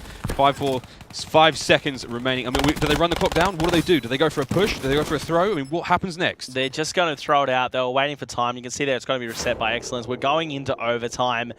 And that was a crazy end to that second half. Excellence did so well to answer back. After Envy had that beautiful push with that Psychosis, they got in the lead. But Excellence, thanks to Envious as well, leading the way. And that's the person you see on your screen for that final kill cam. We're now going into overtime. And look, one player on the scoreboard there I need to point out is critical right up the top, 18 and 19. I called him out at the beginning for only having 4 kills. Well, he picked up 14 in that second half. So really stepping it up in the when he needed to, you know, and that's why Excellence was able to answer back, or one of the many reasons. Kitty, though, going way up the top side, just making sure there was no one making their way around that flank, and now he's going to cut through the middle. This is where we saw him in the first half pick up a couple of massive kills. He's actually going to be spotted there early, though, which is going to be pretty bad for him, but you can see there his team is able actually to slay out one player, but now Flares, the only one left alive. He's going to be trying to waste time there. People got tripped out by the map there. Yep, so did I. Now we're going to be seeing Excellence just wasting time, you know, because Envy wasting time, because you can see Excellence have complete control of the map and able to push up there. Claw just got 2 nasty kills, though. He's doing well, and he's got that Tempest ready for him when he chooses to use that. And look at this, poised and ready to go is going to be 2 players of Excellence. Perko watching the stairs. His teammate Critical right up the back, getting a couple of points on the board. A couple of kills. Claw, though, clearing out for Envy. It's just neck and neck right now as both teams are just jockeying for position. I think that Tempest could be the game changer right now. If you get a couple of those Tempest kills, Critical getting a nice 2-piece there, Claw, Fergus also getting kills. I think if that Tempest can come out, buy his team a little bit of time, buy Excellence at the time they really need right now. Sorry, but Envy, excuse me. That they need to push in, and because they're struggling right now dealing with the slaying prowess of Excellence. They're struggling to maintain some kind of footing in this map, and they're being played essentially by Envy. It's a tough one, Josh. I'm not really sure. Again, it's a slow-paced game, slightly different to what we've seen previously. And yeah, it's just very slow back and forth engagements. There's not too much grounding. No, there isn't. Perko, though, just picked up 2 big kills, but surprisingly enough, it's actually Envy moving that drone. You got Vilesider with Flares running the point man for him. Vilesider, he must be feeling pretty confident, though, but Kitty came out and slayed him down. That was, yeah, an interesting play to move that drone forward, because there were only 2 players up against, I think, 3 or 4 players of Excellence. And you can see here, Excellence now on the counter. You've got Perko able to run it. JTEX is with him. JTEX goes out. JTEX, can he slay out? No, he can't. He's actually dropped. The Psychosis is going to be instantly dropped. Look, Perko needs to make something happen. That was a big throw. If he maintained his height, he may have actually had a chance to make that throw, but he dropped. He was never going to make it, and Vilesider intercepted anyway, so he's able to get through. Now, Envy are in a good position here. Vilesider's got that Psychosis, Claw's also got his Tempest, and then Fergus is going to have that Sight. So there's a lot of power here. But you can see there, 2, 3 players down for a second for Envy. Excellence able to push out. JTEC's going to reset. Now he just needs that 1-point play. Will he go for 2 instead? He can just jump up and go for 1. He's going to instead try and run it in. This is going to be Excellence on the board. 2 minutes 41 to beat here for Envy. Now, something interesting to note is that the overtime would have ended if he just threw it. Well, you don't need the 2-point play. It's just whoever can get the points on the board first. So the fact that he waited so long to try and get the 2 points, I thought were kind of interesting. But anyway, look, he's trying to cement it, I guess, or he just didn't want to try and make the throw. So either of those things could have happened. Under pressure, he thought it was the better move. Still, something to note. So with that first half of overtime done, there's now going to be 2.5 minutes for the boys here to try and answer back. It's going to be pretty hard for them, I'd say. Bit of an uphill struggle. We've seen Envy really lacking. They can't really get out of first gear, Josh, is what it feels like right now. They're slow, a little bit too methodical, struggling to deal with the kind of aggressive pace that Excellence is setting right now. Although, good job here from Flares. Pushing up now, just getting shots on, but it looks like he's, again, dropping that Vision Flare. Vision Pulse, sorry, excuse me. He's going to be getting a little bit of information for his team, so Valsada pushing in now. He's got that. Got the drone again. We're watching slowly but surely. There's a bit of action happening now, but is he really going to make this happen? Is this happening right now? It did happen. Wow. They've got beat 45 seconds. I couldn't even speak. What? What? Okay, so 45 seconds. That's going to be the end of the game right there. And it's actually going to be Envy taking that one by winning at the end there. Fergs with your final kill cam. Wow. Envy take it. Your official scoreline at 6-4. I didn't see that coming. Yeah, 45 seconds. Well, Envy, you know, when they're attacking towards that church side, they're in a better position. They ended up taking it in the end. And of course, that's going to be a 3-0 victory to Envy. Very surprisingly. Sheer quality. Josh, it was sheer quality. It was never the quantity. It was never about the tremendous amount of kills they were getting. It was never about the flashy plays. It was just about making the right decisions. And you can't fault them there. Envy did it. That was. It looked like I almost couldn't quite process what I was seeing, and it was they just sort of walked it in. He took his steps, he made the right lines, he jumped up and just dunked it. And you notice that was the exact same path he took during the first half, where he picked up a couple of vital points and got the lead. Before, of course, it was all tied up with Excellence. But hey, into the overtime, they had 2.5 minutes to do it, or just over. They did it in 45 seconds. Envy take away the victory there in that uplink, and then, of course, that means they take the series 3-0 over newcomers to the Pro Division. Excellence. Excellence, they're a little bit of a question mark team coming into this one. I think there's still a lot to be said for their performance, and I expect them to step up once they shake off those first series jitters. But look, we'll take a look at the scoreboard. And Miles, look, take us through this. There were a couple of outstanding plays. Critical is the biggest surprise for me. 4-11, or 4-12, and he ended up finishing 25 each, and even KD. You definitely had words to say about Critical's performance, but you can't fault that. I mean, that 25-25.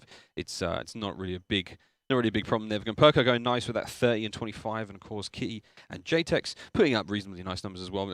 But Kitty being the objective player, you called him out at the beginning of this to say that he really was one of the best OBJ players in the ANZ region, and I definitely saw nothing but good stuff there. So that was a good call, Josh. No. That one totally resonated with me. But again, on the bottom side of the map, Valsada 19 and 30. But who cares when he's making big plays like that, for winning his game for his teams in the absolute dying seconds, the most crucial time. In overtime, they set the clock at 45 seconds. I mean, that was crazy.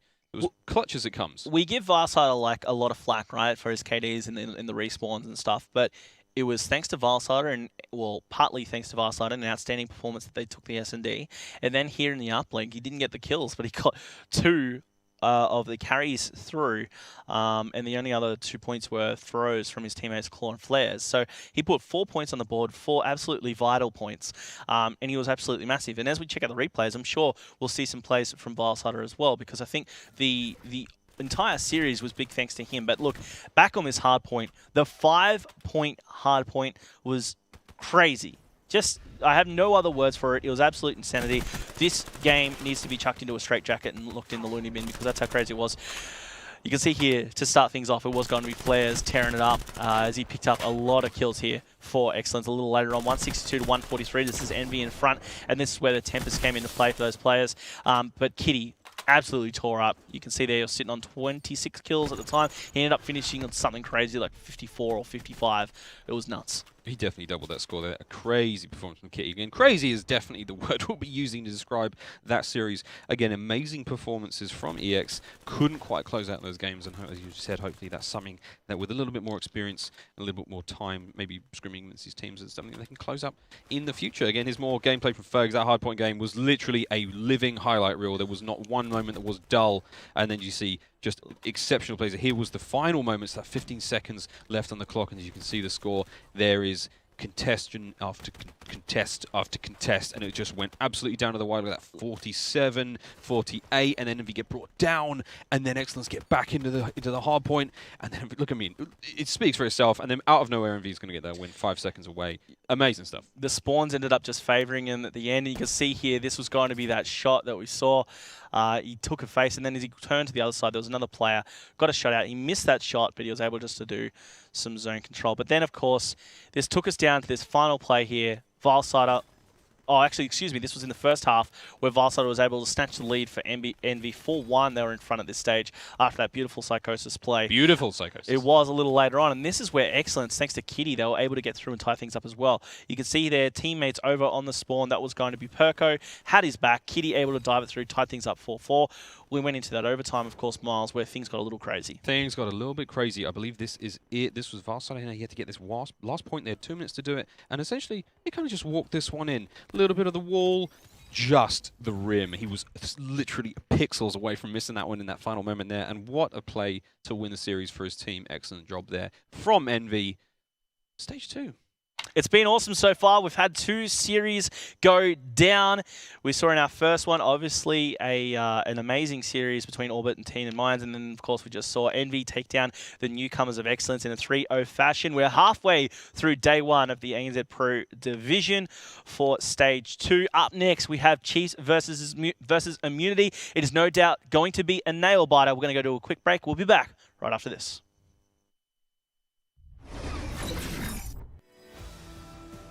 I started playing competitive Call of Duty back in Modern Warfare 2. I love playing competitively. It's what I'm passionate about, and that just makes me want to play even more. The most memorable moment of my career was probably beating Frey at my first LAN and placing first. Those guys gave us a lot of stick online, and we finally got to LAN, and we just beat the tar out of them. The success and fame was just so unexpected. When I first started playing, it was just all about just jumping on with the boys and just shooting some people and just enjoying beating other players. To be here and being able to travel the world for basically free is just, it's amazing. I've stayed within that top 3 and that's always been a goal, but I just wish I had some of the experience and the knowledge that I had now to sort of manage and work a team. I feel like I'm good at it, but I'm definitely a lot better now. I think I owe my success to my teammates. I've always been a fairly selfless player. I've never really carried a team per se. It's always been about how we work as a unit. I try and make an effort to sort of talk to and hang out with the fresh players, and those fresh players have slowly evolved to become the pro players that you see before you today.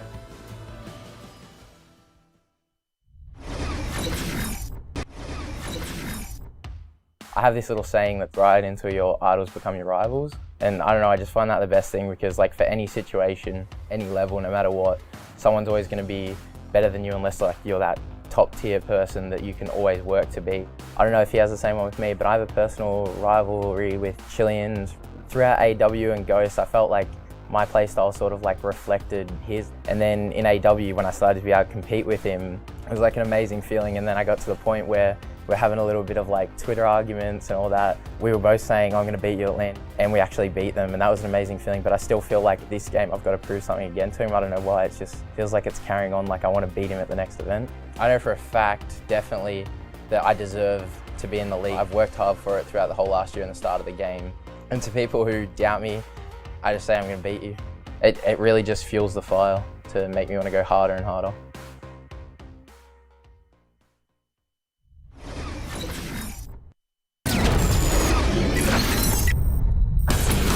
You're going to have excitement. He's gone 3-0. Oh! Shucks gets completely done. There's another one right there. Excite. Get me the vomit bag. That was sick. Will Mindfreak now consider the cold-blooded because Excite is coming on. Oh, there's 3. Excite, you're going in the top 5, buddy. That's 3 in a row. Toho, however, has got another 2 kills. He's on 10. He's on 11 as he gets another onto Brand. He single-handedly opened up this flag and picked it up. Can he make the run? He's got Legend to babysit. This could very well be a run all off the back of Toho, who really has been an outstanding player. MVP already of the game and of the play day, and potentially he's one more pattern. He's played to find. He's done it as well. Niall's gone. Toho is king. has just slipped off the map, and in such a crucial round as well. He's gone. It's going to be an early, easy step in the right direction for Millennium, but just for a second before Nolson is fed. Tommy on a silver platter gets another one on the offense. Swanee was not expecting like that, an overextension. Tolson putting a toe out of line. Can he put his whole foot? No, not just yet, but he has the tag and the frag. Mad Cat gone, and now looks like he's just... Nolson! Hitting this wall run, which might actually be the best chance he has in this round. Sees one on the site now, a one-on-one. He's got overdrive as well. Really pop overdrive to follow this one up. That's what you want to see. Chino trying to... You've got to pop overdrive. He's got to pop overdrive. He's got to use it to go for the defuse after this. What? The dart gets called in. No, you got to run back to the site. You got to go defuse. Go overdrive. Oh my God. Run to the site, Chino. Go. Go. Go. What am I saying? No. Oh my God. Is he going to get the defuse? Is he going to get the defuse? I can't do this. No.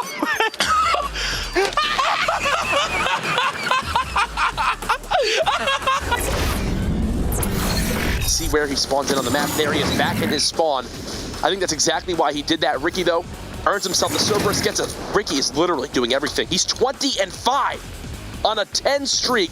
He's hit a call on the Cerberus. He's got the lead blocking done for his team. Oh God, this game's getting out of hand quick. Parasite's got the flag in his hand. They're literally running like away cat. with this one. Yeah, not much else they can do in this position, man. They're just... Ricky is just They've dug themselves their own grave. Oh my God!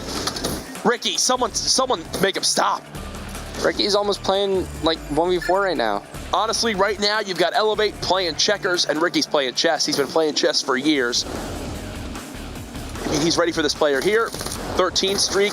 Yeah, challenge. Trying to make it happen. Oh my Lord. He's on a 13 kill spree. And there's no sign of it stopping. He only has 5 deaths. Oh man, this is just funny at this point. Ricky is literally commanding the whole map for his team. Wins another engagement, making a 14 streak. I don't even know what to say. Might as well use that Ultra Missile. He's going to earn it again.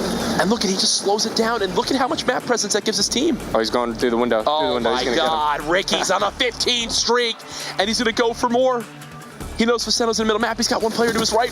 Wins that gunfight. Someone kill him. Thank you. 16 kills. His streak was more kills than anyone else in the game, Revan.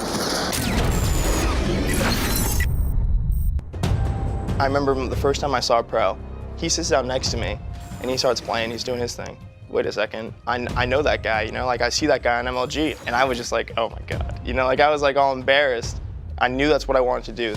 This was like a kid's dream at the time, you know, like something I never thought was even possible. That people were actually going across the country and playing against each other for like large sums of money. I was like, oh, this is like my heaven, you know, I gotta like get into this.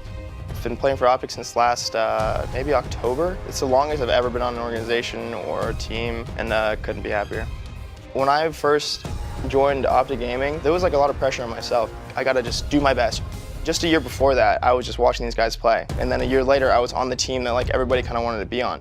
And the first event, I did really poorly. Compared to how I've been playing the past 2 years that I've been in Call of Duty, I played terrible. And no one had to tell me that. I know when I do bad. 6 months from now, I have to have said that I won Call of Duty Championships. The past 2 years, I've gone, and I've underperformed. We've underplaced as a team. We were expected to win, and I got reality checked really quick. We thought no one could beat us, and then we got beat by 2 different teams. Our mentalities about champs this year is so much different than last year's, but we're just not gonna mess around. I've got to win Call of Duty champs. That's the biggest thing, that's the only thing.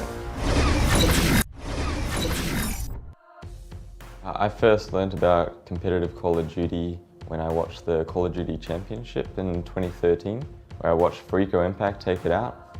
I wanted to make that my goal to be on that stage one day. I wasn't exactly easy to get along with, so I had difficulty finding teams. It took a little bit for me to get to the top. I've made a little bit more rivals than friends. In the end, I got here. I set a new goal of wanting to raise the bar even higher for the Australian and New Zealand region. I haven't really played on a main stage or a stage that's quite this big before, and I haven't played for quite this amount of money before. The main reason why I keep playing Call of Duty right now is I really love the game. When I wake up every morning, I'm just excited to continue playing it. I'm very happy where I am in my career right now. I think that I have the best team that I could possibly be in, so I think it's only upwards from here.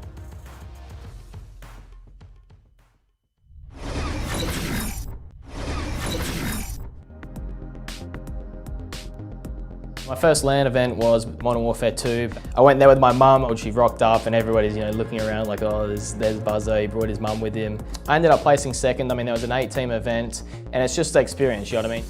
Ever since 2013, my first LAN, I never expected I'd be going to LA twice, Paris, Gfinity, all around Australia. Like, you think you just like, oh, I'll win a few competitions online, a few $100, but I've been able to we won 15 grand last year, travel the world, like you can't ask for much more really.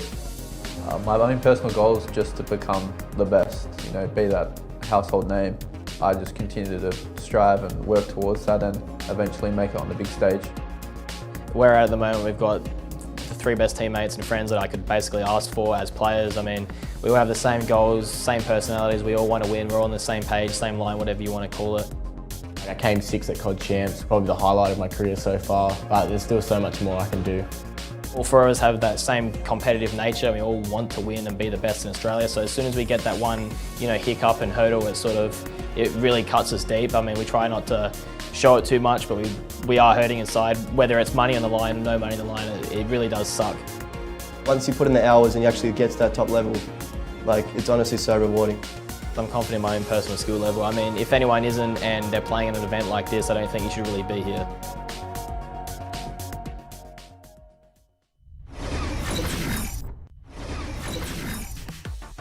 I was always top scoring in public matches from COD 4 onwards, and I always thought I was one of the best, and then I started for competitive and I ended up being one of the lowest tier in competitive when I first started.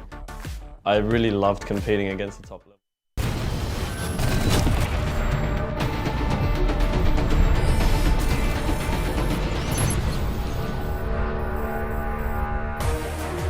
Call of Duty fans and beard connoisseurs, welcome back to the Call of Duty World League ANZ Pro Division presented by PS4. Maniac and Milo Ross, we're bringing you all of the action here this evening. It's been awesome so far. We're halfway through day 1 where we just saw Envy, of course, take down Excellence 3-0. Now, Miles, up next, we've got Chiefs versus Immunity, and we're pretty pumped for that one. Pretty pumped. I mean, we've been raising the roof. We are pretty much for the last 3.5 hours.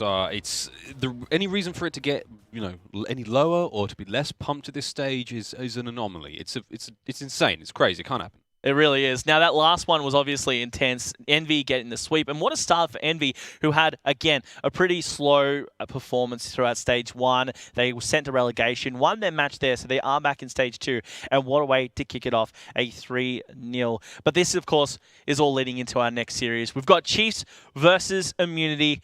These two teams going head-to-head. Chiefs, it was a big surprise that they actually sent to relegation. Immunity just clutched up to get that 4th spot and went to the playoffs instead. But these two teams, these juggernauts going head-to-head, truly excites me. And Chiefs, as we look at this lineup right here, led by the hype man Hopi, Dean, Macca, and Rival. These guys had an amazing performance at the Challenge Division LAN at the Cyber Gamer Autumn event that just took place last weekend. I think they can really, really put on a performance here because they took Mind Freak the whole distance. I think they can really step up here, and I think Chiefs are fired up, and I'm probably excited. Out of all of the teams that we have here, I can genuinely say this, I am most excited for Chiefs, which is funny because nothing's changed. Their lineups remain the same. These 4 players, they played throughout Stage 1. I just am genuinely pumped for how they're going to play, and I expect big, big things from them. Josh, are you biased? Am I biased? Are you biased? Would not be the first time I've been accused of that. It sounds like you're a Chiefs fan, and by the sound of things, that is completely legit and totally allowed. I mean, as you said, Chiefs took they took Mind Freaks to the edge of a series. It was 4-3 at the CGPL, according to my notes. Thanks to DeSoto for sorting me out with that news. Much love to Mike and the boys, to all Dirty Mike and the boys. Mike, he's all right. No, he's a good guy for a pommy. I was waiting for the comeback. Coming back from the English. I'm just too hurt, dude. I'm just too hurt. Oh, really? I thought you were above that, but I'm glad I got to you already. Yeah, later. We're moving on. Of course, Chiefs, they are up against Immunity. Yeah, this on paper from Stage 1, Immunity with a stronger team, They were in the top 4. They played in the playoffs. And this here is a completely different lineup. You've got Azzy, Killer Pie Malgi, which a lot of people did not expect to see in this roster, and Excite. Now, Excite, for me, he was on the former lineup for Immunity. He was that player that was traded out from Gydra way back when there was a trade with Apotheon in Stage 1. Here he is. He's leading the charge. He is that hybrid slayer. He's your go-to for a lot of plays. He can be an outstanding player. And excuse the pun, I'm excited to see him play, especially in S&D. I know that was some low-hanging fruit there, wasn't it? Going into S&Ds. I love the snipe plays from this kid. Make sure you keep an eye out for him. I can almost guarantee you that Chiefs could ban out the snipe, but they do have Macca on their team as well. So it could be a snipe shooter. I'm just interested to see how S&D goes. With all of that said and done, Chiefs versus Immunity, I'm absolutely pumped for it. Now, I'm not particularly a fanboy. I'm just going genuinely off what I've seen from LAN performance, the way that they played at the Crown Invitational Challenge Division event, the way that they played at the Cyber Gamer Challenge Division event. Chiefs have really put on a show, and they've stepped up. And talking to Hopi, face to face, having a chat with him, because me and Hopi, we go way back. You go to dinner and stuff before Call of Duty. I wish, he's too. Spend a lot of time. I would take him to a high class restaurant, and I'd call him back the next day. Wow. I really would. You meet him on one of those fancy Tinders, like Tinder for business types, and I you'd be just like, pictured COD Tinder, and it just didn't really work out. Didn't really work out. Yeah. Seriously though, talking to this guy, he's hyped up, and I think that these guys are putting on a show. I would not expect them to be in the bottom 4 this time around at all. Straight into Ban and Protect, and what we've seen in pretty much every series so far is the stock come into play, and this time around it's banned out by Dean. No surprises, given that I would definitely say that this is a sub-heavy squad, and when you're up against the likes of Azzy and Excite, 2 players who are very strong with ARs, particularly Azzy, you want to get rid of stock to slow those players down. Then you've got Afterburner protected by Killer Pie. That's going to be an interesting one for that Immunity lineup. Obviously, they want to keep their mobility. VMP protected by Azzy. That's just to protect, obviously, the aggressive power that they've got in the likes of Excite, particularly Killer Pie, and even Malgi, actually. The M8 protect from Excite, that's going to be particularly from him as well. Overclock out by Hopi. They just want to, limit specialists. The Heatwave taken out as well. No real surprises. Purifier may stay in by the guys of the Chiefs, because I know Hopi likes to roll with that. Malgi getting rid of Flak, though, is going to be a big one, which is what forces Rival to get rid of a Semtex. So you're going to see Flak actually play a big part in here. And you know what I wouldn't be surprised to see, just for a mix-up? A War Machine make it through, Miles. I love War Machine. A War Machine could totally go through here with Flak Jacket banned down. Because that splash damage is going to be tremendous, especially in some of those tighter quarter hard points. Definitely. I think it could be utilized, not so much on Fringe, but just as soon as Flak's out, it really changes the game. So they could mix things up here. I am really surprised that Hopi just went a Scythe. Hopi with a Scythe is very strange, considering Purifier is still in play. I'm not too sure, and I can't answer that, particularly considering that a Scythe would generally be reserved for your AR players. But there you go, Macca with that Annihilator. Over on the opposing side, you've got an active camo, Tempest, Kinetic Armor, and Purifier for Malgi, active camo for Rival. So, Hopi going the Scythe over the Purifier.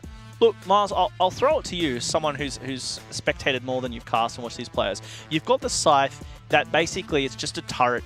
You can be a beast with it. But the Purifier, I call it the paintbrush of death. Oh, hell yeah. You can be the Da Vinci of death with that thing. And in the close quarters, especially grannies, like when you go to that grannies hard point where it's absolutely vital, you know, sometimes the Purifier is make or break for a team. So I question, what would you really prefer in that scenario?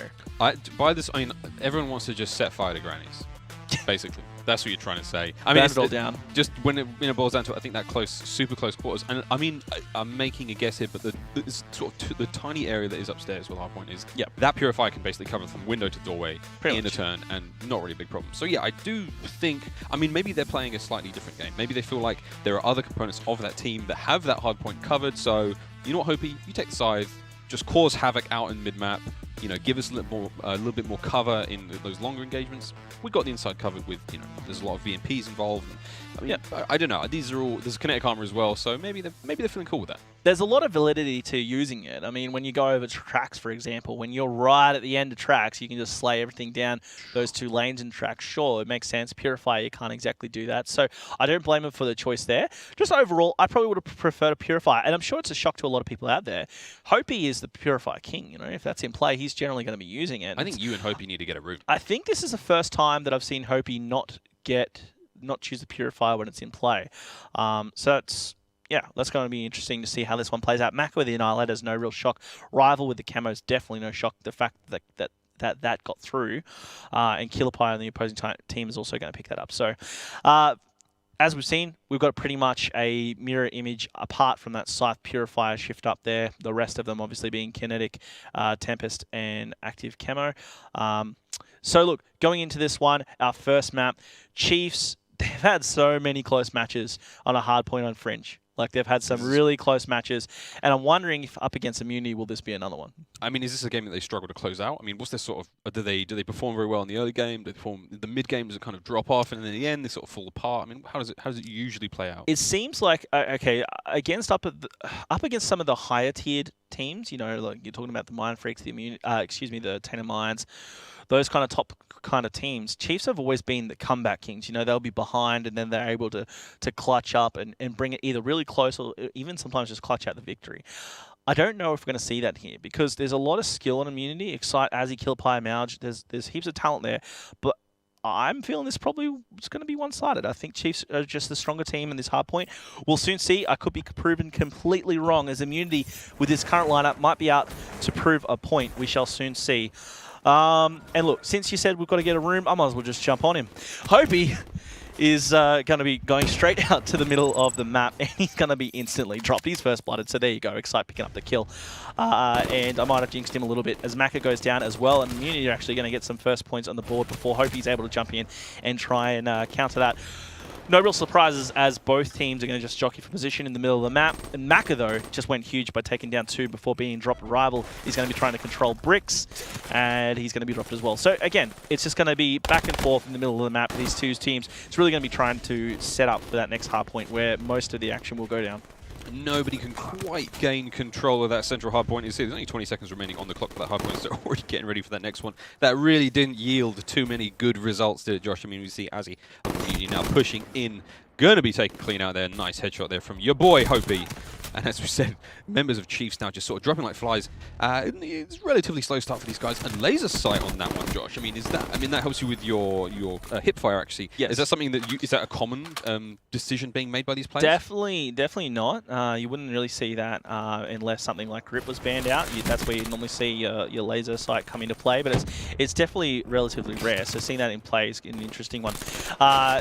Back to the action though, Immunity have actually got the jump here. They're in front, 27 to the 17 of the Chiefs, as he's going to be trying to hold it down as best as he can here for the Immunity squad. He's got an even KD. Mauji, on the other hand, 8 kills straight away, trying to prove his point, because Mauji, he hasn't really been in any of the top teams. He wasn't seen anywhere throughout Stage 1 of the Pro Division, so he's new here to the Pro Division, and obviously when you are new, you want to make your mark, and he's definitely doing that by starting off very strong. Excite, on the other hand, is a very seasoned player for the Pro Division. He's going to be the first player to rack up double digits. He's gone 10 and 6, 32 points, and climbing in the hill. He's got his HCXD, 325 away from that Hellstorm, and he's got his kinetic armor. He's got a bit of everything. We're rotating over to the Grannies, though, and you can see there, Immunity had that one locked down. They weren't even challenged by the Chiefs, which is quite a surprise, you know. There was 1 or 2 players just being stragglers, trying to push in there slowly, but no real force for the Chiefs. And I am completely eating my words and my prediction from the start of this match, Mars, because as you can see, Immunity are very far in front, 76 and climbing to the 18 of the Chiefs. Oh, but Hopi with a great flying kill there on Azzy. Again, I'm going to be brought down, but you're right, Josh. It seems to be that, I mean, Granny's is obviously falling very much in the favor of Immunity right now, but look at this little bit of a pushback. You see on your minimap, look at those red arrows flooding in through the Grannies. They can smell something's in the oven. There's maybe some cookies or something on the go, maybe muffins on the windowsill, and looks like those guys are going to be turned away empty-handed. As you see, Immunity doing a great job of defending there, of weathering the storm, and doing essentially exactly what they wanted to do there, which was rack up even more time. 100 to 18 right now. This is a bit of a spanking right now from Immunity to the Chiefs. Great kill there from Excite. Picking up his king of the walls. Wow. Look at that. Nice 2-piece there. He's going to be getting that double. And, of course, Still in control of that hard point. Oh, nice flank now. Excite doing a great job. He's going to get this one as well. No, he's not going to be able to pull him down there. Amazing plays there from Excite. He will be closed out, but what time he bought for his team. And then we see a bit of Tempest action. Gets me all jacked up when I see the Tempest out. Will we get him a couple of kills? Well, no, he's going to be wasting those shots. He's only got half a clip left with that thing. It's a shame because it's a joy to watch this one. Oh, close range with the camo player. He's not going to be able to get him. Dean's going to get the better of Excite there and bring him down. This is an absolute tear right now. 122 to the 25 of Chiefs. I've never seen a spanking like this in the Pro Division. I mean, Chiefs are running around with their pants still pulled down as Immunity are really just giving them a hiding. Mauji has been an outstanding player. Excite as well, 18 and 12. You know, Excite has been just putting on a show. He's on a 2-kill streak once again. Hopi and Maka are holding down the points for Chiefs and just trying to get some kind of composure and, you know, just, I don't know how to really describe it. You know, you can't lose by this much. If you're going to lose, at least get a few more points on the board first, or at least... Yeah, you can't go down that far. 100 points the difference in the first lot of rotations on this map. There's only 4 rotations on this map, and they were down by 100. Chiefs have a lot to answer for as we go back through the middle of the map. We look at this positioning from Maka here. Easy peasy, lemon squeezy picking up those 3 players there in that hard point in the center. 35 seconds left on this hard point, and now he's still going. Maka's not going to stop now. I'd say the killer fly is going to definitely put him down. Malji bringing down Hopi now. They're still on board with Excite. Look at that flying VMP action. He is going to be killed there. And we haven't seen too many specialist actions this round, Josh. Again, you said the ban and protect definitely put a. Oh wait a minute, hang on, Rival got the double there with that HC. Yeah, good job from him. Quickly going back to my point, there's not too much specialist action happening, and again, there's ban and protect totally in full effect. Do you think that Immunity wanted to put this into more of a gun-based game where they could run around with their laser sights? Run around, you know, giving people the big I am and dropping kills like this. I mean, look at this play. Look at this crazy aggression from Dean. Good job from him holding this one down. There's 3 kills for him. Just, is he going to get the 4th? Dean. Yeah, he's going to get it. Of course he's going to get it. It's his. Will he get another one? No need. Looks like that HC managed to kill someone without blowing him up in the process. That was crazy right there. Dean, you know, he actually pulled out 4 massive kills before being dropped. He's going to be going on a tear as well. He picked up another one. We're going to be setting up maybe an early setup for Grannies. He shouldn't be going that early, though. He might be just working his way through back 10. You can see, though, Azzy on that top right-hand side of the map, he is thinking ahead. The Immunity squad obviously want to get further ahead. I want to jump over to Azzy and just see from his point of view if anyone's going to be challenging him, because he will be very soon. Rival from the Chiefs is going to be coming straight towards him. He's turned as there was a player his teammate was challenged by, which was Hopi inside of tracks. But now Azzy just playing it slow. There was a player who made his way into tin once again. That was going to be Dean. Rival's going to be just in front. Will Azzy spot him? Azzy might make his way around. Azzy should have the favourable spawns for his team if he can just slay out these couple of players, because you can see, although Azzy was in the right position, look, all that was for naught, Miles,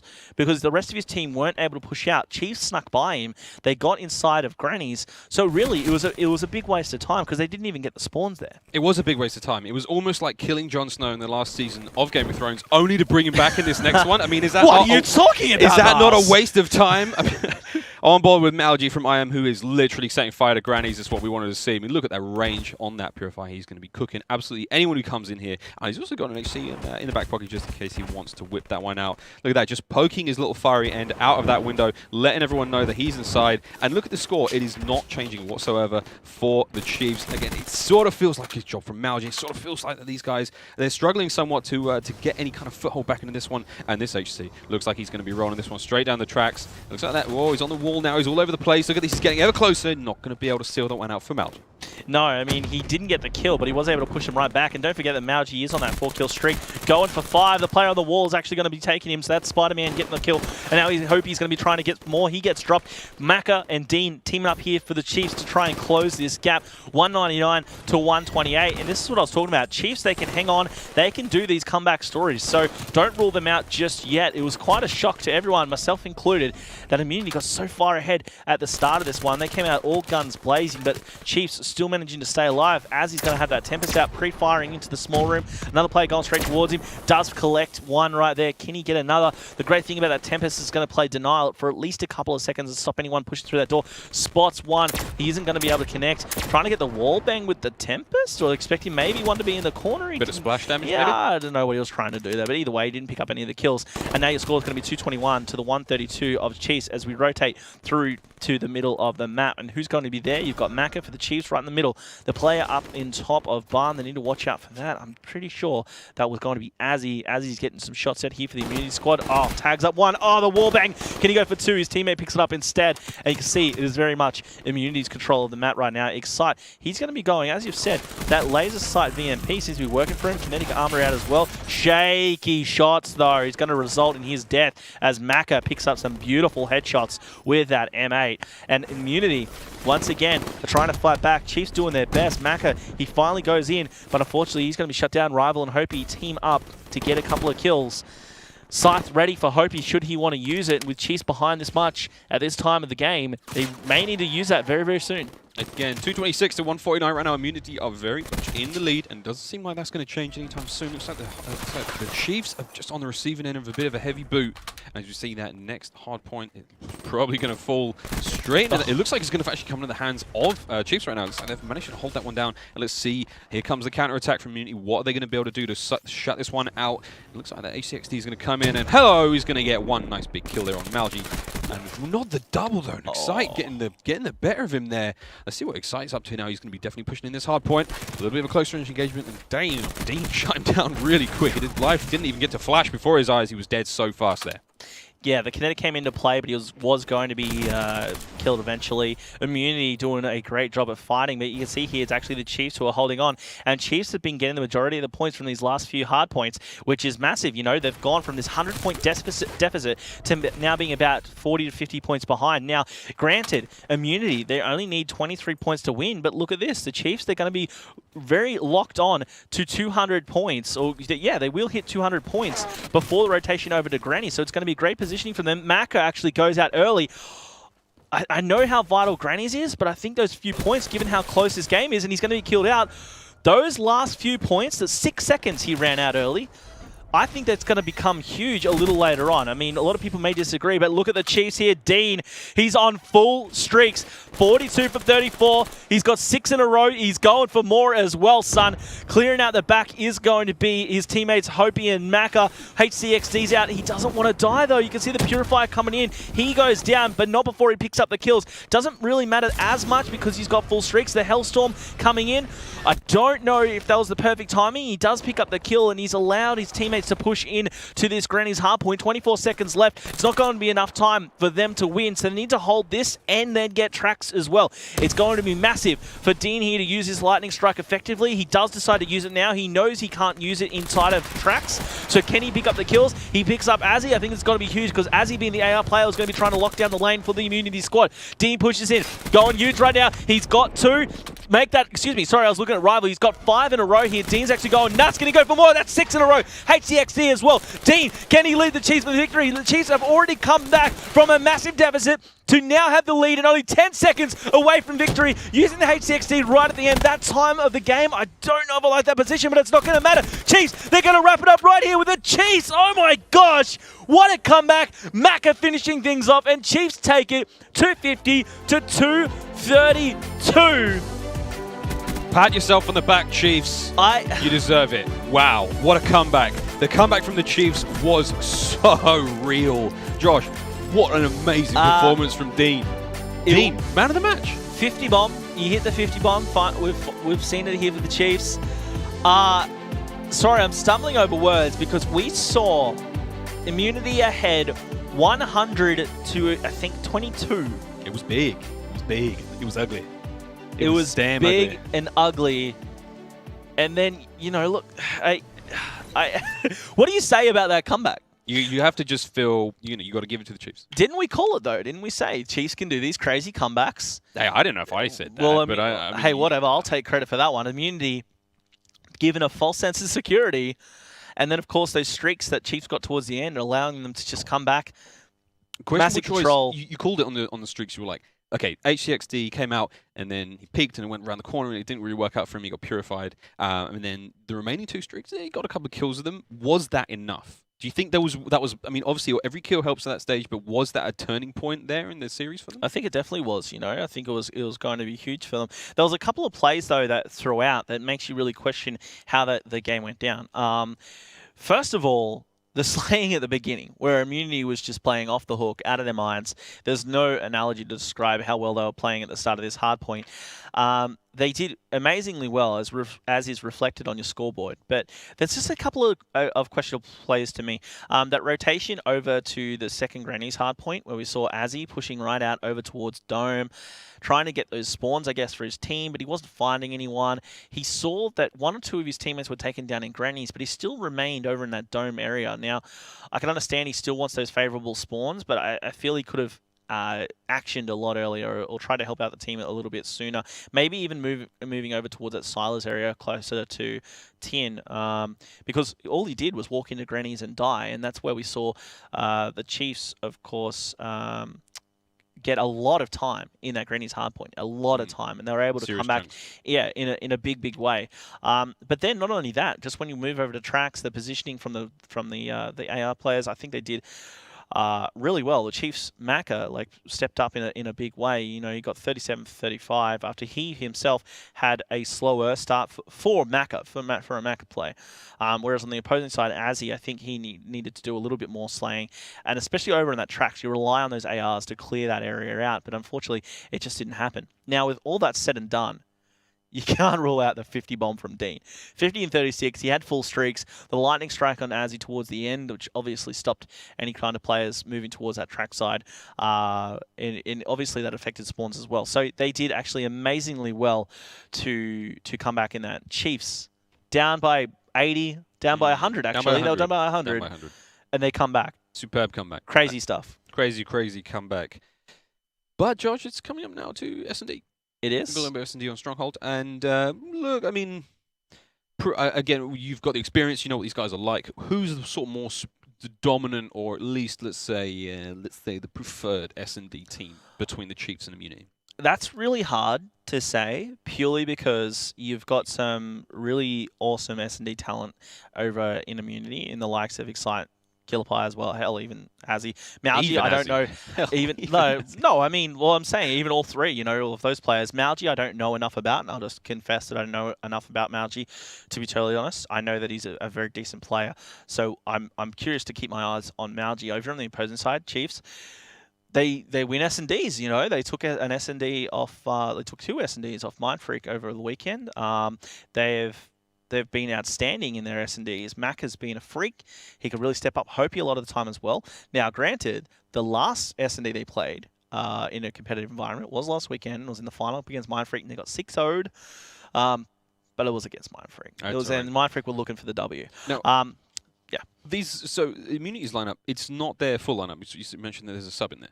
There's a fill-in. I think this is no. That was of the former series. I think Immunity's got their full lineup here. Excite, Azzy, Killer Pie, Malgi. I think that's what they're. Okay, I think that's what they're running. I just want to clarify that, because if that is the case, then obviously we're gonna have a little bit of discrepancy there. But either way, into the ban and protect though. I want to know what happens with the snipes, because you have. I will go out on a limb. I'm going to risk it and actually say this. You have the 2 best snipes in the ANZ region in this match. You have Macca and Excite, and I think.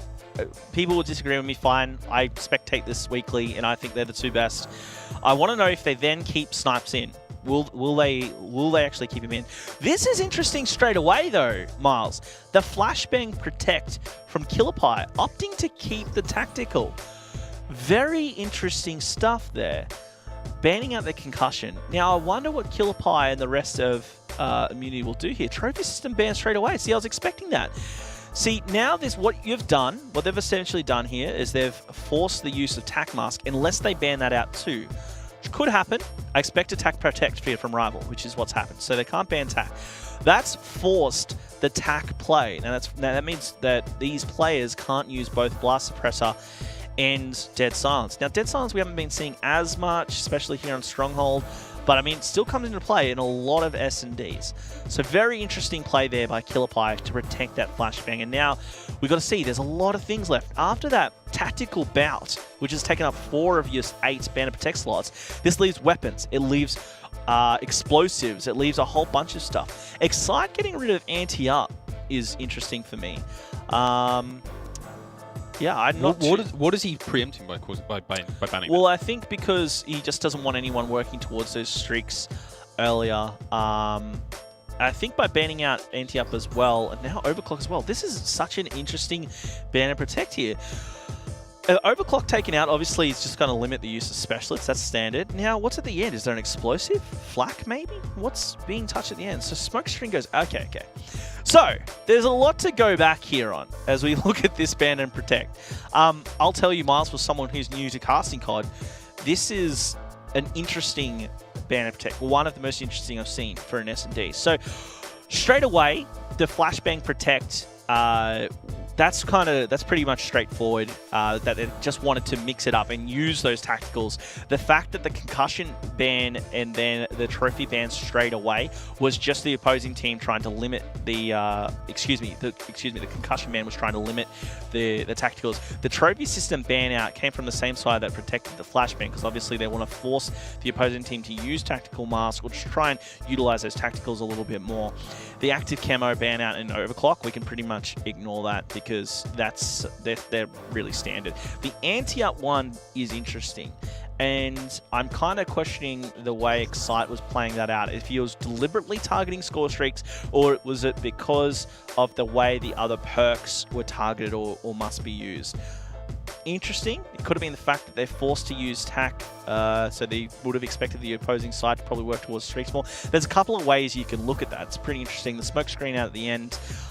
Smoke screens used more and more in S&D, especially here on Stronghold, where you can just smoke screen straight towards B, right down the guts, and push up a lot. Also, with smoke screen, you've got to remember that thermal's in. So a thermal SVG it's going to be used 100% by one, if not both teams. So the smokes being in there would have played a big part. So it was obviously massive to ban them out as well. So another monologue for you there. It's safe to say we're going to be seeing some sniper action in this one. I would be very surprised if we don't. It's super safe to say. I mean, I'll eat my entire jacket if we don't. Like, I'll eat the whole thing. Look, I'll help you because it's crazy it's going to happen. I mean, and that's I'm super excited about that. So you guys, we're going to see some world stars. I think we are. And we haven't even touched on the specialist draft, of course, because we saw the active camo was banned out. I think it was the only one banned out, as we've got an overdrive, kinetic armor, heatwave, and vision pulse for the immunity squad. On the opposing side, you've got a vision pulse, psychosis, kinetic armor, and heatwave. So almost the same. An overdrive for Killerpie rather than the psychosis of Rival. I like both in this scenario. I think the overdrive's probably understated the psychosis. Broken record for me. It's a love-hate relationship with the psychosis joke. It's a hate. Oh, it's a hate love. Even if you get given those there's good a little plays. bit. No, there's a little. There's just the tiniest little bit of love. Just a little slither. Yeah, just a little slimy slice of love. A slimy slice of love. Everyone loves a slimy slice of love now and then. I don't even know what a slimy slice of love is. Slice sashimi. Oh, really? Yeah, it's like sashimi. Yeah. Okay, well, I can understand that then. Like a carpaccio. Yeah. Something. Okay. It's delicious. Whatever it is, delicious. So yeah, there we go. Interesting ban and protect, as you said. That was a tough one. I'm trying to inhale all this information, as I'm sure most of the streamers as well. Yes. Everyone watching at home, everyone's got their own opinion as to why and how these things happen.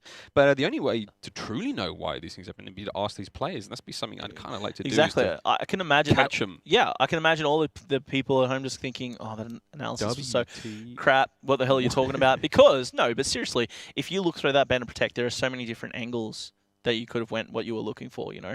The fact that there was a flash straight away, okay, so what can you be forcing them to do? There's a multiple things. You could be actually wanting to run tacticals and you think you're going to use that to your advantage, or are you trying to do the game where you want to force them to use their perk 3 slot? Do you want to make them use their tack? Or do you want to... There's a fair few ways you can do it. It's not always as direct as it sounds. So it could go either way. Alas, we are about to get into this, and what's on our screen right here, folks? I see an SVG thermal. Straight away, and it's with Macca. No surprises. What's Excite got? Oh, Excite actually not going with the snipe. So I want to watch Macca here off the break. He's going to go for the jump. Doesn't connect with anyone or doesn't even spot anyone. So we'll go back over to the attacking side just for a second. We'll see what Magi's going to do. He is going to be running the objective for the squad. Mac is just going to be trying to keep an eye out. Anyone coming along the cuts. Over on the top side is going to be Azzy. He will not peep out to that sniping anyway. As he's coming back now, will Macca spot him? Just want to watch. Don't want to miss any of these shots. Over on the inside, Killer Pie is going to be trying to do what he can as he is now alone with Azzy. Macca, will he spot Azzy? Azzy just cuts across. Now he knows where that player is at least. So Azzy and Killer Pie both over on that mansion side. Who's going to be up top? Killer Pie spots one. Dancing with Death might be Dean. There's also another player right with him. Dean does jump out just to see where he is. Azzy now does go through that window. Killer Pie is going to be up there with him. They both move out. Oh, and Azzy, he's going to be trying to get some shots out. It's going to be Killer Pie who picked up the kill on Macca, which was going to be big. Obviously, that scope's going to be a huge threat. Azzy, can he pick up another one? He goes down. Killer Pie now caught in the 1v3, and he gets dropped just like that, and it is going to be wrapped up there by Rival, I do believe, of Chiefs. So Chiefs are going to be taking your first round in this S&D. Well played, I might add. Macca, he just played the threat, did what he needed to do, and then they just cleaned it up textbook, picked them off one by one. Total zoned out, man. Totally zoned out. That was great. Great job there from Chiefs. Rather enjoyed watching that one. Josh, thank you very much for guiding us through round one of this S&D. Now, of course, you want to jump back on board with Snipe. We want to see what Excite's up to with that Snipe. Whoa, hang on. Could we have a Snipe off? Is that a thing? Oh! And yes, it is! Macca gets taken out. What a shot there. Even with that, he couldn't even see him through thermal. Still gets the big one there. And here we go. Can we get another one? Can Excite give us one more? There is a member of Chiefs on the other side of that doorway, but he's not going to be able to get him. Good start to this game for immunity. If there's anything I've learnt, it's when you've got Excite with a snipe, you definitely pay attention to him. And look at this. See that? He's lining up the nade. He knows what that throw is. He knows it's going to be a way to get inside a mansion there. Unfortunately, he didn't connect that time around. But look at Excite. He knew there was a player potentially going up the side. I think Rival sensed the danger. He's pushed back. Who's over there on that bomb site? It looks like it is going to be Azzy. He and Excite are just watching this bomb site. Now, there was going to be a shot out there by Excite. He didn't connect with anyone. Peeked over again. Looks for it. Doesn't spot anyone. Azzy's still there as well. Coming up close. Up the stairs. He's going to be one. You can see that Azzy cleans it up. Excite does drop, though. So that was going to be a nice trade for the Chiefs. Able to get rid of the threat that was Excite. But you can see their Chiefs are now in the backcourt. Rival left alone. He is going on a 3-kill streak, though. So it's going to be very important for Rival to stay alive. He picks up another one. Will he risk it to go for the 4th? Where are you, Azzy? Azzy's going to be right up the back of Statue. Rival, I think he just wants to stay alive. He needs to. He's working towards those streaks. He doesn't want to risk anything. No one's going to be making a move with a bomb. So it's going to be a round to immunity. But you cannot really deny the well-played round of Rival because he's going to be working towards those streaks, as we pointed out. What about that snipe, though, Miles? Oh, what a way to start the game. That got my juices flowing. Definitely. Then we got my ticker ticking. But I'm interested to see that call he made then. So, give immunity the round, keep hold of the streaks. That is an interesting play for me. I mean, you're playing the long run, and in the end of the day, if you lose this by 1 round, you're going to be kicking yourself. But at the same time, that risk reward at the end of this, I'm still going to have those. I'm going to have a score streak to use in that next round and potentially help me win that game early on. I like it. Yeah, well, the streaks come into play is so important, so they're going to be massive. Macca's trying to get some revenge on Excite, which makes... and he does. In the head and all. I just missed him too. That's my bad there. I'm just interested to see if both of them are running Cold Blood. I should have had a look at that. We'll see Excite next time around, see if he was actually running that. Macca, though, you're going to have to keep an eye on him. He's showing he can snipe as well. So he picked up one there, looking for another. Oh, did he just see the player that was at that corner? He will now. Oh, just hits the bomb site instead. It's going to be a HCXD out. Might be connected to that player. Indeed, it does. Rival picks up the kill right there. So you're going to have 2 players left for immunity. Mauji running the objective for the squad. Killer Pie up in top mansion. So you can see there Mauji going to be trying to move out. Killer Pie is going to be challenged. He goes down. Mauji cleans up the kill. Mauji with 28 seconds left. He goes out for another. Can he get it? No, he can't. So that's going to be Hopi, the captain of the squad, leading the charge to pick up the kill there. And Chiefs answer back with another round. They're ahead 2-1. We're going round for round at the start of this. And now it's just a game for me of who you choose to follow if you go with Macca or Excite at the beginning of a round, because really it can be either. Well, right now it's 1-all in the snipe offs, right? I mean, yeah. I'm not even worried about the S&D, Miles. This is the snipe off. It's the snipe off. This is like enemy at the gates. We've got Vasily Zaitsev versus the German dude. That was a great film. Anyone remember that? Shout outs to great old school films involving snipers. Let's see what Maka can do. Maka snipe in hand. A moment of silence. Well, Excite's not even going to snipe this time around. Excite's kind of abandoned this one. And we see him in position. He's holding tight for this one. I think it's a smart play, though, you know, like by Excite, because you're giving a little bit more firepower to your squad. Now, fair enough, he did die first, but I think, you know, mixing it up a bit where Mac is going to expect you to snipe, it's a little bit of a mind game, you know? Like, you've almost left Maka in a place where he's not really doing anything for his team. Yeah, well, it's like, well, what's he going to be looking out for, you know? You could definitely... There's still... Don't underestimate the snipe on the team, but I like the fact that Excite has kind of made him think that there's another snipe on the map, and it may change the way Maka moves. The fact that there's been no shots out yet from the other team, and the fact Excite's dead, you kind of feel a bit more comfortable. But yeah, you could definitely play it the way. I mean, he's no Sherlock Holmes, but maybe he should have put that together at this stage that there is another sniper. But there you go. Look at that, Chiefs round loss again. Sorry for Black was there. So yeah, excuse me. So there we go. Chiefs 3-1 so far. Fairly convincing. For me, it's a very dominant performance for these guys. It doesn't seem like Immunity's really cutting it thus far, Josh, in this S&D. No, I mean, I totally agree with that. They seem to be a little lackluster, but the 5-1 for both Hopi and Rival definitely make a big difference for the Chiefs, you know, and they were very much caught off guard at the start of the hard point. They don't want the same to happen in S&D. And as I said, Chiefs are a super strong S&D squad, so it doesn't really surprise me that they're going to be taking the lead in this one. Maka going to be looking for kills early. He's going to be almost naded out potentially there. You can see here this bomb carrier of Mauji's trying to make a move forward. That Psychosis was going to be activated. Now let's just have a quick look here. I don't want to miss anything from Maka, but he's looking the wrong way. Killer Pie was going to be taken out from that VMP. Rival is going to be picking up Killer Pie. Dean took down Excite. And now you're going to have 2 players left on Immunity. And Chiefs, yet again, are looking to be in a great spot. Maka, will he pick up on the rotation here? He's looking the right way. Will the COD timing come into play? He doesn't see anyone. Turns back, spots him, picks it up. Maka, can he go for 2? Oh, just misses it. Will he challenge the bomb carrier, Mauji? He's going to be running for his life right now. Maka with the scope. Yeah, I'd run the other way as well. Dean's going to be trying to peep in and maybe bait out this player. Mauji's going to be in the top lane. Look at this. He's caught between a rock and a hard place. That's a Rival and a Dean. Who's going to be making the move on him? That's not a good sandwich to be in part of, Josh. You can see it's a matter of time now before. I mean, they can sit there and wait out this 20 seconds. Exactly. There's no reason to risk anything at this stage. But at the same time, all it's going to take is one half. You know, it doesn't have to be a well-coordinated flank, and they're going to crush him. But look at this. He's making a move for it. Rival's going to have to do something about this, and he looks like he's looking away. He's going to let this one get past, and Mauji will live to fight another day in that next round. More likely, whether that happens to take place in the next day or not. Well done for Mauji for managing to stay alive there. Still 1 round to 4. Immunity are taking a bit of a hammering here after an unfortunate comeback that let them go. And there was that beautiful snipe by Maka, and almost edging out the next one, but not quite. Still wonderful stuff from them. Mauji did great, you know, I mean, caught in that position, the 1v3 or 1v4 or whatever it was. I mean, you're not going to win that, especially when you're caught in that top lane. You got a snipe on one side, down on the other side in the middle. You're expecting to be potentially taken out. He did slide on by. But yeah, I really like how he played that one out.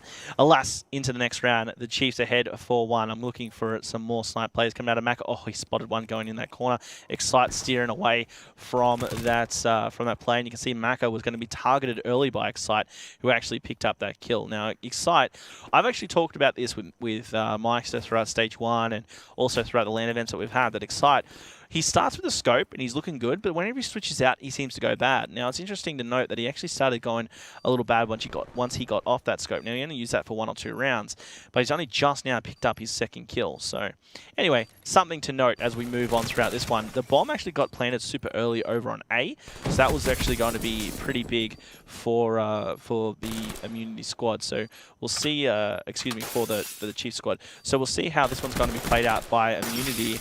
Dean actually picked up a pretty nice kill there, and you can see there, it's going to be, once again, I think it's Hopi who cleaned up your final kill. He's picked up, what, 3 or 4 of the final kill cams throughout these rounds? He's done excellent, and he utilised that heat wave to pick up that kill. Towards the end, why not? You're going to be ahead 5-1. You must be feeling pretty good. Got to be feeling very strong about this. And again, this performance from the Chiefs is really dominant. You can see that coming off the back of CGPL, they're a confident-looking team. they're looking really strong right now, and this is it's shown it. 5-1 in game 2 still, but a great performance here against Immunity. Let's have a look at Maka. And that snipe last round, the heavy flank that came around, Excite managing to clear up Maka there. Maka's not really changing that sniper sort of role. He's been forced into it almost. He's been forced into that position. Look at this RC play though. I'm digging it. How smart was that? He just hung on the wall. It gives him perfect vision. Went straight over the HC kill. I love Hopi's use of the HCXD. You know what? Ever since back to the Stage 1 qualifier LAN, that's where we've seen some insanity. And did I just see a snipe? I don't know where that came from. That was definitely a snipe, though, from the Immunity squad. Interesting, nonetheless. Hopey was using the HCXD perfectly ever since that Stage 1 qualifier LAN. Look at that, Chiefs. As my rambling went on, Chiefs took that one fairly easily. 6-1 was going to be the score there. Sorry, I got the jump on me there. You got a jump on us both, George. 6-1 was going to be your round score. Yeah, Chiefs wrapped that one up. Comfortably. That was like when you go to a fancy store and they're like, do you want a gift wrap? You're like, yeah, wrap that one up. And it's just beautiful. And it's immaculate. And the corners are perfect. Every fold, the bow, it's beautiful. That was a tough one for IM inside that package. Yeah, there was a slight little stain on the bow though, because that was that one round. That was the one round. But they still perfumed it at the end. Oh, did they? Oh, well, at least it smells good then. It smelled good and it was just the best. I'd definitely be happy to accept that. So there you go. That's how we describe that 6-1 performance from the Chiefs versus IM. A perfumed, well-packaged gift pack. Yeah. Merry Christmas, honey. That was map number 2 here of the series of the Chiefs versus Immunity. Chiefs again take another one. This one much more convincingly than the first one. So they're 2-0 ahead in the series. Up next is going to be an uplink though. Oh, it's an uplink. It is an uplink. It is an uplink. It was an uplink in the last 2 series. Why wouldn't it be one now? Yeah, I know, right? You know, they might just want to throw you a curveball. Another interesting point about this one is that you've got some great players for both teams here that play uplink really well. So I think for Immunity, Excite straight away, standout player, kill player as well, have always put up the numbers for their uplink. But look, before we move on, let's look back, have a quick look at the scoreboard and see how this one unfolded through this S&D. A very lonesome 1 kill for 6 there for Azzy. Unfortunately, you couldn't pick up many more. But again, being that kind of slower AR role, he wasn't picking up many kills with that one. 3 across the board for Mauji, Excite, and Killer Pie. A lot of excitement coming out of Excite with that pick he got a little earlier on. Dean, Maka, Hopi, and Rival, I feel like they all really stepped up. Maka picked up the scopes and did that area of denial where he really needed to put the fear into the opposing team. And it kind of limits movement. You know, that's the power of a snipe. It's not just picking the kills. It's changing the way the opposition moves around the map, and that cannot be understated. Rival 9-2, big numbers also can't be understated. Yeah, great big numbers. I must admit, one thing noticing Maka's sniping, as you said, yeah, he's zoning out the other players. I think it was round 5 or the round 5 victory for Chiefs, I believe it was, where 2 members of the Chiefs came around and 2 members of IM came around and straight up just flanked and took him down because they knew he was going to be there every time. And it was kind of predictable in that way. Yeah, that was Excite. It was getting the jump on Maka. So. And he was sort of sitting around and they knew exactly where he was going to be. It was almost textbook. And I feel like that's the kind of thing that you should definitely be looking for as a player. You know, in that late game where you've let the other team analyze and sort of download your play style. You need to change something up then. You need to throw a crazy virus their way. Indeed you do. We are about to start up our uplink game though. This time it's going to be on Infection again. Both these teams, I think, are really going to be stepping up in this one. Immunity, I think if they're going to take a map, well, it has to be this one, right? I think they do have a good chance here. It's all going to come down to the Ban and Protect and how they're going to be doing, and how they're going to be playing this one out. Will they try to utilize a specialist? I'm not too sure. Hopi, though, for the Chiefs, has got the jump by banning out that stock. We know it's slowed down the opposing team of Immunity really, really well. Those AR players, Azzy, I think he struggles without stock, and we'll see how it reflects here in this next game, because I expect that stock on, it might be a bit tough for him. At least he does still have his M8. Afterburner there, protected by Excite. Again, they want their movement, they want their mobility. Dean banning out active camo. Overdrive should be following, or maybe overclock. One and or both of those. Just to cut that one out. Yeah. But Josh, speaking of Azzy, just quick talk about Azzy and his ability as an AR player. I mean, if he's definitely going to be running stock almost every time, he's the kind of guy that likes to strafe a lot in his gunfights. He likes to move around quite quick. He's aiming down sight all the time. I mean, is that going to affect his gameplay too much if you do take away that stock from him? Is that limiting his options? I think it definitely, someone who's the opposite of a hybrid. Someone who's like almost exclusively an AR player, like Azzy is, and how he really opts for the M8 or the burst weapons. I think taking away his stop definitely slows him down, and you know, you really need that strafing ability. You need that movement of an AR. ARs are already slower than subs. You don't want to be any slower. So yeah, throughout the rest of that Banner Protect, it became rather standard. Your active camo and overdrive got taken out as predicted. Overclock on as well, also predicted. Semtex has been banned out in most series, so no shock, and the HXD as well. So the only things to take away is that Afterburner being protected there by, I think that was Immunity who protected that. They need their speed, they want to be able to get around after they'll slow down from that stock ban. That plus the M8 Protect, is that going to be enough to win them a game? I'm not too sure. We'll see how it goes. We see a bit of Psychosis coming out now, and as he's going to be running that Scythe, he's going to be bolstering the slaying capacity of his team with that specialist choice. I wonder what else is coming in. Usually these are sort of relatively mirrored basically all the time, but we see Maka rocking the Annihilator. I again, limited experience. I can't be lying. I've got limited experience in this respect, and I'm not sure about the Annihilator as a choice. It's not something I've seen happen too much in Infection uplink. But hey, what do you think? Well, it's just the mobility that it provides, you know. It's a one-shot weapon, you know. Even if the opposing team has, say, a kinetic armor, you hit them with that Annihilator and they just drop dead. So you could say it kills Annihilator. Yeah. You had it. You let it slip. Oh, look, I'll give you one. I didn't want to I'll give you it. Yeah. You didn't want to do it. You don't want to hear me say Annihilate. But yeah, no, that's essentially, so it's a lightweight weapon. It's a pistol. It's going to be moving around quite quick. Okay, no, that makes a bit more sense to me. That validates that choice for me a little bit more, especially in a game type that's so frantic and so fast. Exactly. So non-static, if you will. The thing about it is that, yeah, you're a lot more mobile with the Annihilator, but you can rack up more kills with the Scythe, unless you're going to get crazy collaterals with the Annihilator. The Scythe will last longer. You can deny areas longer. It's terrifying. Right? Yeah, except, and with the Annihilator though, the difference is you can run with your uplink player, you can run that point man, you can be in front, clear the way. So there's advantages, definitely advantages to pros and cons to both. But look, we're going into an Infection uplink, and we saw some amazing gameplay in the past two series. That Black Ops drone uplink point right there in blue over on that Church's side, that was huge for I think Enviers. We saw Vilesider had so many plays over that backside of Church. Just the perfect timing of his Psychosis, able to get through. What was surprising is that we didn't see more throws over Church. From that bottom side, if you see the little courtyard just below the building where that blue uplink point is, that courtyard is generally where you'll see big throws over the corner of Church. A lot of easy one-point plays go through there.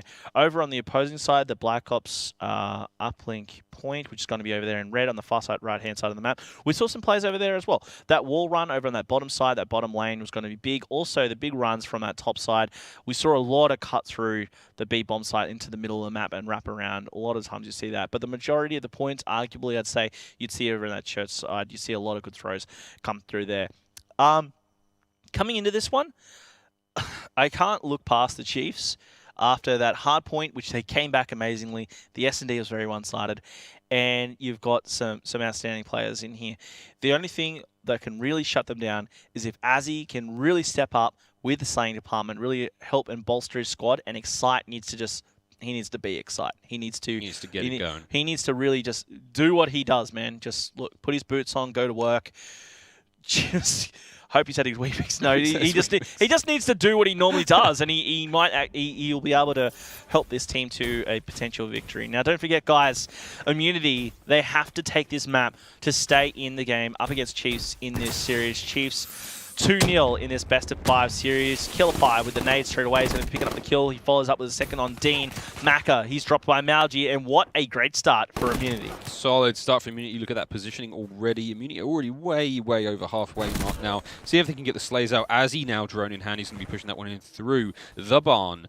He's going to have a couple of bones to pick. And there, the throw, Josh. You called it straight away. And there is the first point on the board for Immunity. It looks like, yeah, if they're going to be pushing that courtyard again and again, they're going to be just chucking over the wall. A couple of throws here and there. I'm refraining from calling them tossers because it is not what they are. But here we go. Still aggression on from Immunity. Look at this positioning already is great. And we're back in the same position now. Malgi, can he get a repeat? It looks like he's going to actually try to run this one in. He goes for the pass. He gets heat waved. And what is going on? He managed to get that one in. Then there's another run in. Good job there. Hope he's going to get a couple of kills there. Rivals bringing down Malgi. They're going to get them out of that courtyard there. What I'm assuming, yes, they managed to get all of them out there. But again, Azzy still in full control. It looks like IM have got, they're in very much the full map control right now, and although it may be wavering just as I say that, still good job there from Malji. Damage on, managed to get a kill, but the control now is somewhat skewed towards both towards the Chiefs. Josh, again, everything that Immunity have done so far seems to be top notch, and it's got them 3 points on the board in a very cool and calm way. What do the Chiefs need to do? Look, Immunity, what they did is they sent their aggressive players forward. They sent Excite, who with the slaying power along with Malji, sent them forward and just slayed out. I think the aggressiveness of Immunity really caught the Chiefs off guard. So what Chiefs need to do is they need to back up, compose themselves, get that map control that they desperately need, and then push up. Dean, being over on the opposing side, has obviously forced that north spawn, which is allowing Maka then to run down that lane that was going to be controlled by Dean. Dean's able to slay out. Maka's going to be able to push through. This is going to be an easy 2 points on the board. Easy peasy. Lemon squeezy. Maka going to sink that one in for 2 points, and then almost not get the kill there on kill by, but will be brought down there. Maka, of course. Good job there, capturing that 2 points for his team. That's going to be 3-2 right now to Immunity. Chiefs coming back in this. Sorry, I just want to interrupt there and say that what happened there is all 4 players of Chiefs are down. I've just highlighted Malji because what he did is he overextended, looking for the spawners. Once he's picked up a kill, he's moved further forward. He's in the church courtyard. Azzy on the opposing side is able to now move up. And this was a beautiful play here by Immunity. As he's able to go through 2 points, that was big thanks to the way that Immunity played that one. Malji actually played that excellent because for about a second or two, he was the only one on the map. All 4 players of Chiefs were down. His teammates were down. He pushed through the B bomb site and went way over to the wall just in front of the church window. He slayed out. Once he slayed out, his teammates moved forward, and it was a textbook play with the uplink drone. They pushed forward and able to get another 2 points on the board, and Immunity now up front 5-2. Now there's a bit of a scrap in the middle of the map, but you can see here very much so that Immunity are just able to slay out. As he Excite both pick up 2 big kills, and the drone just hasn't moved. You got Malji also slaying out along with Excite, and these 2 players teaming up together have just been. This is just nonsensical play from these guys. They're actually going outstanding as Excite got slayed out, but it doesn't matter. Killerpie is able to almost get another point on the board. It's not going to matter too much. Hopefully that won't burn them later. But these guys just unleash Excite and Malji. That's what they're doing. Azzy, sure, he's locking down lanes, but get him to start running the drone like we saw a little bit earlier, and they seem to have a winning combo there. Tough work now. We see the drone was in the hands of Rival. Rival sitting at 2-12 right now. He's having a very, very tough game. But again, it looks like it's, again, super solid aggression here coming out of Immunity. They're in such good control. But look at this. Dean from the Chiefs. Drone in hand. He's making a good run. He's going to go for the throw. Just wants to get one on the board, and he is going to get it. 5-3 right now. I like that play, Josh. He wasn't in a strong position to get the run in. It wasn't worth the risk. So he gets the chuck over the rock, over that sort of cliff face there, and manages to get the point on the board. It is better than nothing. That's exactly right. Well, he had no support from his teammates, and he knew that a couple of the players were just spawning up. They would have gone straight on the defense. It was going to be very hard for him to get through for the dunk, even though he had kinetic available. So what he did is he decided to reverse it. Go for the 1 point, activate kinetic armor. If he stayed alive, he would have been able to slay out and do exactly what Malji did for Immunity over on the opposing side. Get the spawners and enable his team to push on up. That didn't happen, but alas, they got 1 point on the board, and now Chiefs are in control of the drone again. They're wasting a little bit of time, just slowing things down, but they really want to tie things up before they go forward. Hopey, he's extended, but Excite's able to push on up from the broken side, and Excite with a major stop. Rival, he's got the potential to get 1 more point on the board. He was under a lot of pressure, unable to do it. We should be seeing things wrap up here. 5-3 on the scoreboard, unless Immunity can try and do something crazy with 9 seconds left. There's not going to be enough time. We'll be seeing this wrap up. 5-3 is going to be your score. You can see the last couple of kills coming in from Excite. He picked up 2. He actually picked up 3 at the end. This is going to be a nice little kill cam for the young man Excite. Let's have a cheeky peek at this kill cam. Here we see Excite. Look at that laser sight on his... oh, look at that, Josh. There we go. I'm pretty sure. Here comes the 2. And that's the last one. Nice clean head to finish that one off. That was a beauty of a kill cam. Indeed, it was. 5-3 is going to be your halftime score. But the Chiefs, now, they're going to be attacking towards that church side, which I know is going to be their preferred attacking side. We'll see how they capitalize on that. There's going to be an Annihilator ready for Maka. He could be able to use that. Maybe not straight away. He's going to be able to get the first kill there with that MA, and now there's going to be a very fast run with Maka. Does he have the support, though? It doesn't matter. He's going to go for the 1 point. There may be an intercept, and indeed it was going to be intercepted right there. I didn't quite see who that was. A little bit of screen lag on our screen. Unfortunately, we'll see how this one plays out. Killerpie going to be making a move forward off spawn. There's a player just inside a church. isn't able to clean them up. Does activate the Connect eventually and does get it. Hopi was going to be running that drone out. You can see there the player with Kinetic above him. He was going to be duked out as the opposing player cleans him up. Annihilator once again still in the hands of Maka. What I'd expect, Miles, is him to probably hold on to that until it was dire straits, you know, if he's going to be last alive or if the drone's getting a little too close for comfort.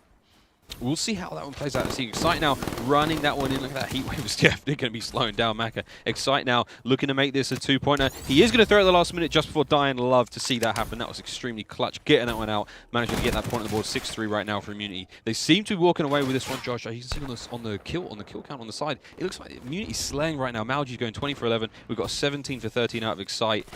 They're bigger numbers. They're much bigger numbers than what we're seeing with the Chiefs right now, who are almost all going negative, if not even right now. That's exactly right. Now, I was talking about Immunity and what they needed to do at the beginning of this one. I said Azzy needed to step up as well as Excite, just be Excite. So Excite's doing his part. Azzy, unfortunately, isn't stepping up as much as I'd like, but he's still getting a few more kills. The one who's really surprised me here is Malji, 20 and 12. Absolutely stomping here in this Infection uplink. He's done really well. He's got that Psychosis ready for him. This Kuda's just been doing amazing stuff for him, and I expect him to still get a few more kills before this is over. In the last 30 seconds or so, we've seen another point on the board, so Immunity are ahead here by 4. So you see Chiefs, they have to get 2 dunks through just to tie things up. I think it's going to be very hard for them. Killapie, especially if he keeps getting kills with that RK5 the way he has been. Excite, finally, he's going to be picking up a couple of kills right here as well on Rival and Hopi, allowing Immunity to make yet another push-up. And now the Scythe is in the middle of the map. The opposing team's all going to be inside of their base. That's where the turret comes out to play. He's going to pick up one with that Scythe. You can see that Trophy System coming into play. Spots one over the top as well. And I have a feeling that he's not done yet. He goes for a third. Azzy making this Scythe work. Killapie now has a free run. The drones are out for Malji. This is at least 1, but given the positioning, it should be 2. Oh! But he's going to be flashbanged, but it doesn't matter. It does dive through, blind or not. He's able to get the 2 points on the board, and that's 9-3.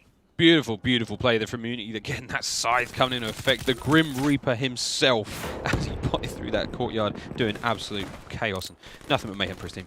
Again, Maka now. See what these guys can do. The Chiefs are in a very, very tough spot. 9-3 right now with 2 minutes and 10 seconds on the clock. Josh, it's not impossible. And we see them now inside Church already, but it looks like it's going to be nothing but damage dealt. And whatever Maka is going to... What's he going to do? Yeah, he's definitely going to reset that armor. He's going to need all the armor he can get right now because it looks like a lot of members of Immunity are in that base. And that 1 point will have to do for now. Let's see if his guys can get back in a position. It looks like there's one member of the Chiefs on the Immunity side of the map, and he is going to be brought down. Dean's going to be taken out there, but looks like, again, drone in their hands, and they are going to be pushing through. Big heat wave there. Hope he's going to be getting the better of Malji there in the barn, and obviously whereabouts this one's going to go. He needs a bit of support from his teammates. You can see them pushing on the bottom side of the map. However, that courtyard in the middle here, Killapie, oh, he's going to be cut down. That would have been a real thorn in their side, but they were aware of enough, and Immunity, Chiefs, excuse me, are still pushing up. It is not over until it is over. However, Immunity's counter-attack is looking very strong, and now we see Drone in the hands of IM again. Excite is going to be trying his best just to maintain this lead. 5 points the lead here up against the Chiefs with just over a minute left. I mean, you're right, it's not over till it's over, but it's pretty close to over right now as the Chiefs, with a minute to make 5 points, it's going to be nigh on impossible very, very shortly. Rival is going to be doing his best to try and get some points on the board, but they need to do some flawless plays here. Maka, he needs to clear out and stay alive. That's not how you do it. He's down. Rival going to be throwing it out. He didn't have his gun ready, so he picked that up without the gun. Either that or he didn't have any ammo, and he was going to be dropped. 46 seconds left. Immunity feeling pretty good because they're going to have this one wrapped up in a neat little package. Killapie going to be trying to run forward just to make it even a few more points if they can do it, because hell, why not? As he's going to be moving forward, as he's going to be watching his back as well, but you can see the flank from Rival coming around the rear. Drone is reset. Immunity is going to be looking towards the middle of the map, but look, as we reflect on this game, Miles, it's been a pretty one-sided affair. Kind of my surprise, you know, I was leaning towards Chiefs to take this, but Immunity, you know, they've got, again, outstanding players. You've got Excite in there, who's an amazing uplink player. He's put a lot of points on the board, 25 kills, he's done great. The rest of the team's also stepped up. As he ended up hitting that 20 bomb, he's gotten positive KD. Malji's going for his 30 bomb. They wrapped it up just like that. There's a point on the end for the Chiefs, but of course, that was just trying to save face. 9-5 is going to be your final score, and Malji, a very deserved kill cam there, as he was just a stellar player throughout that entire game. I like how he shot his teammate. I mean, there's a change in mentality there for these guys. Immunity going down, losing that first game after an incredible comeback from the Chiefs. S&D was a 6-1 whooping from the Chiefs. There, to have made that kind of play against 9-5, it's really essentially that was a 9-4 game. And, you know, big plays, big kills across the board for all of these guys. They've got to be feeling a hell of a lot better about themselves after a performance like that. Yeah, I think you totally do. You know, I expected this one to go down a 3-0 to the Chiefs, but obviously Immunity, they've hung on there, and it was actually a really stellar performance throughout that uplink. Again, I think that Excite really stepped up. I expected him to, he did, but I think the man of the hour has to be Malgi, right? It has to be Malgi. It should. There's no reason why it shouldn't be at this stage.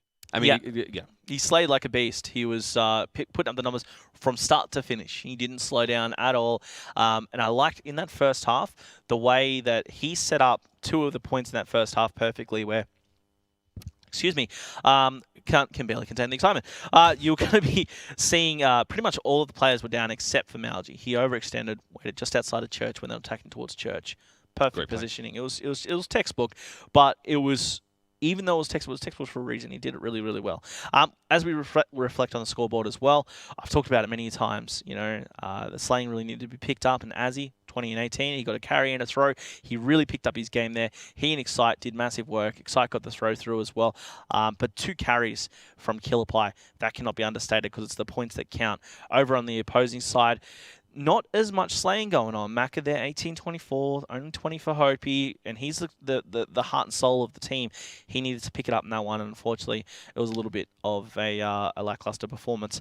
But good for us. We head into a game at number 4. It's going to be a CTF, and both of these teams going to be going head-to-head. I wouldn't be surprised, to be totally honest, if Immunity are able to clutch up in this one and force it through to that game 5. The question then is what happens once you get to that, because that's going to be an S&D, and the S&D was very one-sided towards Chiefs. So one-sided, Josh. The only thing is if we go to the game 5, that would have to have meant that Immunity win 2 in a row. So if Immunity win 2 in a row, then get to that final game, will they then carry the momentum? They very much could be a different team after arguably being very much deflated in that first hard point after the comeback that the Chiefs made, of course. But yeah, let's see how it goes. So CTF, as you said, you're kind of feeling a little bit more Immunity in this one. You're really leaning towards them, based on that previous performance, or based on, have you got any old history, old data in the trunk up there? I don't know. I wouldn't go so far as to say that I'm leaning towards Immunity, but I'm just saying it's definitely a lot more of a possibility now that they've been able to at least snatch that one game. Considering that's going to be Fringe again, and I know how well the Chiefs play Fringe, I think that they're still probably going to be taking that. Immunity would have to clutch up in a very big way to take this away from them, I feel. So in short, to answer your question, I don't think there's going to be enough momentum from that one uplink game to give Immunity the advantage. I still think they're going to be, for me personally, the underdogs going into this one. The Chiefs are going to be putting up one hell of a fight, I feel, because they're fired up, man. I said going into the series, the Chiefs are fired up, and they want to win their first series. So that's how I'm feeling. That's how you're structured. Again, you want to win that first series. You want to get that first point on the board. Of course, we're in stage 2, and let's face it, it's been pretty good so far. It's been pretty great. It's been pretty awesome, guys, and I hope you're letting us know how you're feeling about it so far. Use that hashtag CWLPS4. Join the conversation on Twitter. Make sure you are following the handle at COD World League, the official Twitter handle of the Call of Duty World League. And I'm sure you've already bookmarked in your browser, callofduty.com/CWL. The schedules will be up for upcoming matches very soon if they are not already. And all of the information for any CWL-related events can be found there. Alas, we are in to ban and protect of this CTF matchup here on Fringe. We do have 2 heavy hitters, Chiefs versus Immunity. They've given us quite the show so far, and I'm sure they will continue to do so. Excite straight away with the Protect of the stock, the ban of the Overdrive from Hopi. Active Camo, I'm expecting to come into play a little bit later. Should be banned out. I'm expecting that to be banned out by Macca, but we'll see if it does get through. The Afterburner, protected by Killerpie, keeping that mobility. Dean banning out Overclock. I'm surprised Active Camo is not going to be out unless Macca takes it out. It should be. Still possible. Josh, this is the first time we've seen stock protected. What does that mean for you? Oh, that's obviously just going to be Excite doing that for not only himself. There we go, Macca with that Active Camo. Good old Macca. I'm going all right with the predictions tonight. Excite, by protecting that stock, that's mostly for Azzy, I feel, but definitely for him as well. Going for those ARs, they need to keep that mobility. I think they felt that in that previous game. Although they took the W, they're definitely a lot more comfortable keeping their stock. It's just about how you prefer to play, and obviously it affects ARs a lot more. Smokescreen taken out, I mean, that's coming into play more and more in objective games. It doesn't matter too much whether thermal's involved in it anyway or not.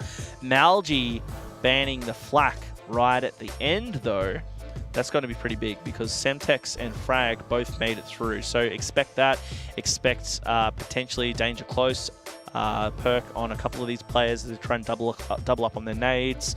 There could be a couple of changes in there. So keep an eye on the loadouts. We'll go through the loadouts as well as we get into this game because I'm excited to see how this one's going to go down. So Specialist Draft, Overdrive and Active Camo taken out. You're going to see Heatwave, Kinetic Armors, you're going to see Vision Pulse, Psychosis. They're generally the 4 that we'll probably see here. Maybe an offensive specialist instead of the Psychosis.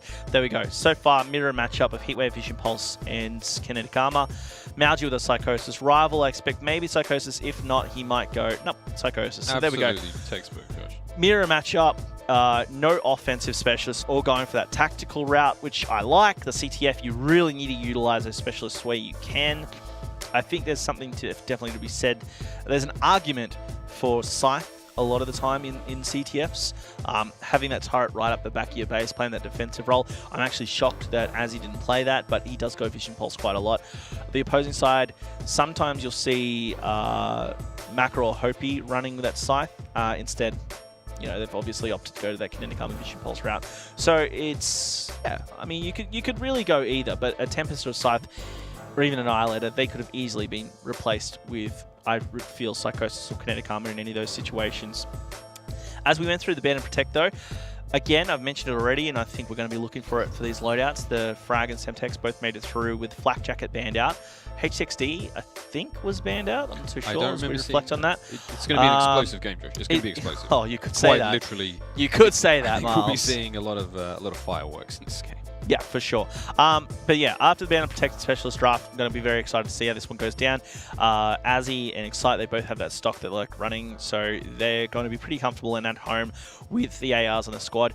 Look, how are you feeling about Miles? Because, well, as we said, it's leaning towards IM just because of the momentum they gained from possibly what was a very, very good game from the last game rather in this series. But again, Chiefs, the display they put up for us on the hardpoint map that we saw first, which was on Fringe as well. It's hard for me to give it to anyone but the Chiefs at this stage. I really feel like they've got the edge over Immunity in this game. Over on that Black Ops spawn, which was going to be that blue flag, bottom left-hand side of your map, that's where we saw Chilean and the timing just work perfectly against him as Orbit were able to get away with a flag there.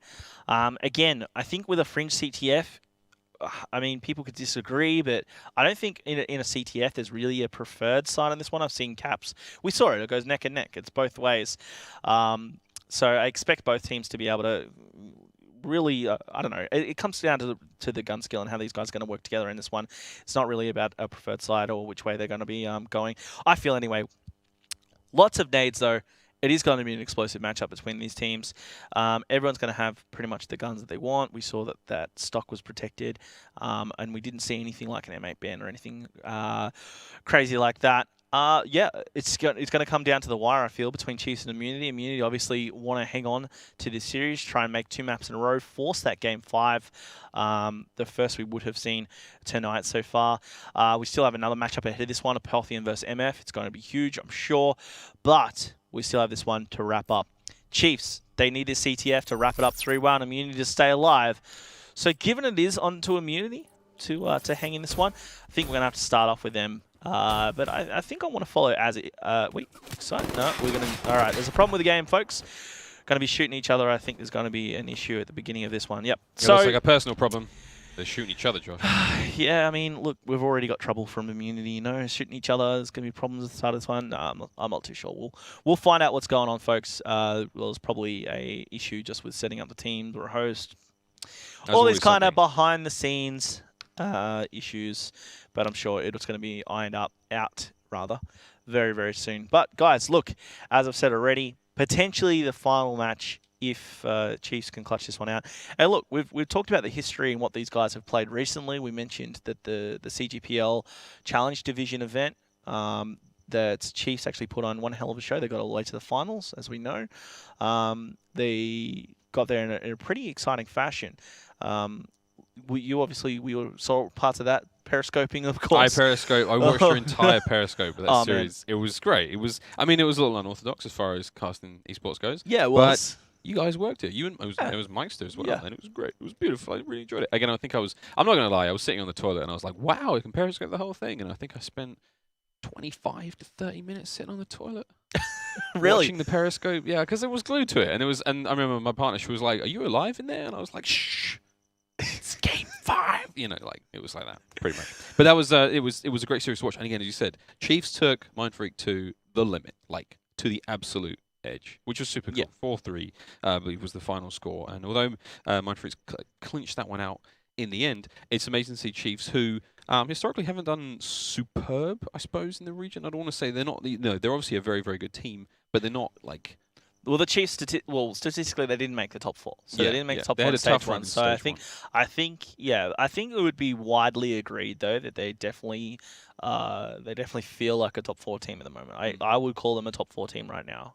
The way they've been playing is insane. Like we've already mentioned, they took they took Mind Freak all the way to Game 7 on LAN. It was 4-3 the final score there, and a little earlier we know they've just played amazing throughout that series. And then of course the Crown event, we've just seen overall some awesome gameplay from the Chiefs at the Stage 1 finals during their relegation match. I know they really felt like they didn't belong in relegation, and they kind of proved it with a very swift 4-0 of their opposition there. Yeah, it was dominated. Dominated. And they're here in Stage 2. So rightfully so, and rightfully so. But we'll see. Exactly. This we're getting sort of slowly but surely back into this one. Yeah. Of course, technical problems do happen. We are very grateful for bearing with us. But of course, ladies and gentlemen, this is going to be potentially the final game for Immunity tonight. Correct. If Immunity can't clinch this one out, the Chiefs will be walking away with a nice 3-1 victory here in Stage 2. Day 1, week 1. It's the beginning. It's just started. And we appreciate you guys being with us from the start. And new beginning for you as well, Miles. New beginning for both of us. That's right. Cute little couple. I think we make a cute couple, don't you? We'd have some weird kids though, man. They would be weird. Would and be somehow weird. they take my side because they become Australian grandchildren. You've already pointed out, yeah? Oh yeah, that's right. Grandad, were you there at the scene? Yes, that's right. I was, son. On board with Azzy from Immunity. Let's see how these boys handle this one. Of course, we've got Immunity on the right-hand side, and they're pushing pretty hard as he's going to be caught. And that was a glorious backflip to end his life on there. And look at this push now from the Chiefs. Flag's taken. They're moving this one out right now. We've got a bit of nice angle there from Killer Pie getting a kill there, but not managing to shut down the flag runner who's making it now past tracks. He's well over halfway, and he's almost home and dry. Look at this angle. Oh, and Killer Pie's not going to be able to get that one. He isn't going to be able to finish the good work that he started, and it looks like we could potentially be seeing a flag capture very, very early on for the Chiefs. Exceptional start to this game. That was a fast flag cap. Now, what do they got to do here is be careful not to overextend. About Hopi, he doesn't care about overextending. He's going to clear out his home. Mauji, Killer Pie, both going down right there from Immunity. And Chiefs, yet again, able to push out, but they need to watch out for the snake in their base. That's going to be Excite. Excite picked up 1, makes it 2 with the kneecap on Hopi. Now, can he make a nuisance of himself against Maka and the spawners here from Chiefs? Excite, brilliant positioning. He's got another one right here. That's 3 kills in a row. He's going to be able to pull the flag, but he's taken down from behind. Hopi, the only one left alive, though. He needs to stop this flag carrier. He cooked that nade. He was able to throw it out, and you can see that the flag was going to be returned. Killer Pie, though, just outside the base. He was trying to be sneaky, but he was spotted. Dean picked up the kill there. Now going into the small room. He's going to be slayed out by Mauji. All things reset. It's going to be up to Immunity to try and make a push here. They do have players on the offensive. Rival's going to be doing his best to stay alive right here. He does go down. Immunity pushing up. But you can see here, Chiefs, after that cap, played amazingly well on the defense. And once again, they're now going back out. Hopi taken down. But you can see no one in a position from Immunity to make any kind of move on the flag. So Chiefs played the start of that one brilliantly. Great job there from the Chiefs, managing to withstand what was, frankly, a relentless assault from Immunity. But again, great plays, smart use of positioning. And speaking of smart use of positioning, Killer Pie is going to be brought down there by a rival who's sitting nice and high and mighty in that attic. And another one playing, thought he might have caught that one there. It looks like there's just going to be an engagement. They are going to be running around the corner. He's directly beneath him. Awareness is on, and he is going to be brought down by a rival there. Gets the better of him. Well played there. Maka also in position here defending his flag very well. Chiefs knowing when to step back, knowing when to sit and hold back in their base and take on those attackers. But look at that Psychosis coming in there. Looks like Malji's going to get a nice big kill there. And potentially, here he goes. He's going to be running that flag. But Killpie now in position to help defend that one, keep that one running. And it looks like the flag is going to be running down through that alleyway. And yeah, it's still on the move. And although, look at that, Killpie managed to let that player through. But the flag is still alive. He's going to get taken down. Hopi with a clean double and a flag return. Yeah, I mean, that was going to be absolutely clutch there. Azzy, the only one left alive here for Immunity. There's going to be 3 players from the Chiefs pushing on forward. 2 minutes left in the first half. Needs to watch himself. He is taken down. He did stay up long enough to allow the rest of his team to spawn up. Chiefs obviously putting a lot of aggression on. That's going to be Dean right there. He's shut down. Over on the top side is going to be Rival. You can see Rival just biding his time. He was going to be spotted. He knows he has to move out, and he's going to be taken down. But he's already wasted enough time for his team to establish themselves over on the defense, and that's what Mac is doing. You know, he's only 4-4, but he's playing his role. He's defensive. He's not letting anyone touch that flag, and he's just doing his role perfectly well. Over on the opposing side, though, Hopi was just going to be shut down. That was a vital battle for Malji to lose, because as you could see, the rest of his team wasn't spawned up, and even though it was only 1 or 2 seconds away, that's all Hopi needed to scoot off through tin and potentially get another cap on the board. 1:15 left, and way on the defense is going to be the Chiefs. What Chiefs need to make sure of, though, Miles, is they don't fall into the same trap of being too defensive. I've seen many a time a team in front by 1 cap, they'll get closed in, herded in like sheep from the opposition, then completely slaughtered. It's a massacre, and then the flags take in, they're able to get away thanks to that 7.5 second respawn time. We don't want to be seeing any Team Chief Turtle soup. Of course, Turtle, a wonderful gaming term, meaning somebody who sits back in their base and plays defensively. But here we go, seeing Immunity now. A nice bit of aggression here. They're doing what they can to push this one through. They definitely have to crack open the defensive position of the Chiefs. Chiefs dug in so tight. Their heels against the wall. They're doing what they can to keep this one alive. And with that flag carrier brought down, it seemed like a bit of a desperation attack, and Maka doing a fantastic job of defending his base. And we see that the pulse coming out. I mean, just have a quick little look around the map. There's no real problem for these guys right now to expel some of these abilities. And again, Dean, just a brick wall of defense right now in that main street. There is nothing getting through him. Look at that, strong shots on. He's going to be playing Duck Hunt there, shooting Killer Pie out Sky. Wonderful performance here from the Chiefs in this first round, Josh. What can we expect going into round 2? I mean, I think we can expect more of the same, you know, and unless Immunity can really catch him off guard. I'd love to see Immunity just go a 4-man stack down a lane and just really be super aggressive, just to catch Chiefs off guard, because the aggressive play is what Chiefs are doing, catching Immunity off guard. I'd love to see Immunity do the same thing now that they're into the second half of flag down. Just, you know, something a little left field that Chiefs may not expect. That's something we could potentially expect. What I'd liked right at the end there was Maka's play. You know, he held on to that kinetic armor right to the last second when he needed it, clutched up, got the 2 players, the only chance Immunity had at getting a flag away. So yeah, kudos to Maka for finishing that one off in a strong way. Here we see a strong push through tracks. This initial engagement is definitely falling into the hands of the Chiefs. 3 down now. And although, look at that, nice defensive play there from Azzy. He's going to be holding his base, keeping things as secure and as safe as they can be, given the fact that most of his teammates are currently dead. And it looks like the respawn for Immunity now is on board. And looks like that flag runner is on the move.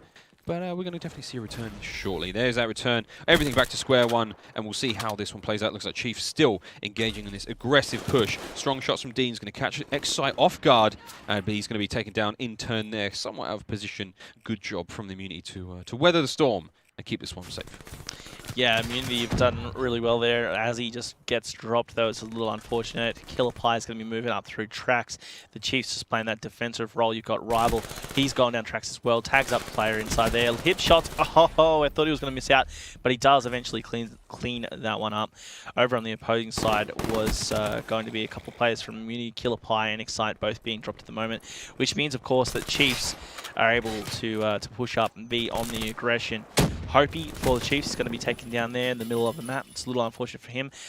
You can see specialists are ready across the board for Immunity, though. You get Kill Pie with that kinetic armor, Vision Pulse for Azzy, and Malji is also there with, I'm not too sure what he just had. That was going to be Psychosis, which he just activates, able to stay alive there. That EMP coming out was going to be big to shut down he and his Psychosis as well. But look at that, instant reaction. But 4 players down from Immunity. This is going to allow the guys from Chiefs, with your green arrows there, move out across the map. Dean getting mid-control thanks to that M8 he's spotting. And Rival going straight down tracks, cutting across the small room. Right down the end of the track is going to be Azzy on the defense. 2 players now pushing up over Tin side. Hopi needs to desperately stay alive. He's actually going to be insta-dropped by Killer Pie.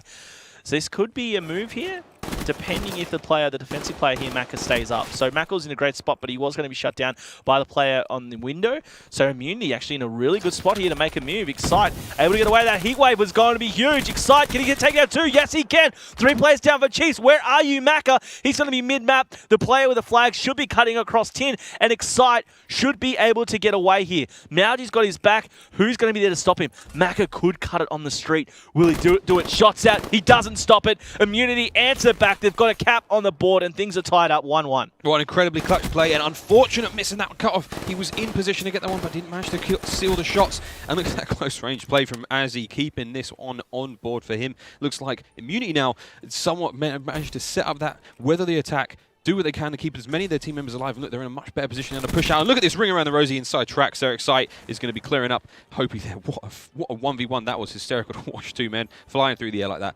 I was a joy to cast over. But look at this aggression now from Immunity. Good job from Dean defending his base. But this the airstrike there, dropping nothing but hell on his head. And we're seeing the members now of Chiefs pushing back out. Malji now close range quarters battle.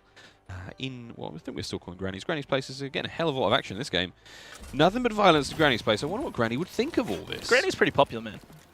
Yeah? Her house is pretty popular. She's going to be, pretty unhappy with the mess that these boys make. They're absolutely tearing up. Excite has full streaks. He's got that Hellstorm coming out. He's also got the Cerberus, which is going to be huge. He should get that out ASAP with only 1:20 left. He could potentially hold on to that until an overtime scenario, but I don't see... I thought he would have tried to use that sooner to get some map control and then try and get one more cap on the board. I don't know. We'll just see what he's waiting for. He's going to have that heat wave activated, heat wave ready to go as well, should he want it. But Immunity have actually played this second half brilliantly. They've got another cap on the board.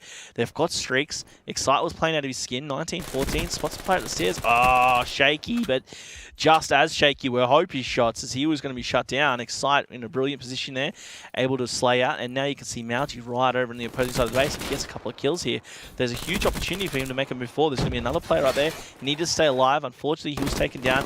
Killpie's there to try and get some kills as well. And slay out. And look at this. Going to be moving forward towards this flag. Killpie was going to be dropped as he's going to be there. So much pressure from this Immunity squad. It's relentless. It's absolutely relentless, Josh. 20 seconds to go. I wonder if anything can happen in this moment, but I highly doubt it, and it looks like we may be going to an overtime, which is rather exciting if you ask me. Rival with a big clean headshot on Azzy.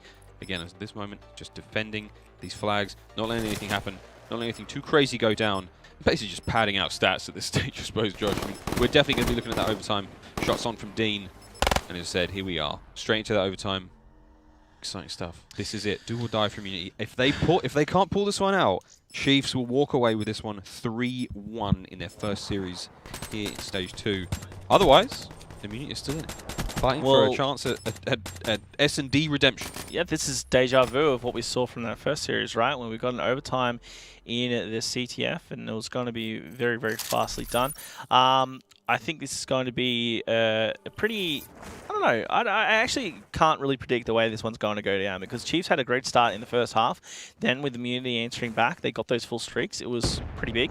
What I question is when Excite's going to use that Cerberus. Because is he going to just wait for the first half of overtime to be over, or...? It's very possible, Joy. I mean, I'm excited to see another Cerberus in the field, but like 3 dead right now for Immunity. It looks like a strong pull from the Chiefs. It's already halfway over the tracks. It looks like the spawns are in their favor. It's getting a bit mean. It's getting a bit nasty looking. But Azzy making his big push, I'm not sure if he's not going to be able to do too much here for his boys. And it looks like that flag is definitely going to be run in there. Hopi with the cap in 37 seconds. That is going to be an extremely difficult task for the boys in red.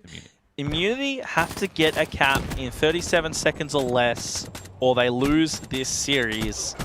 They've fought valiantly to come back. That uplink was impressive.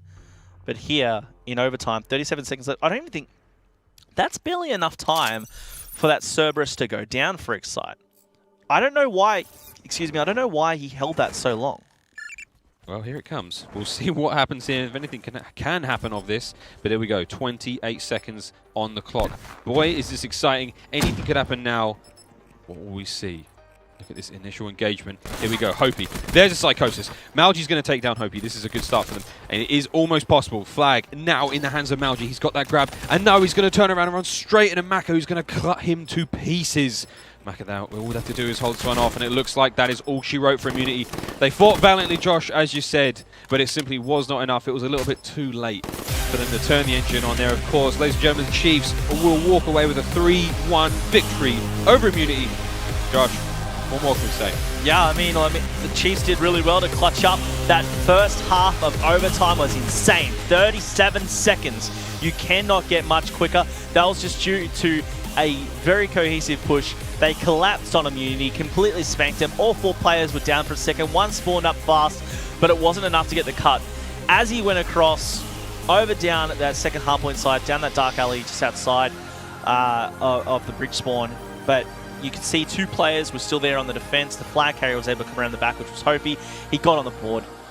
I don't know, call me crazy, but at the end of the first half of regulation time, there was 2 minutes left when Excite had a Cerberus. I think if you put that down, the Cerberus is an amazing kill streak. It's awesome. I saw what he was trying to do in that second half of overtime, right? I saw that he was going to try and pop it down on the defensive, and that's what's going to protect him for the run back from the flag. But he should have been ready. He should have been ready for a scenario where Chiefs could have got that very fast cap, which they did. You know, I would have preferred to see that Cerberus go down. I'll take this one on the chin. I would have preferred the Cerberus to be brought out. There's 2 minutes left. Chuck it down and try and clutch up at the end. I get it both ways. It's just I would have preferred him to use it when there was still enough time left in the second half. What do you think? Well, Josh, again, at this stage, not using a kill streak that sounds as good, as effective as a defensive tool as a Cerberus, that kind of stage in the game, it's a bit wishy-washy for me. But again, it's hard to say. Don't have too much experience in this respect. Tweet at us, let us know what you think, guys, because I'm totally keen. I'm sure there's going to be a lot of people saying, "You idiot, this is why I held onto it." But alas, I still feel it could be used in the second half. But there you go. Chiefs are going to take away the victory, 3-1 over Immunity. Let's have a quick look at the scoreboard. We'll see how that one unfolded. It was relatively decent kills there for Killerpie. 21 and 18 and 20 bomb for Dean as well. 19, 13 and 17 for the remainder of Chiefs. Hopi with a cap, 2 returns. He had a lot of interactions. He did really, really well for his squad. On the opposing side, Azzy 12 and 15. Azzy just he's always been a little bit lower on the kills because of that slow AR role that he runs. But I still think that he needed to pick it up a little bit more leading the squad here. This Immunity team, I think he really needed to pick it up. Excite, I think he did an amazing job. 21 and 19. He played consistently well throughout the series. Malji was a superstar at times. That uplink was crazy. I don't know. I just think that he didn't bring it together enough towards the end. Couple of questionable plays, a couple of things that, I don't know, miscommunications, a couple of wrong decisions, things that could have gone one way or the other. They just didn't, unfortunately, capitalize on. But look, let's have a quick look back on this series. We'll see how it unfolded. That hard point, again, what a comeback from the Chiefs. That was pretty crazy. It was an amazing comeback, Josh. As you said, Chiefs were down by 100 points, if that. And then, you know, we'll turn around one moment, and then look at this. It's 232, it's 234, 35, and growing. And it didn't go anywhere from the Chiefs. And we saw Dean, in the dying moments of the game, crack over 50 kills. It was 53, something like 54. And again, this is a somewhat unusual time to crack open your RC. But either way, it was amazing stuff there. And then, of course, that was Excite, just brushing the teeth of Maka right there, picking up the kill early on. And this is the HCXD play from Hopi. This gives me tingles. This is creating thuds under the table because I love the way you use the HCXD to really... It's a spotter. It's a great tool, not only to pick up the kill, but to scout your opposition. And I think some players use the HCXD okay. They go and get that kill. They do what they need. Hey, man, sure, get the kill. Help in the S&D. But yeah, I think you can do a lot more by feeding a lot of information to your team and then getting the kill, which Hopi's always done with the HCXD. So props to him for that. That was obviously a look back on that series that unfolded. Chiefs, they took the W over Immunity. 3-1. Went into the overtime in the CTF. 37 seconds is all it took for Chiefs to wrap it up. We're 3/4 of the way through day one, week one of the ANZ Pro Division presented by PS4. To finish off the night, we've got a killer of a series. The underrated Apotheon versus the big dogs versus Mindfreak. Who's going to take it? Join the conversation on Twitter with hashtag CWLPS4. For now, we're going to be back right after this break.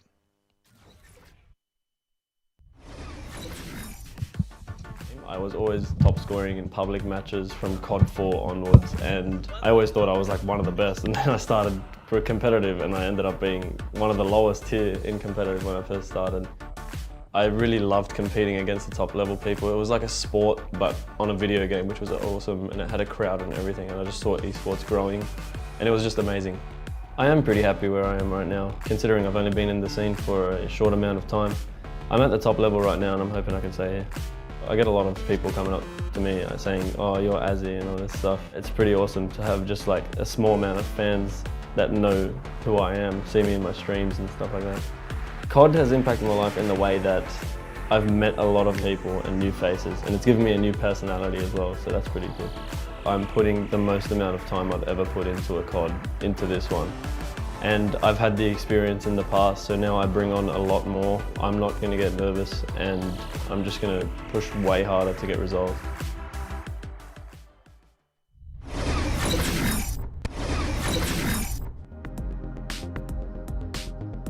My first LAN event was Modern Warfare 2. I went there with my mum. She rocked up and everybody's looking around like, oh, there's Buzzo, he brought his mum with him. I ended up placing second. I mean, there was an 8-team event, and it's just the experience, you know what I mean?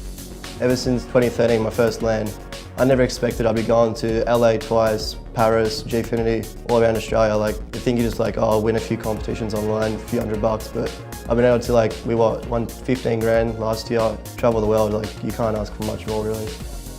My own personal goal is just to become the best, be that household name. I just continue to strive and work towards that and eventually make it on the big stage. Where at the moment we've got the 3 best teammates and friends that I could basically ask for as players. I mean, we all have the same goals, same personalities, we all want to win, we're all on the same page, same line, whatever you want to call it. I came 6th at COD Champs, probably the highlight of my career so far, but there's still so much more I can do. All 4 of us have that same competitive nature. We all want to win and be the best in Australia. So as soon as we get that one, hiccup and hurdle, it really cuts us deep. I mean, we try not to show it too much, but we are hurting inside. Whether it's money on the line, no money on the line, it really does suck. Once you put in the hours and you actually get to that top level, it's honestly so rewarding. I'm confident in my own personal skill level. I mean, if anyone isn't and they're playing in an event like this, I don't think you should really be here.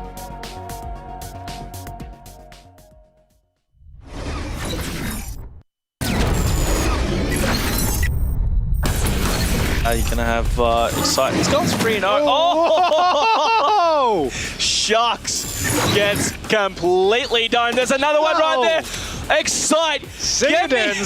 Get me the vomit bag. That was sick. Will Mindfreak now consider the cold-blooded because Excite is coming on. There's 3. Excite, you're going in the top 5, buddy. That's 3 in a row.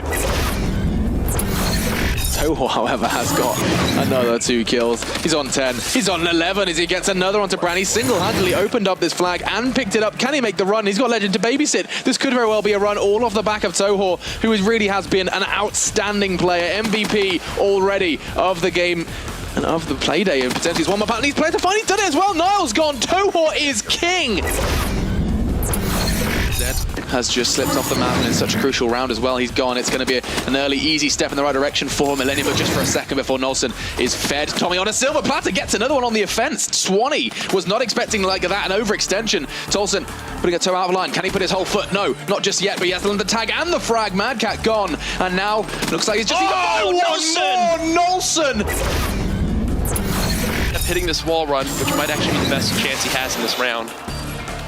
So he's one on the site now, a one-on-one. He's got overdrive as well. Really pop overdrive to follow this one up. That's what you want to see. Chino trying to...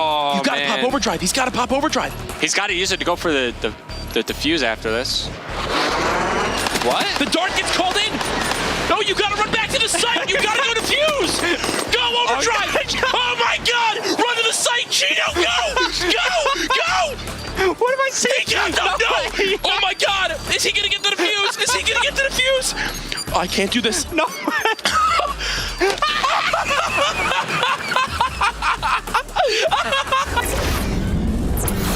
See exactly where he spawns in on the map. There he is back in his spawn. I think that's exactly why he did that. Ricky, though, earns himself the Cerberus, gets a... Ricky is literally doing everything. He's 20-5 on a 10 streak.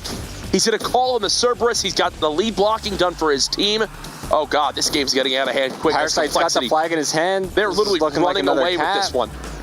Yeah, not much else they could do in this position, man. They're just... Ricky is just They've dug themselves their own grave. Oh, my God! Ricky, someone make him stop. Ricky's almost playing like 1v4 right now. Honestly, right now, you've got Elevate playing checkers, and Ricky's playing chess. He's been playing chess for years. He's ready for this player here. 13 streak. Yeah, challenge. Trying to make it happen. Oh, my Lord. He's on a 13 kill spree. And there's no sign of it stopping. He only has 5 deaths. Oh, man, this is just funny at this point. Ricky is literally commanding the whole map for his team. Wins another engagement, making a 14 streak.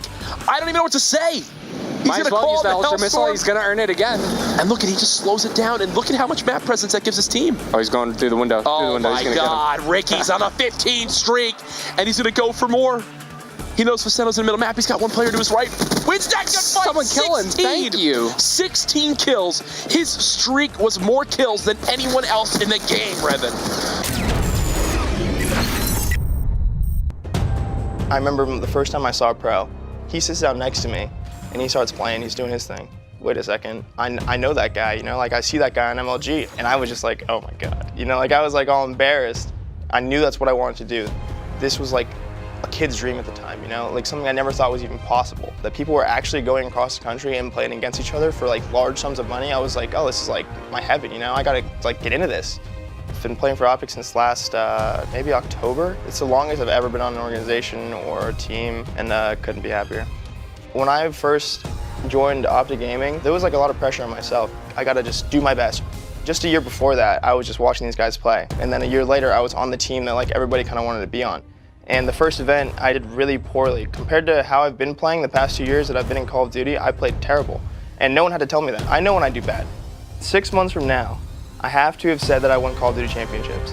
The past 2 years, I've gone, and I've underperformed. We've underplaced as a team. We were expected to win, and I got reality checked really quick. We thought no one could beat us, and then we got beat by 2 different teams. Our mentalities about champs this year is so much different than last year's, but we're just not gonna mess around. I've got to win Call of Duty champs. That's the biggest thing, that's the only thing. I started playing competitive Call of Duty back in Modern Warfare 2. I love playing competitively. It's what I'm passionate about, and that just makes me want to play even more. The most memorable moment of my career was probably beating Frey at my first LAN and placing first. Those guys gave us a lot of stick online, and we finally got to LAN and we just beat the tar out of them. The success and fame was just so unexpected. When I first started playing, it was just all about just jumping on with the boys and just shooting some people and just enjoying beating other players. To be here and being able to travel the world for basically free is just, it's amazing. I've stayed within that top 3 and that's always been a goal, but I just wish I had some of the experience and the knowledge that I had now to sort of manage and work a team. I feel like I'm good at it, but I'm definitely a lot better now. I think I owe my success to my teammates. I've always been a fairly selfless player. I've never really carried a team per se. It's always been about how we work as a unit. I try and make an effort to sort of talk to and hang out with the fresh players, and those fresh players have slowly evolved to become the pro players that you see before you today.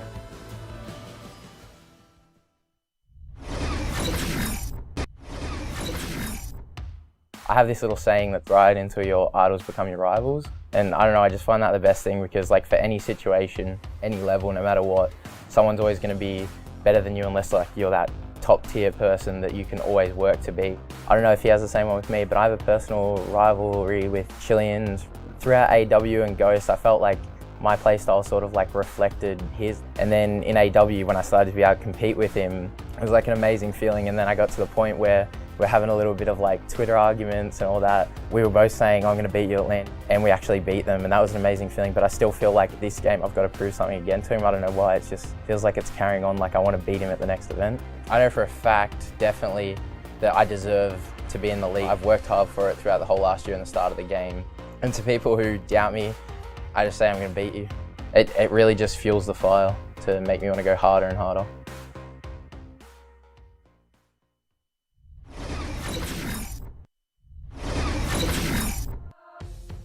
I first learnt about competitive Call of Duty when I watched the Call of Duty Championship in 2013, where I watched Frico Impact take it out.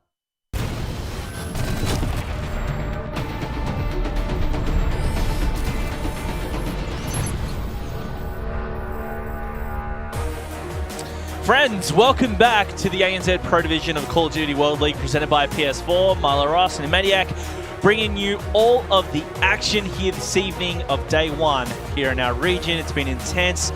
Miles, first day on the job here on the desk in the ESL studio of Sydney. How are you feeling, man? It's been a pretty good one. It's been a great one. We've had some amazing games so far. Some crazy, crazy series. I mean, first series was Orbit versus Tainted Minds. We had some ridiculously close games, some super, super plays. I mean, like the Hollywood finishes on these games as well. Like the endings are always the best. Always the most exciting, which has been so cool to watch. After that, we saw Envy versus Excellence, which was also pretty exciting. Not quite as like flashy finishes, but still, nonetheless, a very, very enjoyable cast.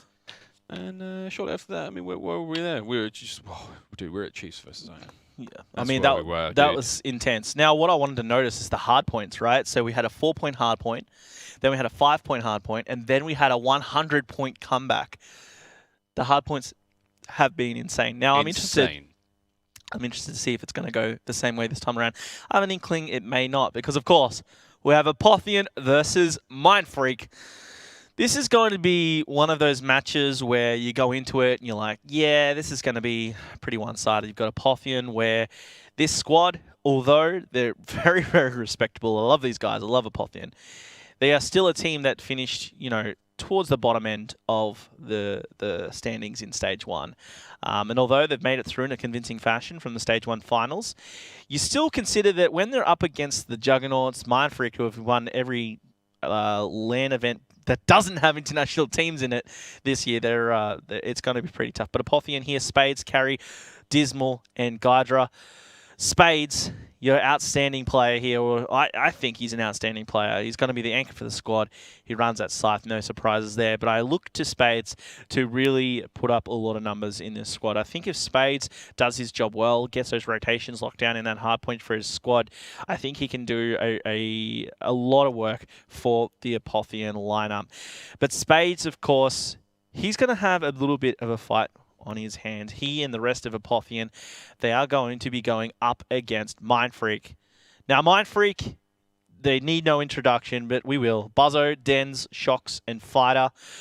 This lineup is their household names now, Miles. They're absolutely huge. And here, I mentioned Spades in the previous lineup with Apotheon, the anchor for the squad. I, of course, couldn't look past Buzzo. As our highlighted player here for Mindfreak, the anchor for this squad, I think these two players, Spades and Buzzo, are going to be the ones to look out for, especially here as we head into the Fringe hardpoint and how they really help their squads with their rotations and set up for map control. It's going to be absolutely huge. And Buzzo, always expecting big things. And you would have saw from the old Periscope on the weekend, Buzzo's been putting up some insane numbers. It's awesome, pretty impressive stuff from Buzzo. And also, not only that, we've seen not only the Periscope from CGPL, but we also saw Crown. And, let's face it, in the Stage 1 finals, it's been nothing but good stuff watching these guys play. And I'm super excited to see a bit of Mindfreak in the flesh. It's going to be it's going to be a great one. Obviously, starting off in the Fringe hardpoint, we're going to be getting into the Bend Protect in just a second. I think Mindfreak definitely favoured to take out this series. The question is what Apotheon can do to I don't know, bring something to the table against Mindfreak. I was actually going to mention a stock ban because that affected Buzzo and pretty much the entire Mindfreak lineup when they banned out that stock. But Dens was too quick on the Protect. He was expecting a ban. But how fast the Afterburner Protect came from Spades as well, I don't even think they were looking at the stock because they were pretty much instant. So the fact that they protected the Afterburner, they want to keep their speed. Shocks banning out the Semtex, no real surprise. Gydra taking out the HTXD, again, relatively standard. Expect maybe Frag to go out next, but they're not too worried about that. Usually it's a Semtex, so I'm expecting Frag, Concussion, or Flash. Mindfreak like to keep it relatively straightforward, but we'll soon see if they make a liar out of me. Overclock, oh well, it is still straightforward, but they did make a liar out of me. Overclock going out. Dismal up next to see what he bans or protects. Not really too sure which angle they're going to go. They might get rid of the frag. No, an XR2 ban from Dismal. That's an interesting choice, and this is what we're talking about earlier, Miles, that even though the M8 is still in play, I lied, totally lied to you just there, as Dismal and Carry teamed up to ban out XR2 and M8. Well, that just ruins that train of thought. All I was going to say is that it's interesting that they got rid of the XR2 when the M8 was still in play, but obviously they teamed up to do both. Which, again, I like that play, getting rid of both of the burst ARs. But considering that who they're up against, Buzzo, like, he's just going to go straight for that man of war, especially the stock's in there. He's not going to be slowed down. He's going to be completely fine with that. And the flashbang going out at the end is going to be decent as well. Concussions and frags still in play. Questions whether tac masks get used with HCXD out and Semtex. You may also ask, oh, well, is there a point in running your flak? Would you sacrifice flak for tac? There's a couple of different ways you'd run that. So again, we'll look through the loadouts and see how this one plays out. In regards to specialists though, Miles, nothing was taken out. It was only the overclock, which means limits your specialist, but everything is still in play. So what do you expect after that? Well, the obvious ones: kinetic armor, active camo, heatwave. They're the ones you expect. And they're all going to be in play except on Mindfreak. No heatwave over there. They've got an active camo for shocks and a kinetic armor for fighter, but a scythe in Buzzo and a tempest in Dance. I actually love that switch up there by not using the heatwave. When everything's in play, I love that. Using 2 offensives along with the active camo and kinetic armor, that's great. The heatwave, though, can't be understated over there for Gydra and the Apotheon squad. That heatwave can be used brilliantly to break hard points and get you in those clutch situations. Active camo, if it's in play, it's going to be used, and it's in the hands of Dismal, kinetic armor, and scythe. I like that. So to me, and obviously it's about that tempest or heatwave.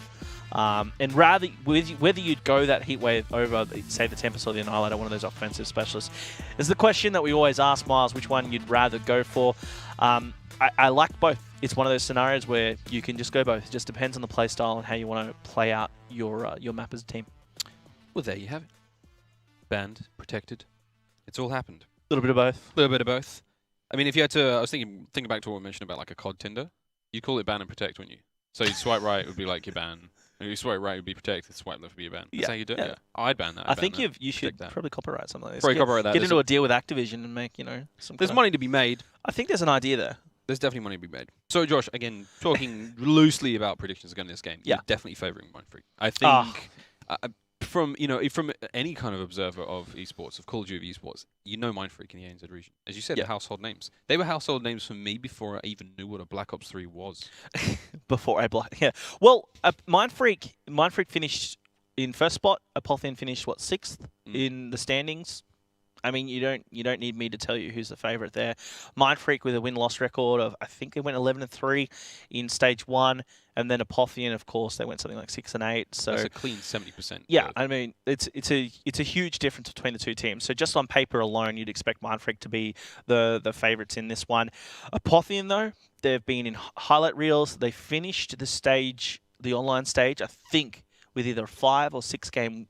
6 series, winning streak. Oh, wow. So they finished very, very hot. They were looking great at their LAN their LAN events.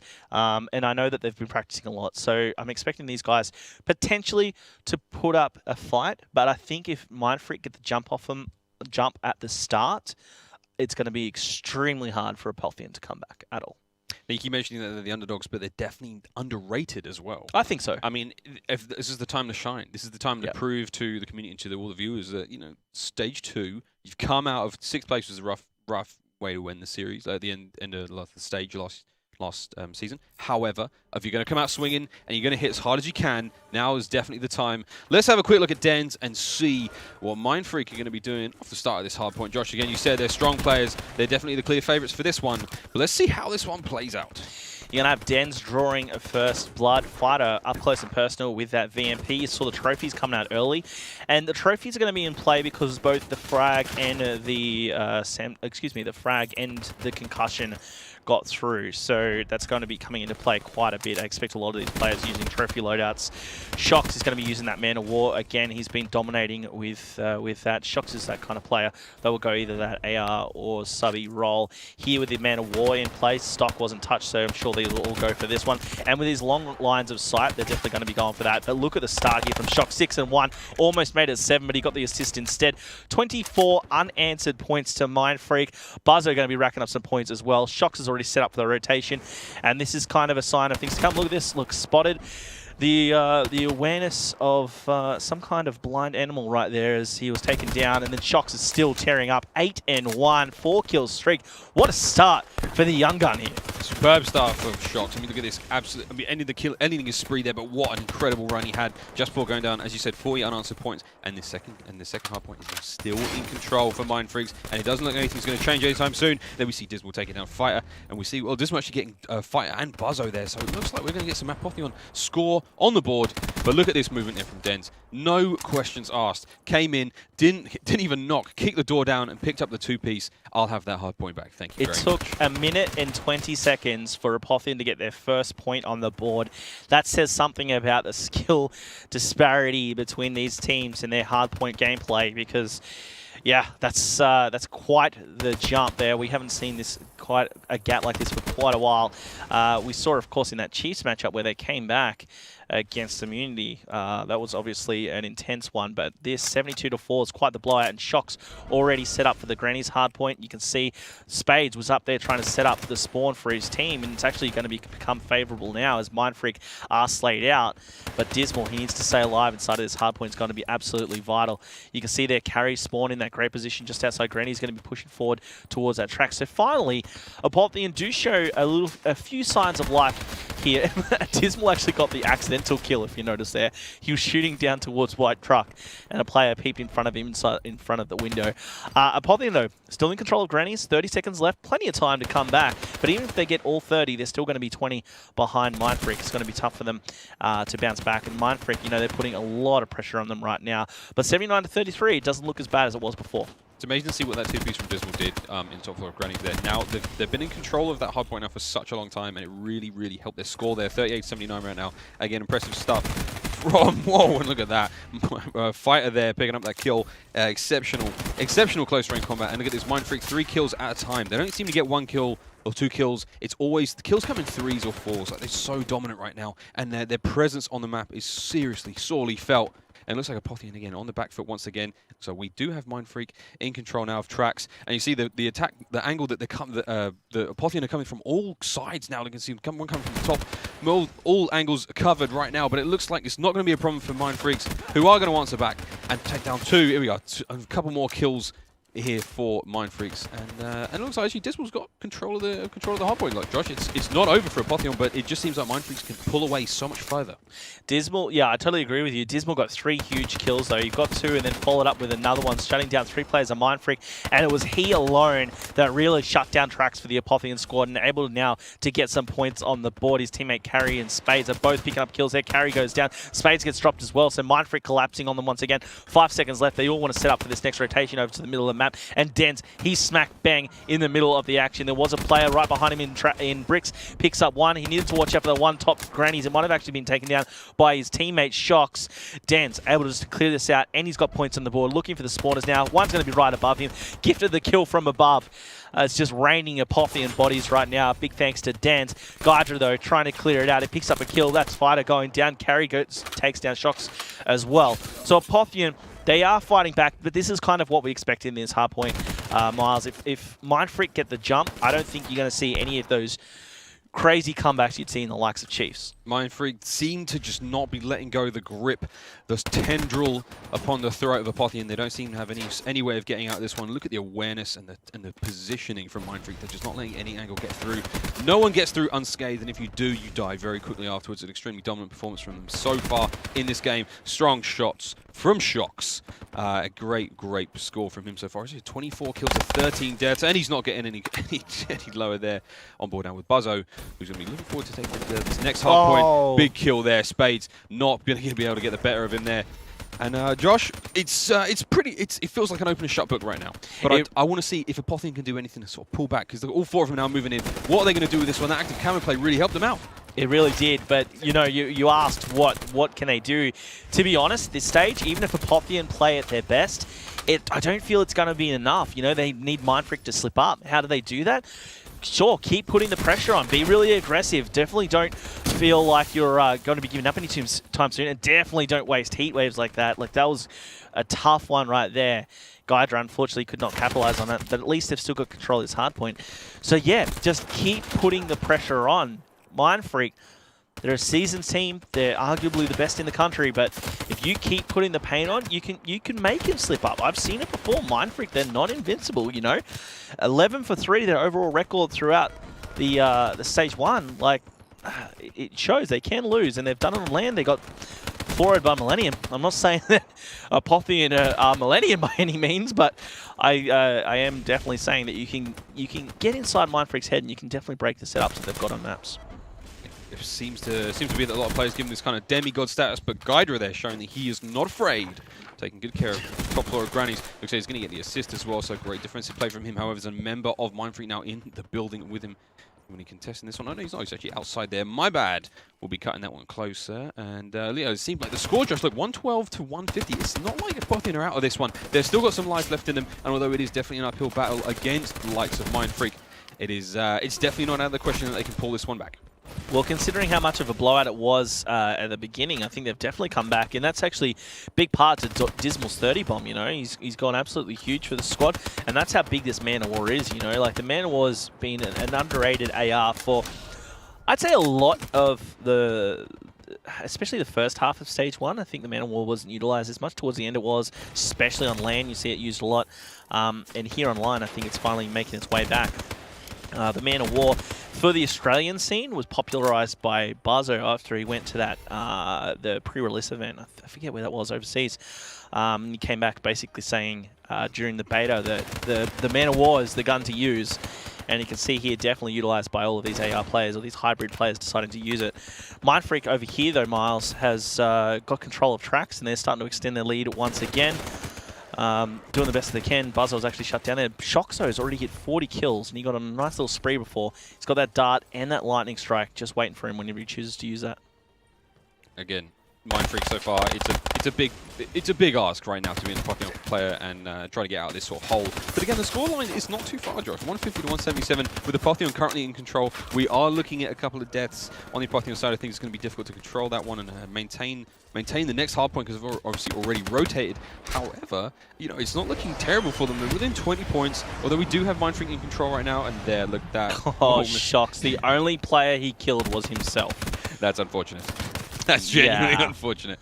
Look, I mean, taking down yourself is not what you want to do, especially when you don't take... If you're going to go down, take someone with you. Like, he didn't even do that, unfortunately. And Apotheon, they've made their comeback. They're only 10 points behind. I got to say, very unexpected, Miles. I mean, Shox, though, look at this. 42 to 25 on the kills. I mean, he's playing absolutely mad. He's already... The next set of best kills in the game is already at 37. Dismal on the Apotheon side. Actually, Dismal is really, really impressing me. His gun skill and everything. It's just... I don't really have any expectations going in this apart from what I've seen in other streams, but right now I'm really liking what I see. 172 to 196. We are seeing Mindfreaks in a pretty good position right now, but the next hard point is pretty much in the hands of... Well, okay, it's mostly now in the hands of Mindfreaks, but again, still super impressed with what Apotheon are bringing to the table. I totally agree with that as well. You know, Apotheon, I didn't expect him to be this close, but they're bringing the fight to Mindfreak, and I'm really proud of them for doing so. You know, they've done well. Shox and Buzzo are teaming up here to try and stop this Apotheon onslaught, and they need to, you know. Apotheon are hot on their heels. Mindfreak, though, can shut it down here in this one hard point. You're going to have a huge push down the middle, but you can see they're only 25 away from streaks was going to be, from full streaks was going to be Buzzo. He ended up getting his lightning strike and Hellstorm, which can be used at any time. 26 seconds left. Fighters still holding it down. Finally shut down. Now relying on Buzzo to come and clear this one out. 2:31 on the clock. On the scoreboard for Mindfreak. They can actually wrap it up here. Buzzo is going to be shut down though, but Denz is there to clean it up. 12 seconds left. It's now not going to be enough. Just those slight little challenges was all it took. And now it's about this rotation. Buzzo's going to be clearing it out. He got that scythe, looking straight down the main street. Last couple of seconds. Mindfreak, they can wrap it up here. It's going to be controlled by Mindfreak. They do. 250 to 172. It ended up being about a 70-point blowout towards the end, but that was a much closer game than I think anyone was expecting. I did not expect... I mean, the way that I painted this scene in my head going into the series, and the way that you talked about how Mindfreak are very much, national treasures. Let's call them national treasures. of the COD ANZ scene, I thought this was going to be a horrible blowout, but Apotheon came out pretty hard. I mean, look at that, 41-35. The stats are good.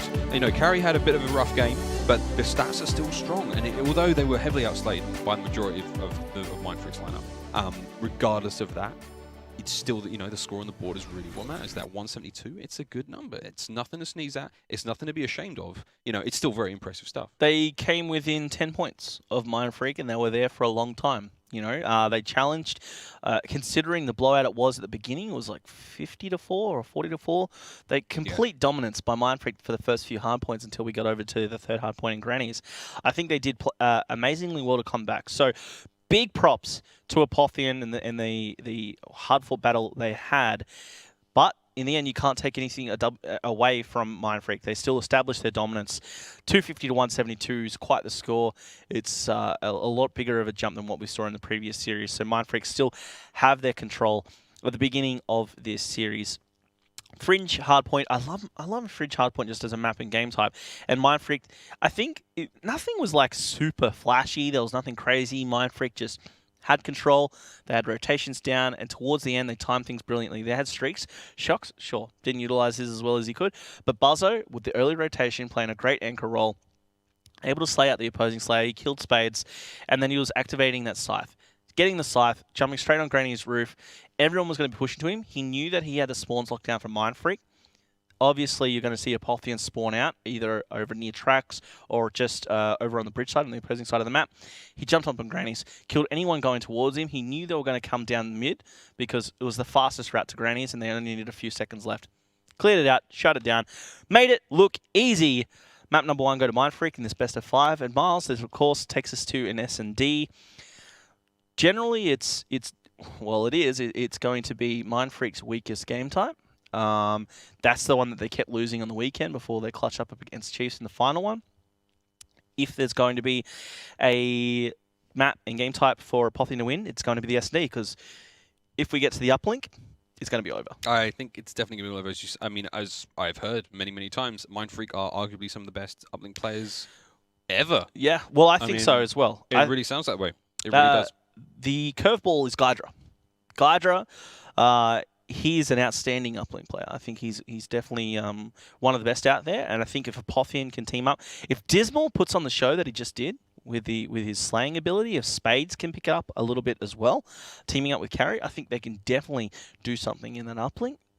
Mindfreak, though, I think they're just that little step above. But before we get there, we do have this little old thing called S&D in the way on Stronghold. And Miles, again, I think Apotheon, they have a real chance to, if they want to take a map, I think this is probably their best chance. And of course, if they want to take a map, if this is it, this is it. But again, you're aiming for the win. So again, it's kind of tough. It's a tough ask because if they can win this one after that uplink, not really going to go too much in their favor. CTF, how do you? I mean, we're casting this one a little bit too far forward for my liking, but if you had to put it forward to a CTF, I mean, what's Mindfreak's CTF performance like? Are they as dominant in their CTF as they are in their uplink games, or does Apotheon have another chance to take another game off of them? I think Mindfreak should have that one pretty much locked down. I think that through the other game types like uplink and hardpoint, you can rely on that frenzied, just slaying power of the players on your team. You know, you don't have to have the as cohesive pushes. Sure, that arguably for uplink you could say you do, but CTF, that 7.5 second respawn time, generally how slow it goes, you really need to work together as a team, get those team pushes in, have great not only map awareness, but team awareness. Know where everyone is in the map and know how you're going to play that one out. I think Mindfreak is definitely going to do that a little bit better than Apotheon. The question is that if we do get to a CTF, Mindfreak might be a little bit rattled because that means they're either dropping the S&D, which they are trying desperately to improve on, or the uplink, which God forbid for them. I think that would be definitely devastating for Mindfreak if they lost the uplink, and that would rattle them going into a CTF. But if I'm frank, it's going to be very hard to see it going there. But Apotheon, they need to do it here. I would love to see them, again, really kind of mix up what they do here, because Mindfreak, they used to rely on their CUDA, but lately their subby players have been going for the VMP. So, I mean, You can be seeing Apotheon potentially get rid of something, like get rid of the VMP if they want. They could go target the tacticals or the nades or keep something in a little bit left field. We'll see how it plays out. But straight away, Shocks with the flak jacket ban. Now, these are the guys that usually ban out the explosives themselves. The fact that Shocks banned it out, obviously they're going to rely on that Semtex, but it was going to be banned out by Carry straight away, so Dens protects the frag. I really like this play. It surprises me, though, that Fighter didn't protect the Semtex. The fact that there was a flak jacket ban by Shocks, but then they protect the EMP rather than the Semtex I feel is a mistake to me. Because the Semtex worked perfectly for them. But I guess you can analyze it like, even if they protected the Semtex, well then, that just means that the frag can be banned out next. So you can look at it either way. But the EMP will be protected nonetheless. The trophy system was protected by Dismal straight off the bat. That was obviously just in response to the flak jacket ban. HCXD banned out by Spades. Makes sense given that the flak jacket was gone. Thermal banned out by Buzzo just to make sure that they're not going to be targeted by any of the potential snipers on the opposing team. And Gydra, he bans out the SVG as well. So I don't think we'll be seeing any snipes in this one. That was actually a pretty interesting ban and protect as well, Miles. Well, yeah, seeing, as you said, it looks like Mindfreak. They're trying to improve this game type, right? They're trying to practice and improve it. Running something, banning flak jacket straight away.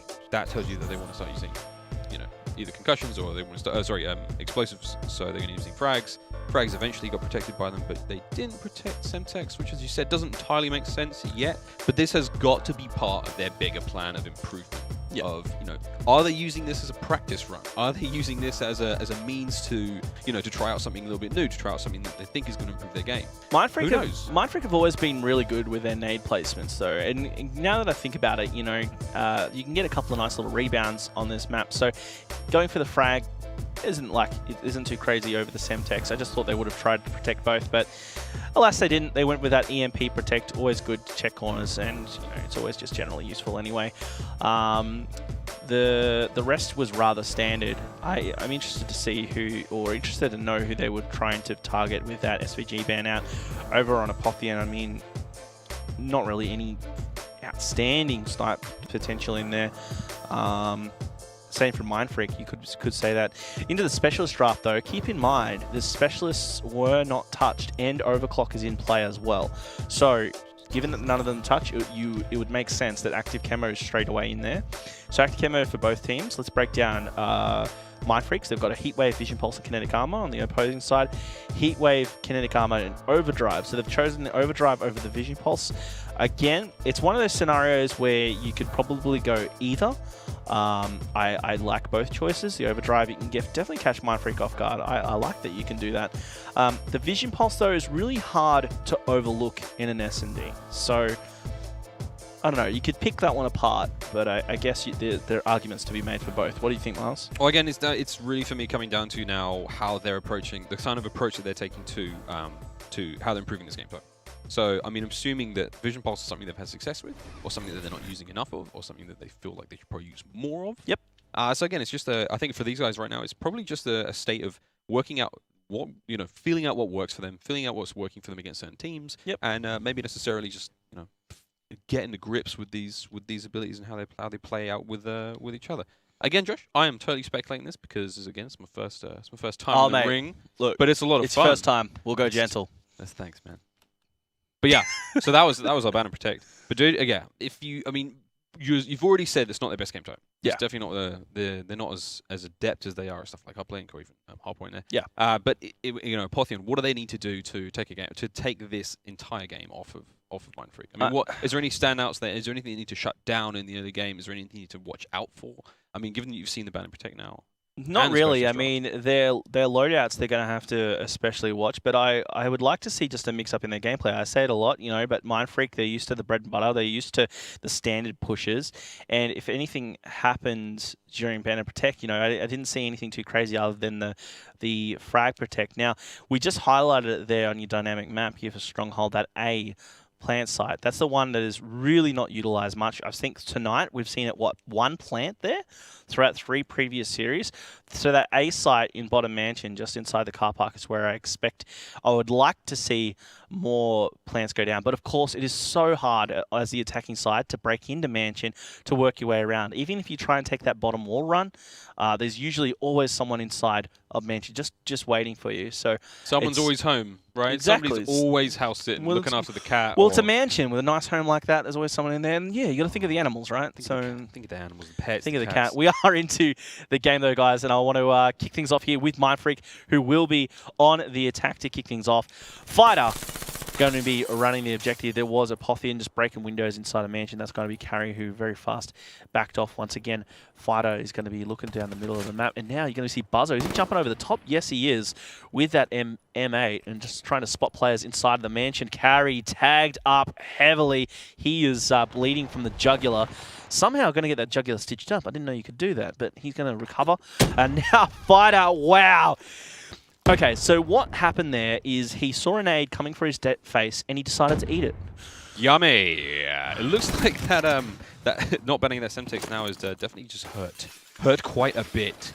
As you can see, 3 down for the Mind Freaks. There it is, last kill. Apotheon, game 1. Yeah, I mean, they only dropped 1 player in that. That was going to be Carry. So defense played perfectly there by Apotheon to take the first round of S&D up against Mindfreak. Gydra going to be finishing off your final kill cam. Picked up 2 kills throughout that series. I like what I saw there. It was great stuff. Mindfreak, they had a nice little push, but unfortunately for them, nothing worked out for them. Eating the frag definitely doesn't help. And now you've got Apotheon on the attack. Again, I talked about loadouts. Let's have a quick look here. So you're going to have Overclock in play. Obviously, it made it through. Danger close from Dens. They obviously want to play with those frags, so you're going to see him double up on those nades. Over for Fighter, he's going to have a very light loadout. He's going to be all on that M8. Quick Draw Elo stock. Yeah, I mean, he's going to be a very light loadout. It's the same kind of can be said. You've got an Afterburner here for Buzzo, Blast Suppressor as well. Noticing that there's no dead silence here on these players. They're all kind of avoiding that. The Man of War here in the hands of Shocks, preferring that. Over in the attacking squad, there's your dead silence in play of Carry, because he plays up close and personal. He wants to stay completely silent.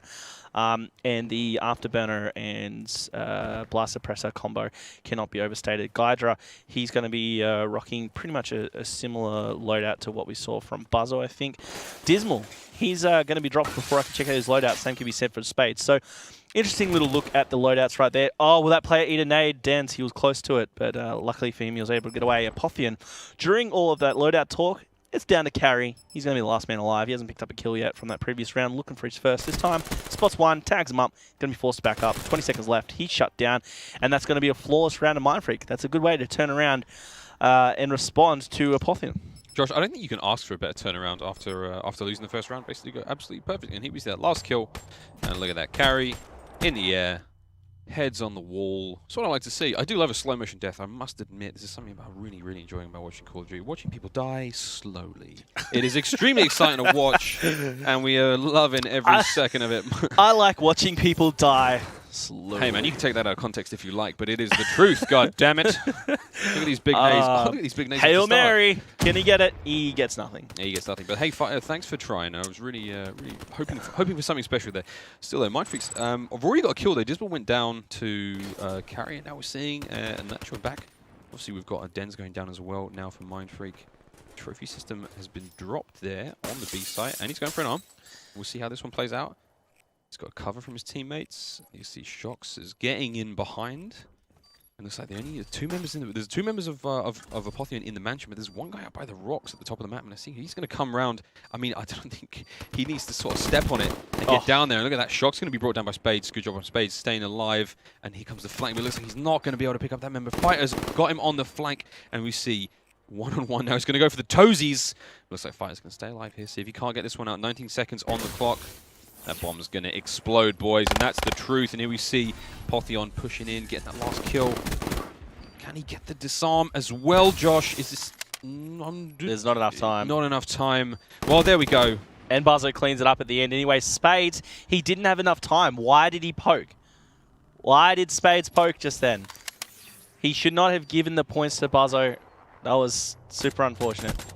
It's possible he didn't know. Is it possible he wasn't aware of his positioning there and he just sort of thought he'd have a peek in that dying seconds of the game? He just sort of poked his head out, Sally brought down, and that's gonna hurt somewhere along the line. Well, there we go, Josh. 2-1 currently to Mindfreaks in this run. I'm sorry, I'm still just... Rookie move by Spades, but he's going to use that overdrive, and this is what we talk about, the usefulness of overdrive. See if you can get a kill straight away. Oh, there's going to be a player peeking over the top. Who was that? I think that was Buzzo. Buzzo would have spotted that player straight away, going to get that EMP out. So now that he was spotted, look at the bounce with that nade. That's why we're talking about the frags coming into play rather than the Semtex, because you wouldn't be able to do that. So I love this play from Mindfreak. Did excellent, and Gydra, with that super fast push at the beginning, it wasn't going to do... It was all for naught. Mindfreak, they've now got the jump. 2 players down for Apotheon. They're in a great position here. 1 player wrapping around the top is going to be Dismal. He's going to be met by Fighter. Fighter, did he spot him? Didn't quite see. Dismal's going to pick up 1. Fighter's going to know exactly where he is now. Does spot him. Carry, on the other hand, is going to be over on that bomb site. Can he get it down? Oh, lots of tags. This is going to give an opportunity for Dismal to push on out. He's actually gone right down the backside again. Carry's going to be, I think, spotted by Dens down below. Going to try and wrap around. Still a very hard position here for him. Dismal's there. He's got his back, kinda. He's inside mansion at least. Does run into each other. It looks like they're just scrambling to try and make something happen. 22 seconds left. Mindfreak aren't going to push this. They're going to play this patiently. They're seasoned. They're not going to fall for any of these kind of traps. Dismal needs to desperately defend his teammate. He can't. He's dropped. Carry does get the bomb down, but he's instantly dropped as well. This means the defuse is going to happen. Who's got the most points? Not Shocks. Maybe Fighter. Nope, it's going to be Dens. He's 400 away from streaks. So what are they going to do? They're going to waste some time. Let their specialists come up a little bit. You can see the Vision Pulse is almost ready there for Dens. Maybe potentially looking around for trophies as well. They're just wasting some time. 23 seconds left. See how that Vision Pulse came up? Ladies and gentlemen, that's because they wasted that time. And obviously they just spotted that trophy system. Smart play. I absolutely, it's these little things that separate the men from the boys for me. And knowing exactly what to do in that scenario was great, and they used every second to their advantage to get every opportunity to be ahead of their opposition as they can. So now they've got specialists ready. They're working further towards streaks. Shock's obviously going to finish that one off, so keep an eye out for his streaks a little bit later on. Den's cleaning up with that Elcar at the end. Brilliant round overall from Mindfreak. Josh, that was a kind of clinic in how to play an S&D game there from Mindfreak, and lots of little tricks learned. For those of you watching at home who don't know what's going on, or if you're a caster who's just taken on a brand new game, take note, because that is how you do it, boys and girls. Let's see if Mindfreak, what they can do to bring this one. If they can show us another display of COD knowledge. And look at that trophy system. That nade was perfect. That was a great nade to throw this one out early on. And trophy system brought it down straight away. So I'm really digging that, and we're going to see the same thing. Yeah, Den's just making sure that the trophy system is working, and I think he can now confirm that that is definitely fully functional, as it's eaten all 3 of his grenades there. And still no action on the board for either team. It looks like we've got Dens pushing into that mansion. He's going to go top floor on the Vision Pulse. There it is. Who do you see? Here come his teammates now. There's a little bit of action now with that knowledge, with that newfound information they'll be able to push in, make an informed decision, and hopefully get a kill out of it. And of course, we see Carry go down. A little bit of an exchange here at the B site. Oh, the heat wave. Oh, how useful that specialist was. Aren't they glad they waited it out and got a bit of time in the last one? Because there we saw a guaranteed kill almost because of that heat wave. And then we see B-bombed armed. Josh, from here on out, it's not looking too good for Apotheon. Spades will need an ace and a fuse here to do anything.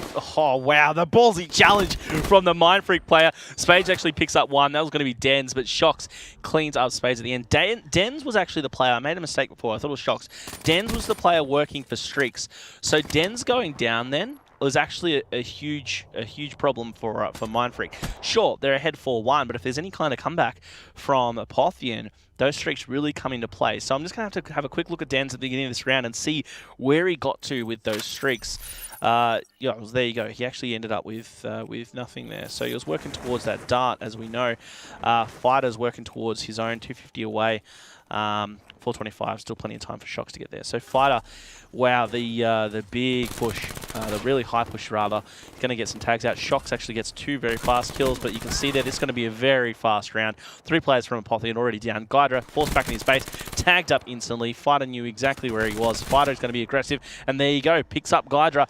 5-1 is going to be your S&D score, and Apotheon looking pretty unlikely to come back in this one, unfortunately. That was a really great push to watch, and a totally different style of game field we've seen from Mindfreak thus far in this S&D. Hyper aggressive. That run, I didn't even know you could do that run on the outside of the map. Yeah, right. That was a joy to watch. And again, mixing up the strategy, catching Apotheon off guard, and being able to take such a clean round off him like that, that is something that really, that's a sign of a great team. Being at that kind of range, that versatility in their own playstyles, that's awesome stuff. Fighter's only 50 points away from his dart as well, so even if they lose this round, if he can just stay alive and get 50 more points, they're already going to be working on streaks. I do hear an active camo coming out, which is going to be Shox. Shox is going to be working right around the top side, around Statue, just to see any players, holding up the back. But of course, we know that all of Apotheon work their way towards the middle. So the bomb is down, and Shox goes down as well. Oh, Apotheon, they actually come back and they hold on in this series. Guidra is actually going to be cleaning out that final kill. I just want to see if that the score streak was actually picked up by the Mindfreak player, so I'll have a quick look through them again. But yeah, Apotheon, at least they're staying alive and they don't get more than one round on the board. 5-2 is your score. Apotheon, can they do the reverse sweep? I mean, it's not impossible. You can see no streaks are actually scored by Mindfreak there over on the opposing side. I don't think we're working close towards anything just yet. The closest player looks like it will be Guidra, who is your objective player. He's also running that danger close, trying to utilize those frag grenades as best as he can. You can see Mindfreak a lot slower this time around. They were taking risks before. They don't want to do that this time around, Miles. But the risk on that round 5 victory for them, that was huge, and it totally paid off. But you're right, they're definitely second-guessing themselves a little bit now after that kind of performance. And let me see, Manimal just ripping shots through that corridor. He definitely was one that bomb player to come through. Incoming frag. Shox is going to stay away from that one. Boys from Mindfreaks now definitely on the defensive. Looks like 2 members down for Apotheon, and that is a big frag. That's definitely going to find its home. And that's 2 down now for both teams. That was a Michelin star prepared grenade right there, perfectly cooked.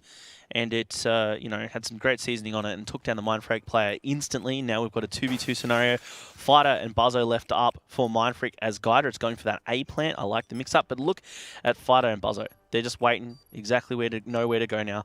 Fighter's just going to pause, wait for any players coming out of the car park after planting that bomb. Who's going to be there? Guidra should be sitting on this headshot glitch.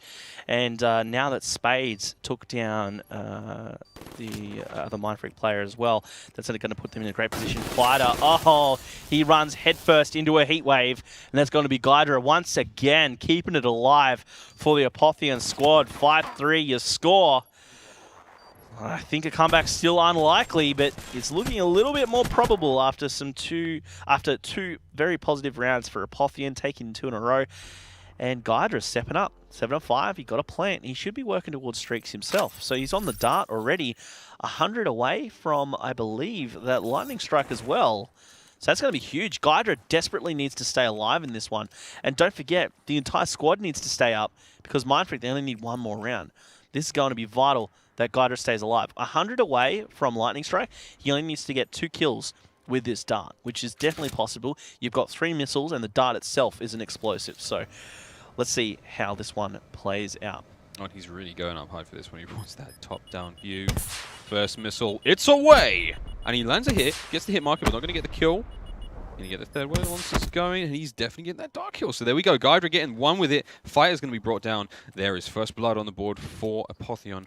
And we'll see how well they're going to handle this. Oh, I think he just caught the tip of that head there. He's aware of that player, but maybe not.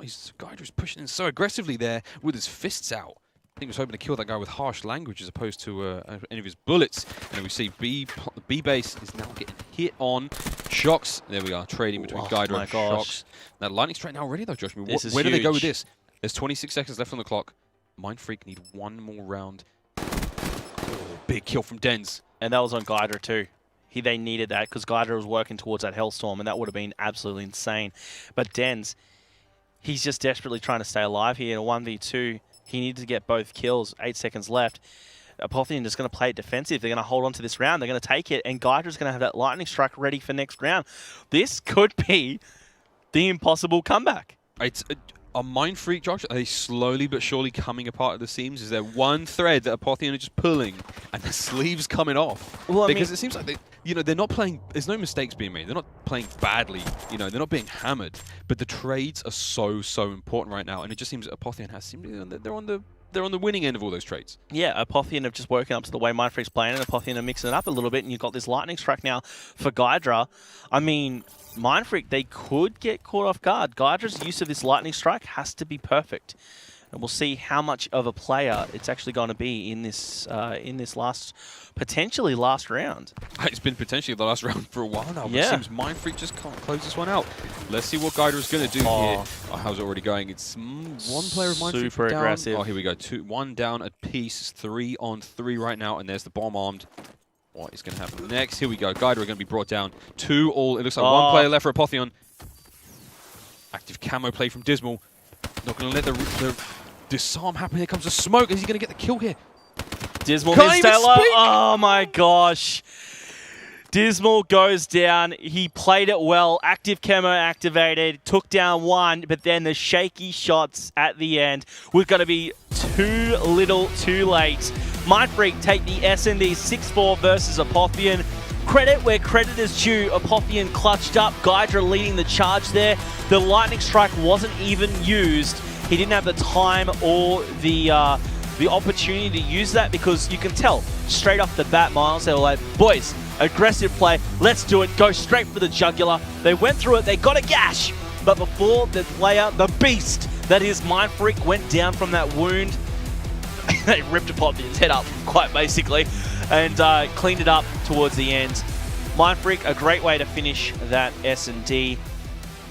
Dens, clutch up towards the ends. Dismal had the opportunity to go huge, because that would have forced the round 11.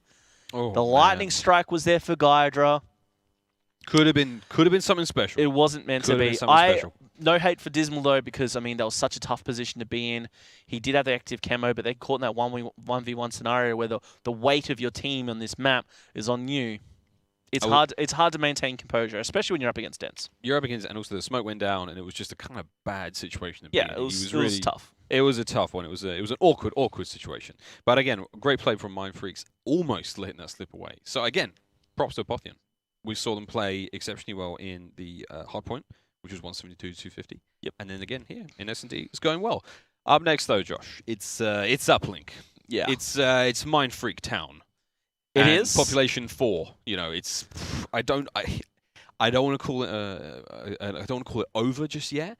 But this isn't what Apotheon wanted. They didn't want to be in this situation. You know, they wanted to have at least the S&D under their belt, so that if they lost the Uplink game, they could take it from there and try their luck in CTF and try their luck after that in the S&D. But we'll see how this one plays out. It's, as you said, it's going to be tough. There's still a game on our hands if Apotheon can, make Mindfreak a little less comfortable.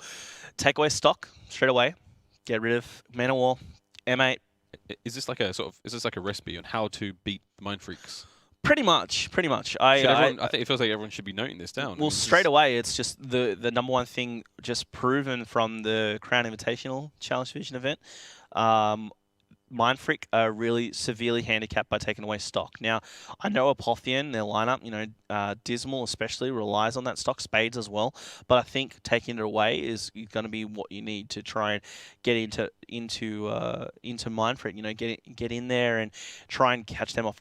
Maybe not catch them off guard, but really trying to handicap them, slow them down a little bit. Put them off balance. Put them off a bit.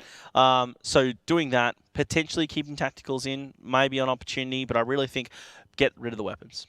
Get rid of the weapons. Get rid of what they need, So once, straight away, get rid of the stock. I'd get rid of the Man of War next, because that's what they seem to be really heavily favouring. Shocks has been tearing up with it.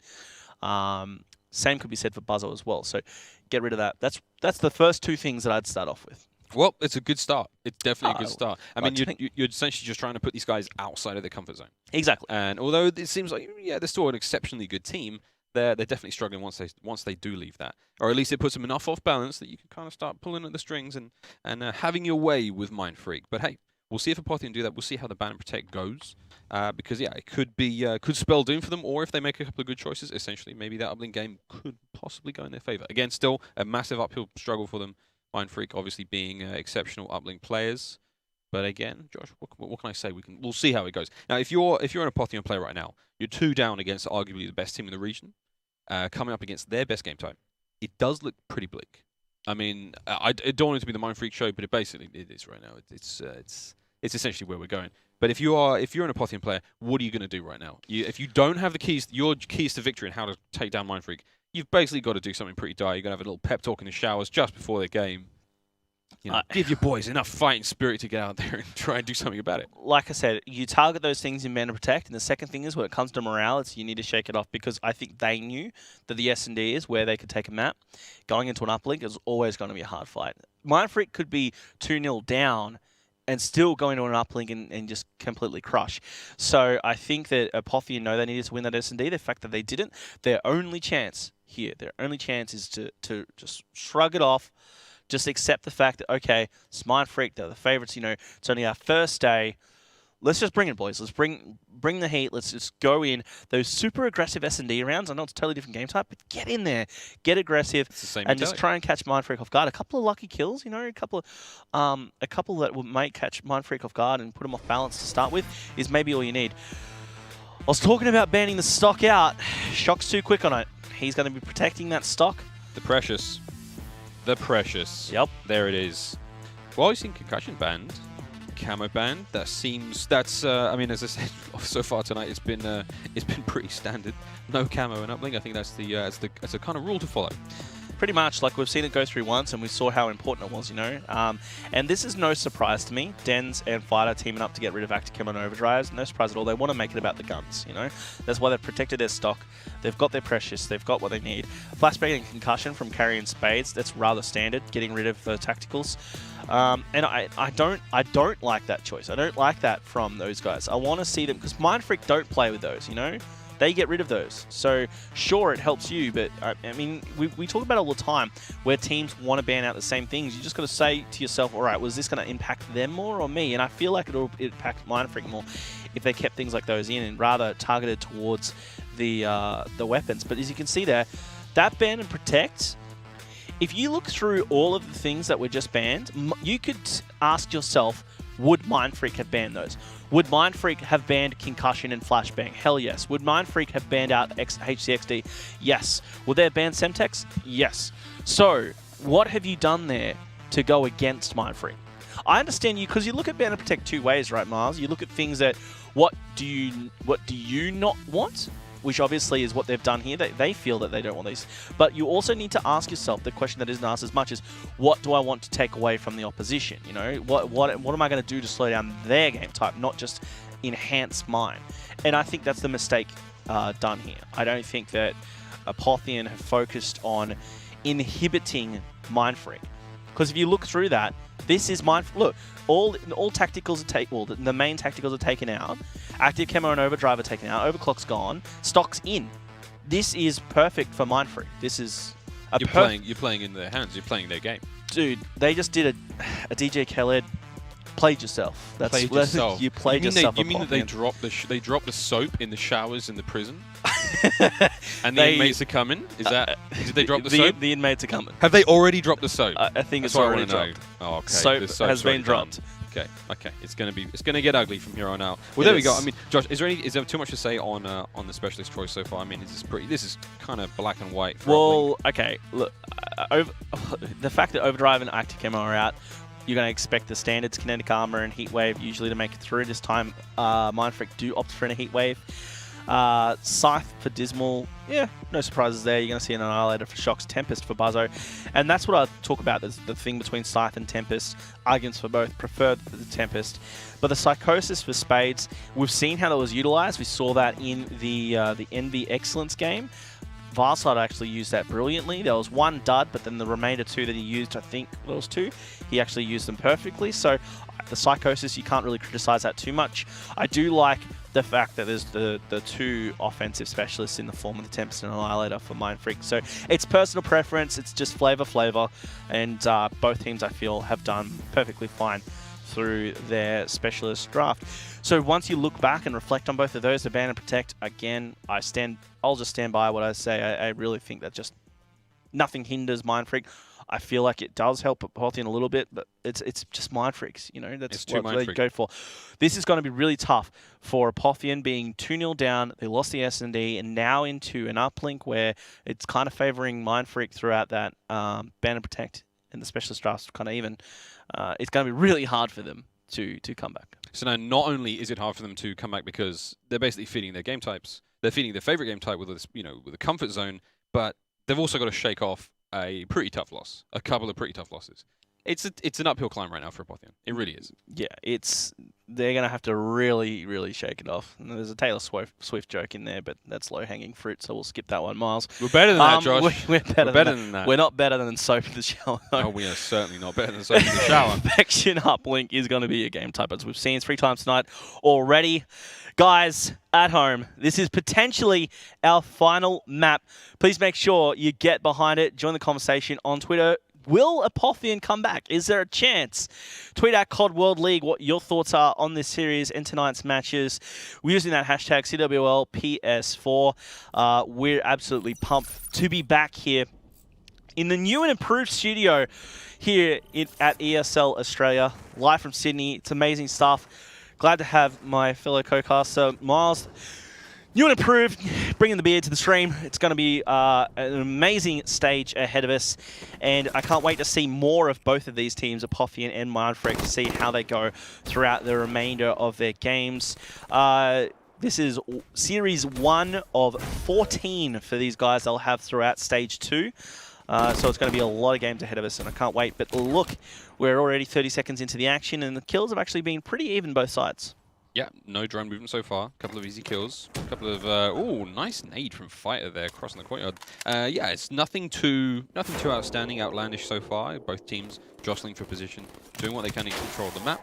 And yeah, it seems like slow pickings, one at a time. No one's really doing anything crazy at the moment, Josh.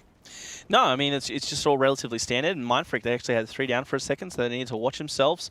Apotheon, they had all up, and they're going to be trying to make a move with that drone. Dismal's able to run through. He does get tagged up from the rear, but Carrie's been able to clear it out. But it's shut down from behind. Carrie needs to stay alive. He does pick up the kill eventually, but not before Mindfreak can throw it out. That was great stuff. And Buzzo cleaned up too as well, able to go out towards the middle of the map, and all things reset. Mindfreak maintaining control of the map.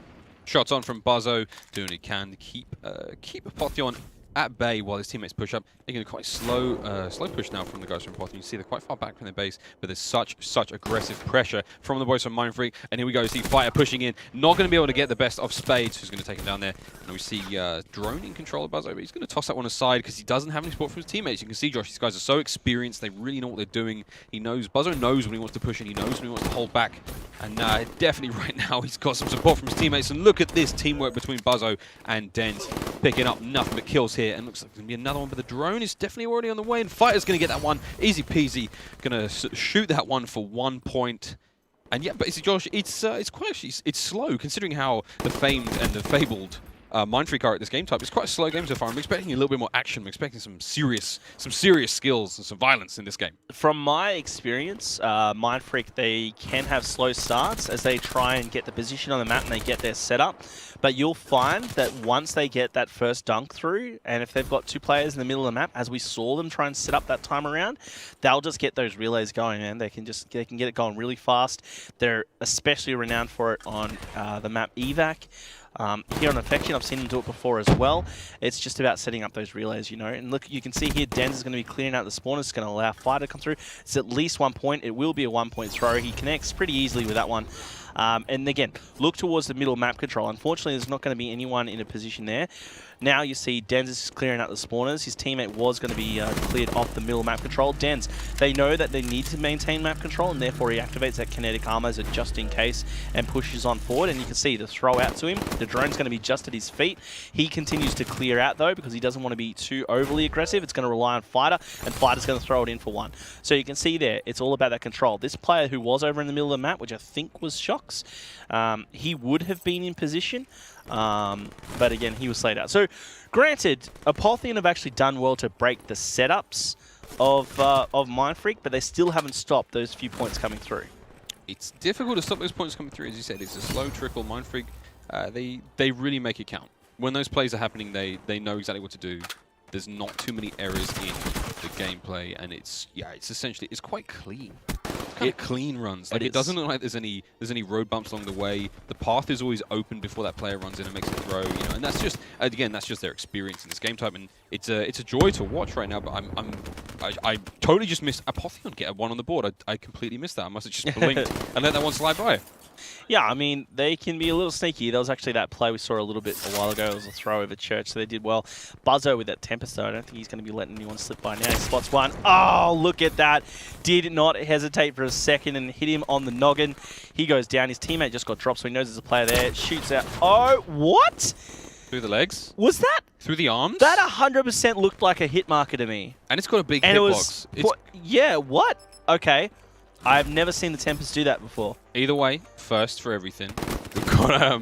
We've got a little bit of a last-minute resurgence here from Apotheon. What can they do? Can they get this one in there? It looks like no way. There's going to be too many Mindfreak players in the church there saying their prayers for the members of Apotheon in this round. 3-1 is a pretty... It's not a crazy lead to see at the start. And Mindfreak, are they going to get this last one in the final seconds? I didn't see the throw. Just no, dropped they are not just going to drop it. Would have been very impressive to get that one there. 3-1 in the first half.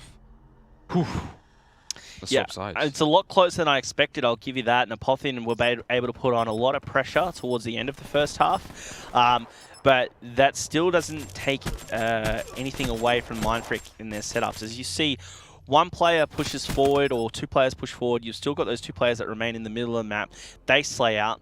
Then once the two players that were over on the aggression, either they stay there, allowing those two middle players to push up, or if they get slayed out, then they'll reset, the middle players then move forward, allow the new spawners to take that middle position and run the drone forward. I just love the way they play like this rotation over the map. You know, middle goes to front, back goes to middle, and they just keep rotating around.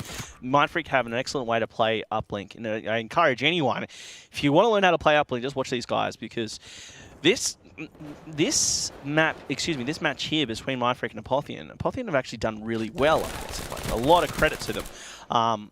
But with that said, I still think Mindfreak, to me, seem like they're very much in control of this map. It does seem like they're definitely in control. When they capture it, when they score any points, it is definitely very calm and cool collected. There's no sweating, there's no panic throws, there's no last-minute ditch attempts. It really seems like the doors are open and the red carpet's laid out, and all they have to do is just, roll down it. But saying that, again, Apotheon are definitely not letting them walk over this. They're not rolling over and just dying. They're responding, adequately to these attacks, to these pushes. And it seems to be working out. From 3-1, it's still a respectable lead, but at the same time, they're definitely not having as many shots on the goal. It's not like they've been in enough situations where they can even score. But with that being said, that was closer than it has been for the guys in Apotheon. Yeah, and that would have been a lot closer if it wasn't for Dens. He was the only one left alive, and he was over in Apotheon's base, and he was able to stay alive, shut down 2. So Apotheon still moved forward, and Mindfreak, they had no players up. But by the time they got over there, thanks to Den slowing them down, the spawners came out. They were easily able to stop 2 offensive players. If there were 4 there and Den's failed, then that could have been a very different story, and we may have seen Apotheon tie things up. But nonetheless, Den's clutched up. He was able to get a mad streak before just being shut down. He's gone 24 and 13 right now. As you can see, the closest player on his team to his score is 13. In fact, the entire scoreboard in full is 16 for carry. But Dan's, leading the charge. Fighter's now able to get away. Need to watch out. There is one player in front, so he decides to go for the one-point throw. Is there an intercept? No, and he actually throws a little too high, so the arm a bit too strong from Fighter this time around. Look at this pusher. He managed to let that player run straight past him, somehow getting the two-piece arrow. He didn't slides get that. He gets the punch as well. He manages to get the extra kill in there, and now look at this. Buzzo straight away pushing that drone in there. Great job from Mindfreaks. Again, so cool, so calm. Collected. That was a mistake, though, Josh. Technically, that was a mistake. To miss the shot is, really, I think the only way to put it down. He wasn't being fired at. It was somewhat of a fumble in that respect. I mean, just because you've been talking about players being under pressure, but this felt a little different. I'm a lot more critical of Mindfreak in their uplink play, and given that you're right, he wasn't directly challenged, but he saw the player just in front of him at church, which is what made him feel pressured into throwing from there. But I totally agree with you. He shouldn't have missed that, especially when they're only in front by 2. That's just one dunk, one run through the goal for Apotheon, and they tie things up. They could force a potential overtime, or God forbid for Mindfreak, actually win this matchup, and that would be a huge shock to Mindfreak, and indeed I think a lot of our viewers, and especially me, after watching these guys. The fact that it's still 3-1 is a big shock in itself.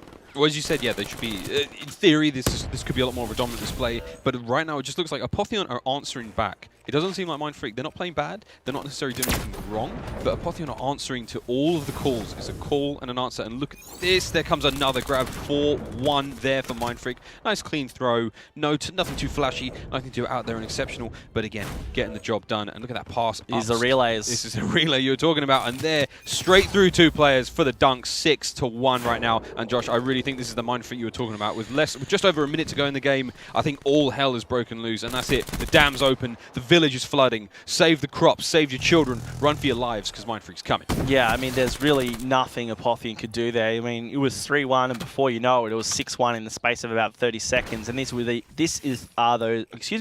fumbling.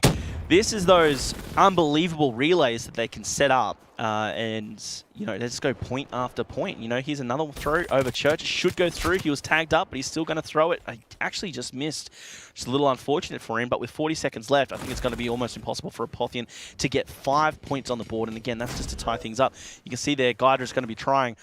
30 seconds left, though. 6-1, your score. And now we're counting down. Those numbers are red, and I think that Mind Freak are going to be having this one wrapped up. We'll soon see. 20 seconds left. Mind Freak looking to take their first appearance here in Stage 2 of the ANZ Pro Division in a very convincing fashion. 3-0 up against Apotheon. But Miles, Apotheon, they fought very valiantly. I was surprised they were only behind by 2 the whole way. And you know what? This series, that first hard point, the S&D, they did unbelievably well. But it is going to be Mind Freak. 6-1, your uplink score. Your series score, 3-0, and Mind Freak have a very comfortable start to their Stage 2 campaign here for the ANZ Pro Division of the Call of Duty World League presented by PS4. Awesome stuff. Awesome stuff. Josh, what an amazing night of games. It's been awesome. And you know what? I just want to stress again how well Apotheon did in that series. Because, again, they were, what, 6th seed after the standings were done for Stage 1. Up against the first seeded Mind Freak. Apotheon, their roster here, it wasn't changed from Stage 1 finals. Neither was Mind Freak's, but we didn't expect that. Apotheon have done well to keep it together and challenge as hard as they did. You look at that series and you go 3-0, sure, 6-1 in the uplink, whatever, but you're forgetting that Apotheon were within 10 points for that hard point for a lot of the time. They had a 3 or 4 round comeback, 3-round comeback in the S&D. There were streaks there. It was just a couple of mistimed events that stopped them, and then in the uplink, it was only a 2-point game towards the end. So if you watch them the entire way through, it was actually a lot closer series, and I think a lot of credit needs to be given to Apotheon. Hats off to the boys from Apotheon Gaming for putting on a great show, and I'm looking forward to seeing a lot more of them throughout the rest of the stage, which is an honest pleasure that we will be receiving. It's going to be awesome. But yeah, what an amazing night of games. We saw crazy comebacks. We've seen some super clutch plays. We've seen nothing but drama, literally nothing but drama from contested hard points. We saw some good dunks, some sweet dunks. My first dunks, which was superb to have endured. I'm glad to have taken you through your first dunks, you know. Dude, you've popped my cherry in a big way, and you know, I just hope it doesn't cause too much of a mess. Oh my gosh. With that, let's have a look at the scoreboard and see how that one went down. Oh, we see 20s across the board. 15 there for Dismal. A little lackluster in the end one, but as we know, he clutched up where needed a couple of times. But the one lonely throw from Carey was the only point on the board. 4 throws from Fighter, who went huge. He missed one that we criticised a little bit, but he hit 4, so big props to Fighter as well. That's enough from that scoreboard. Of course, your series 3-0. We had an awesome night of games. Mind Freak obviously taking that one. And then, you know, we had some upsets as well, like the Orbit versus TM. It was going to be great. But look, with all that said, let's have a quick look at the standings and see where these teams sit after day 1 of Stage 2. You've got Mind Freak there with that most recent 1-0.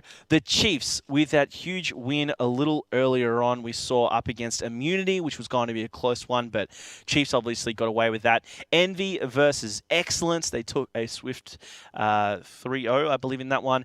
And then, of course, Orbit. They took on Tainted Minds, and Orbit got the win there. Tainted Minds, unfortunately, continuing their, I wouldn't say it's a losing streak, but they're just would you say, like a back foot? Like, they just seem to be on a low. Let's call it just quite simply, they're on a low at the moment. It's a slump. It's a bit of a slump. But hey, the slumps are meant to be broken out of. Indeed, they are. So that leaves Apotheon, Immunity, Tendermines, and Excellence to try and get a series tomorrow in Day 2, Week 1 of the ANZ Pro Division. That's how our standings sit after Day 1. I do thank you all for your support of the ANZ region here. We couldn't do it without all you viewers. Thank you very much, Miles.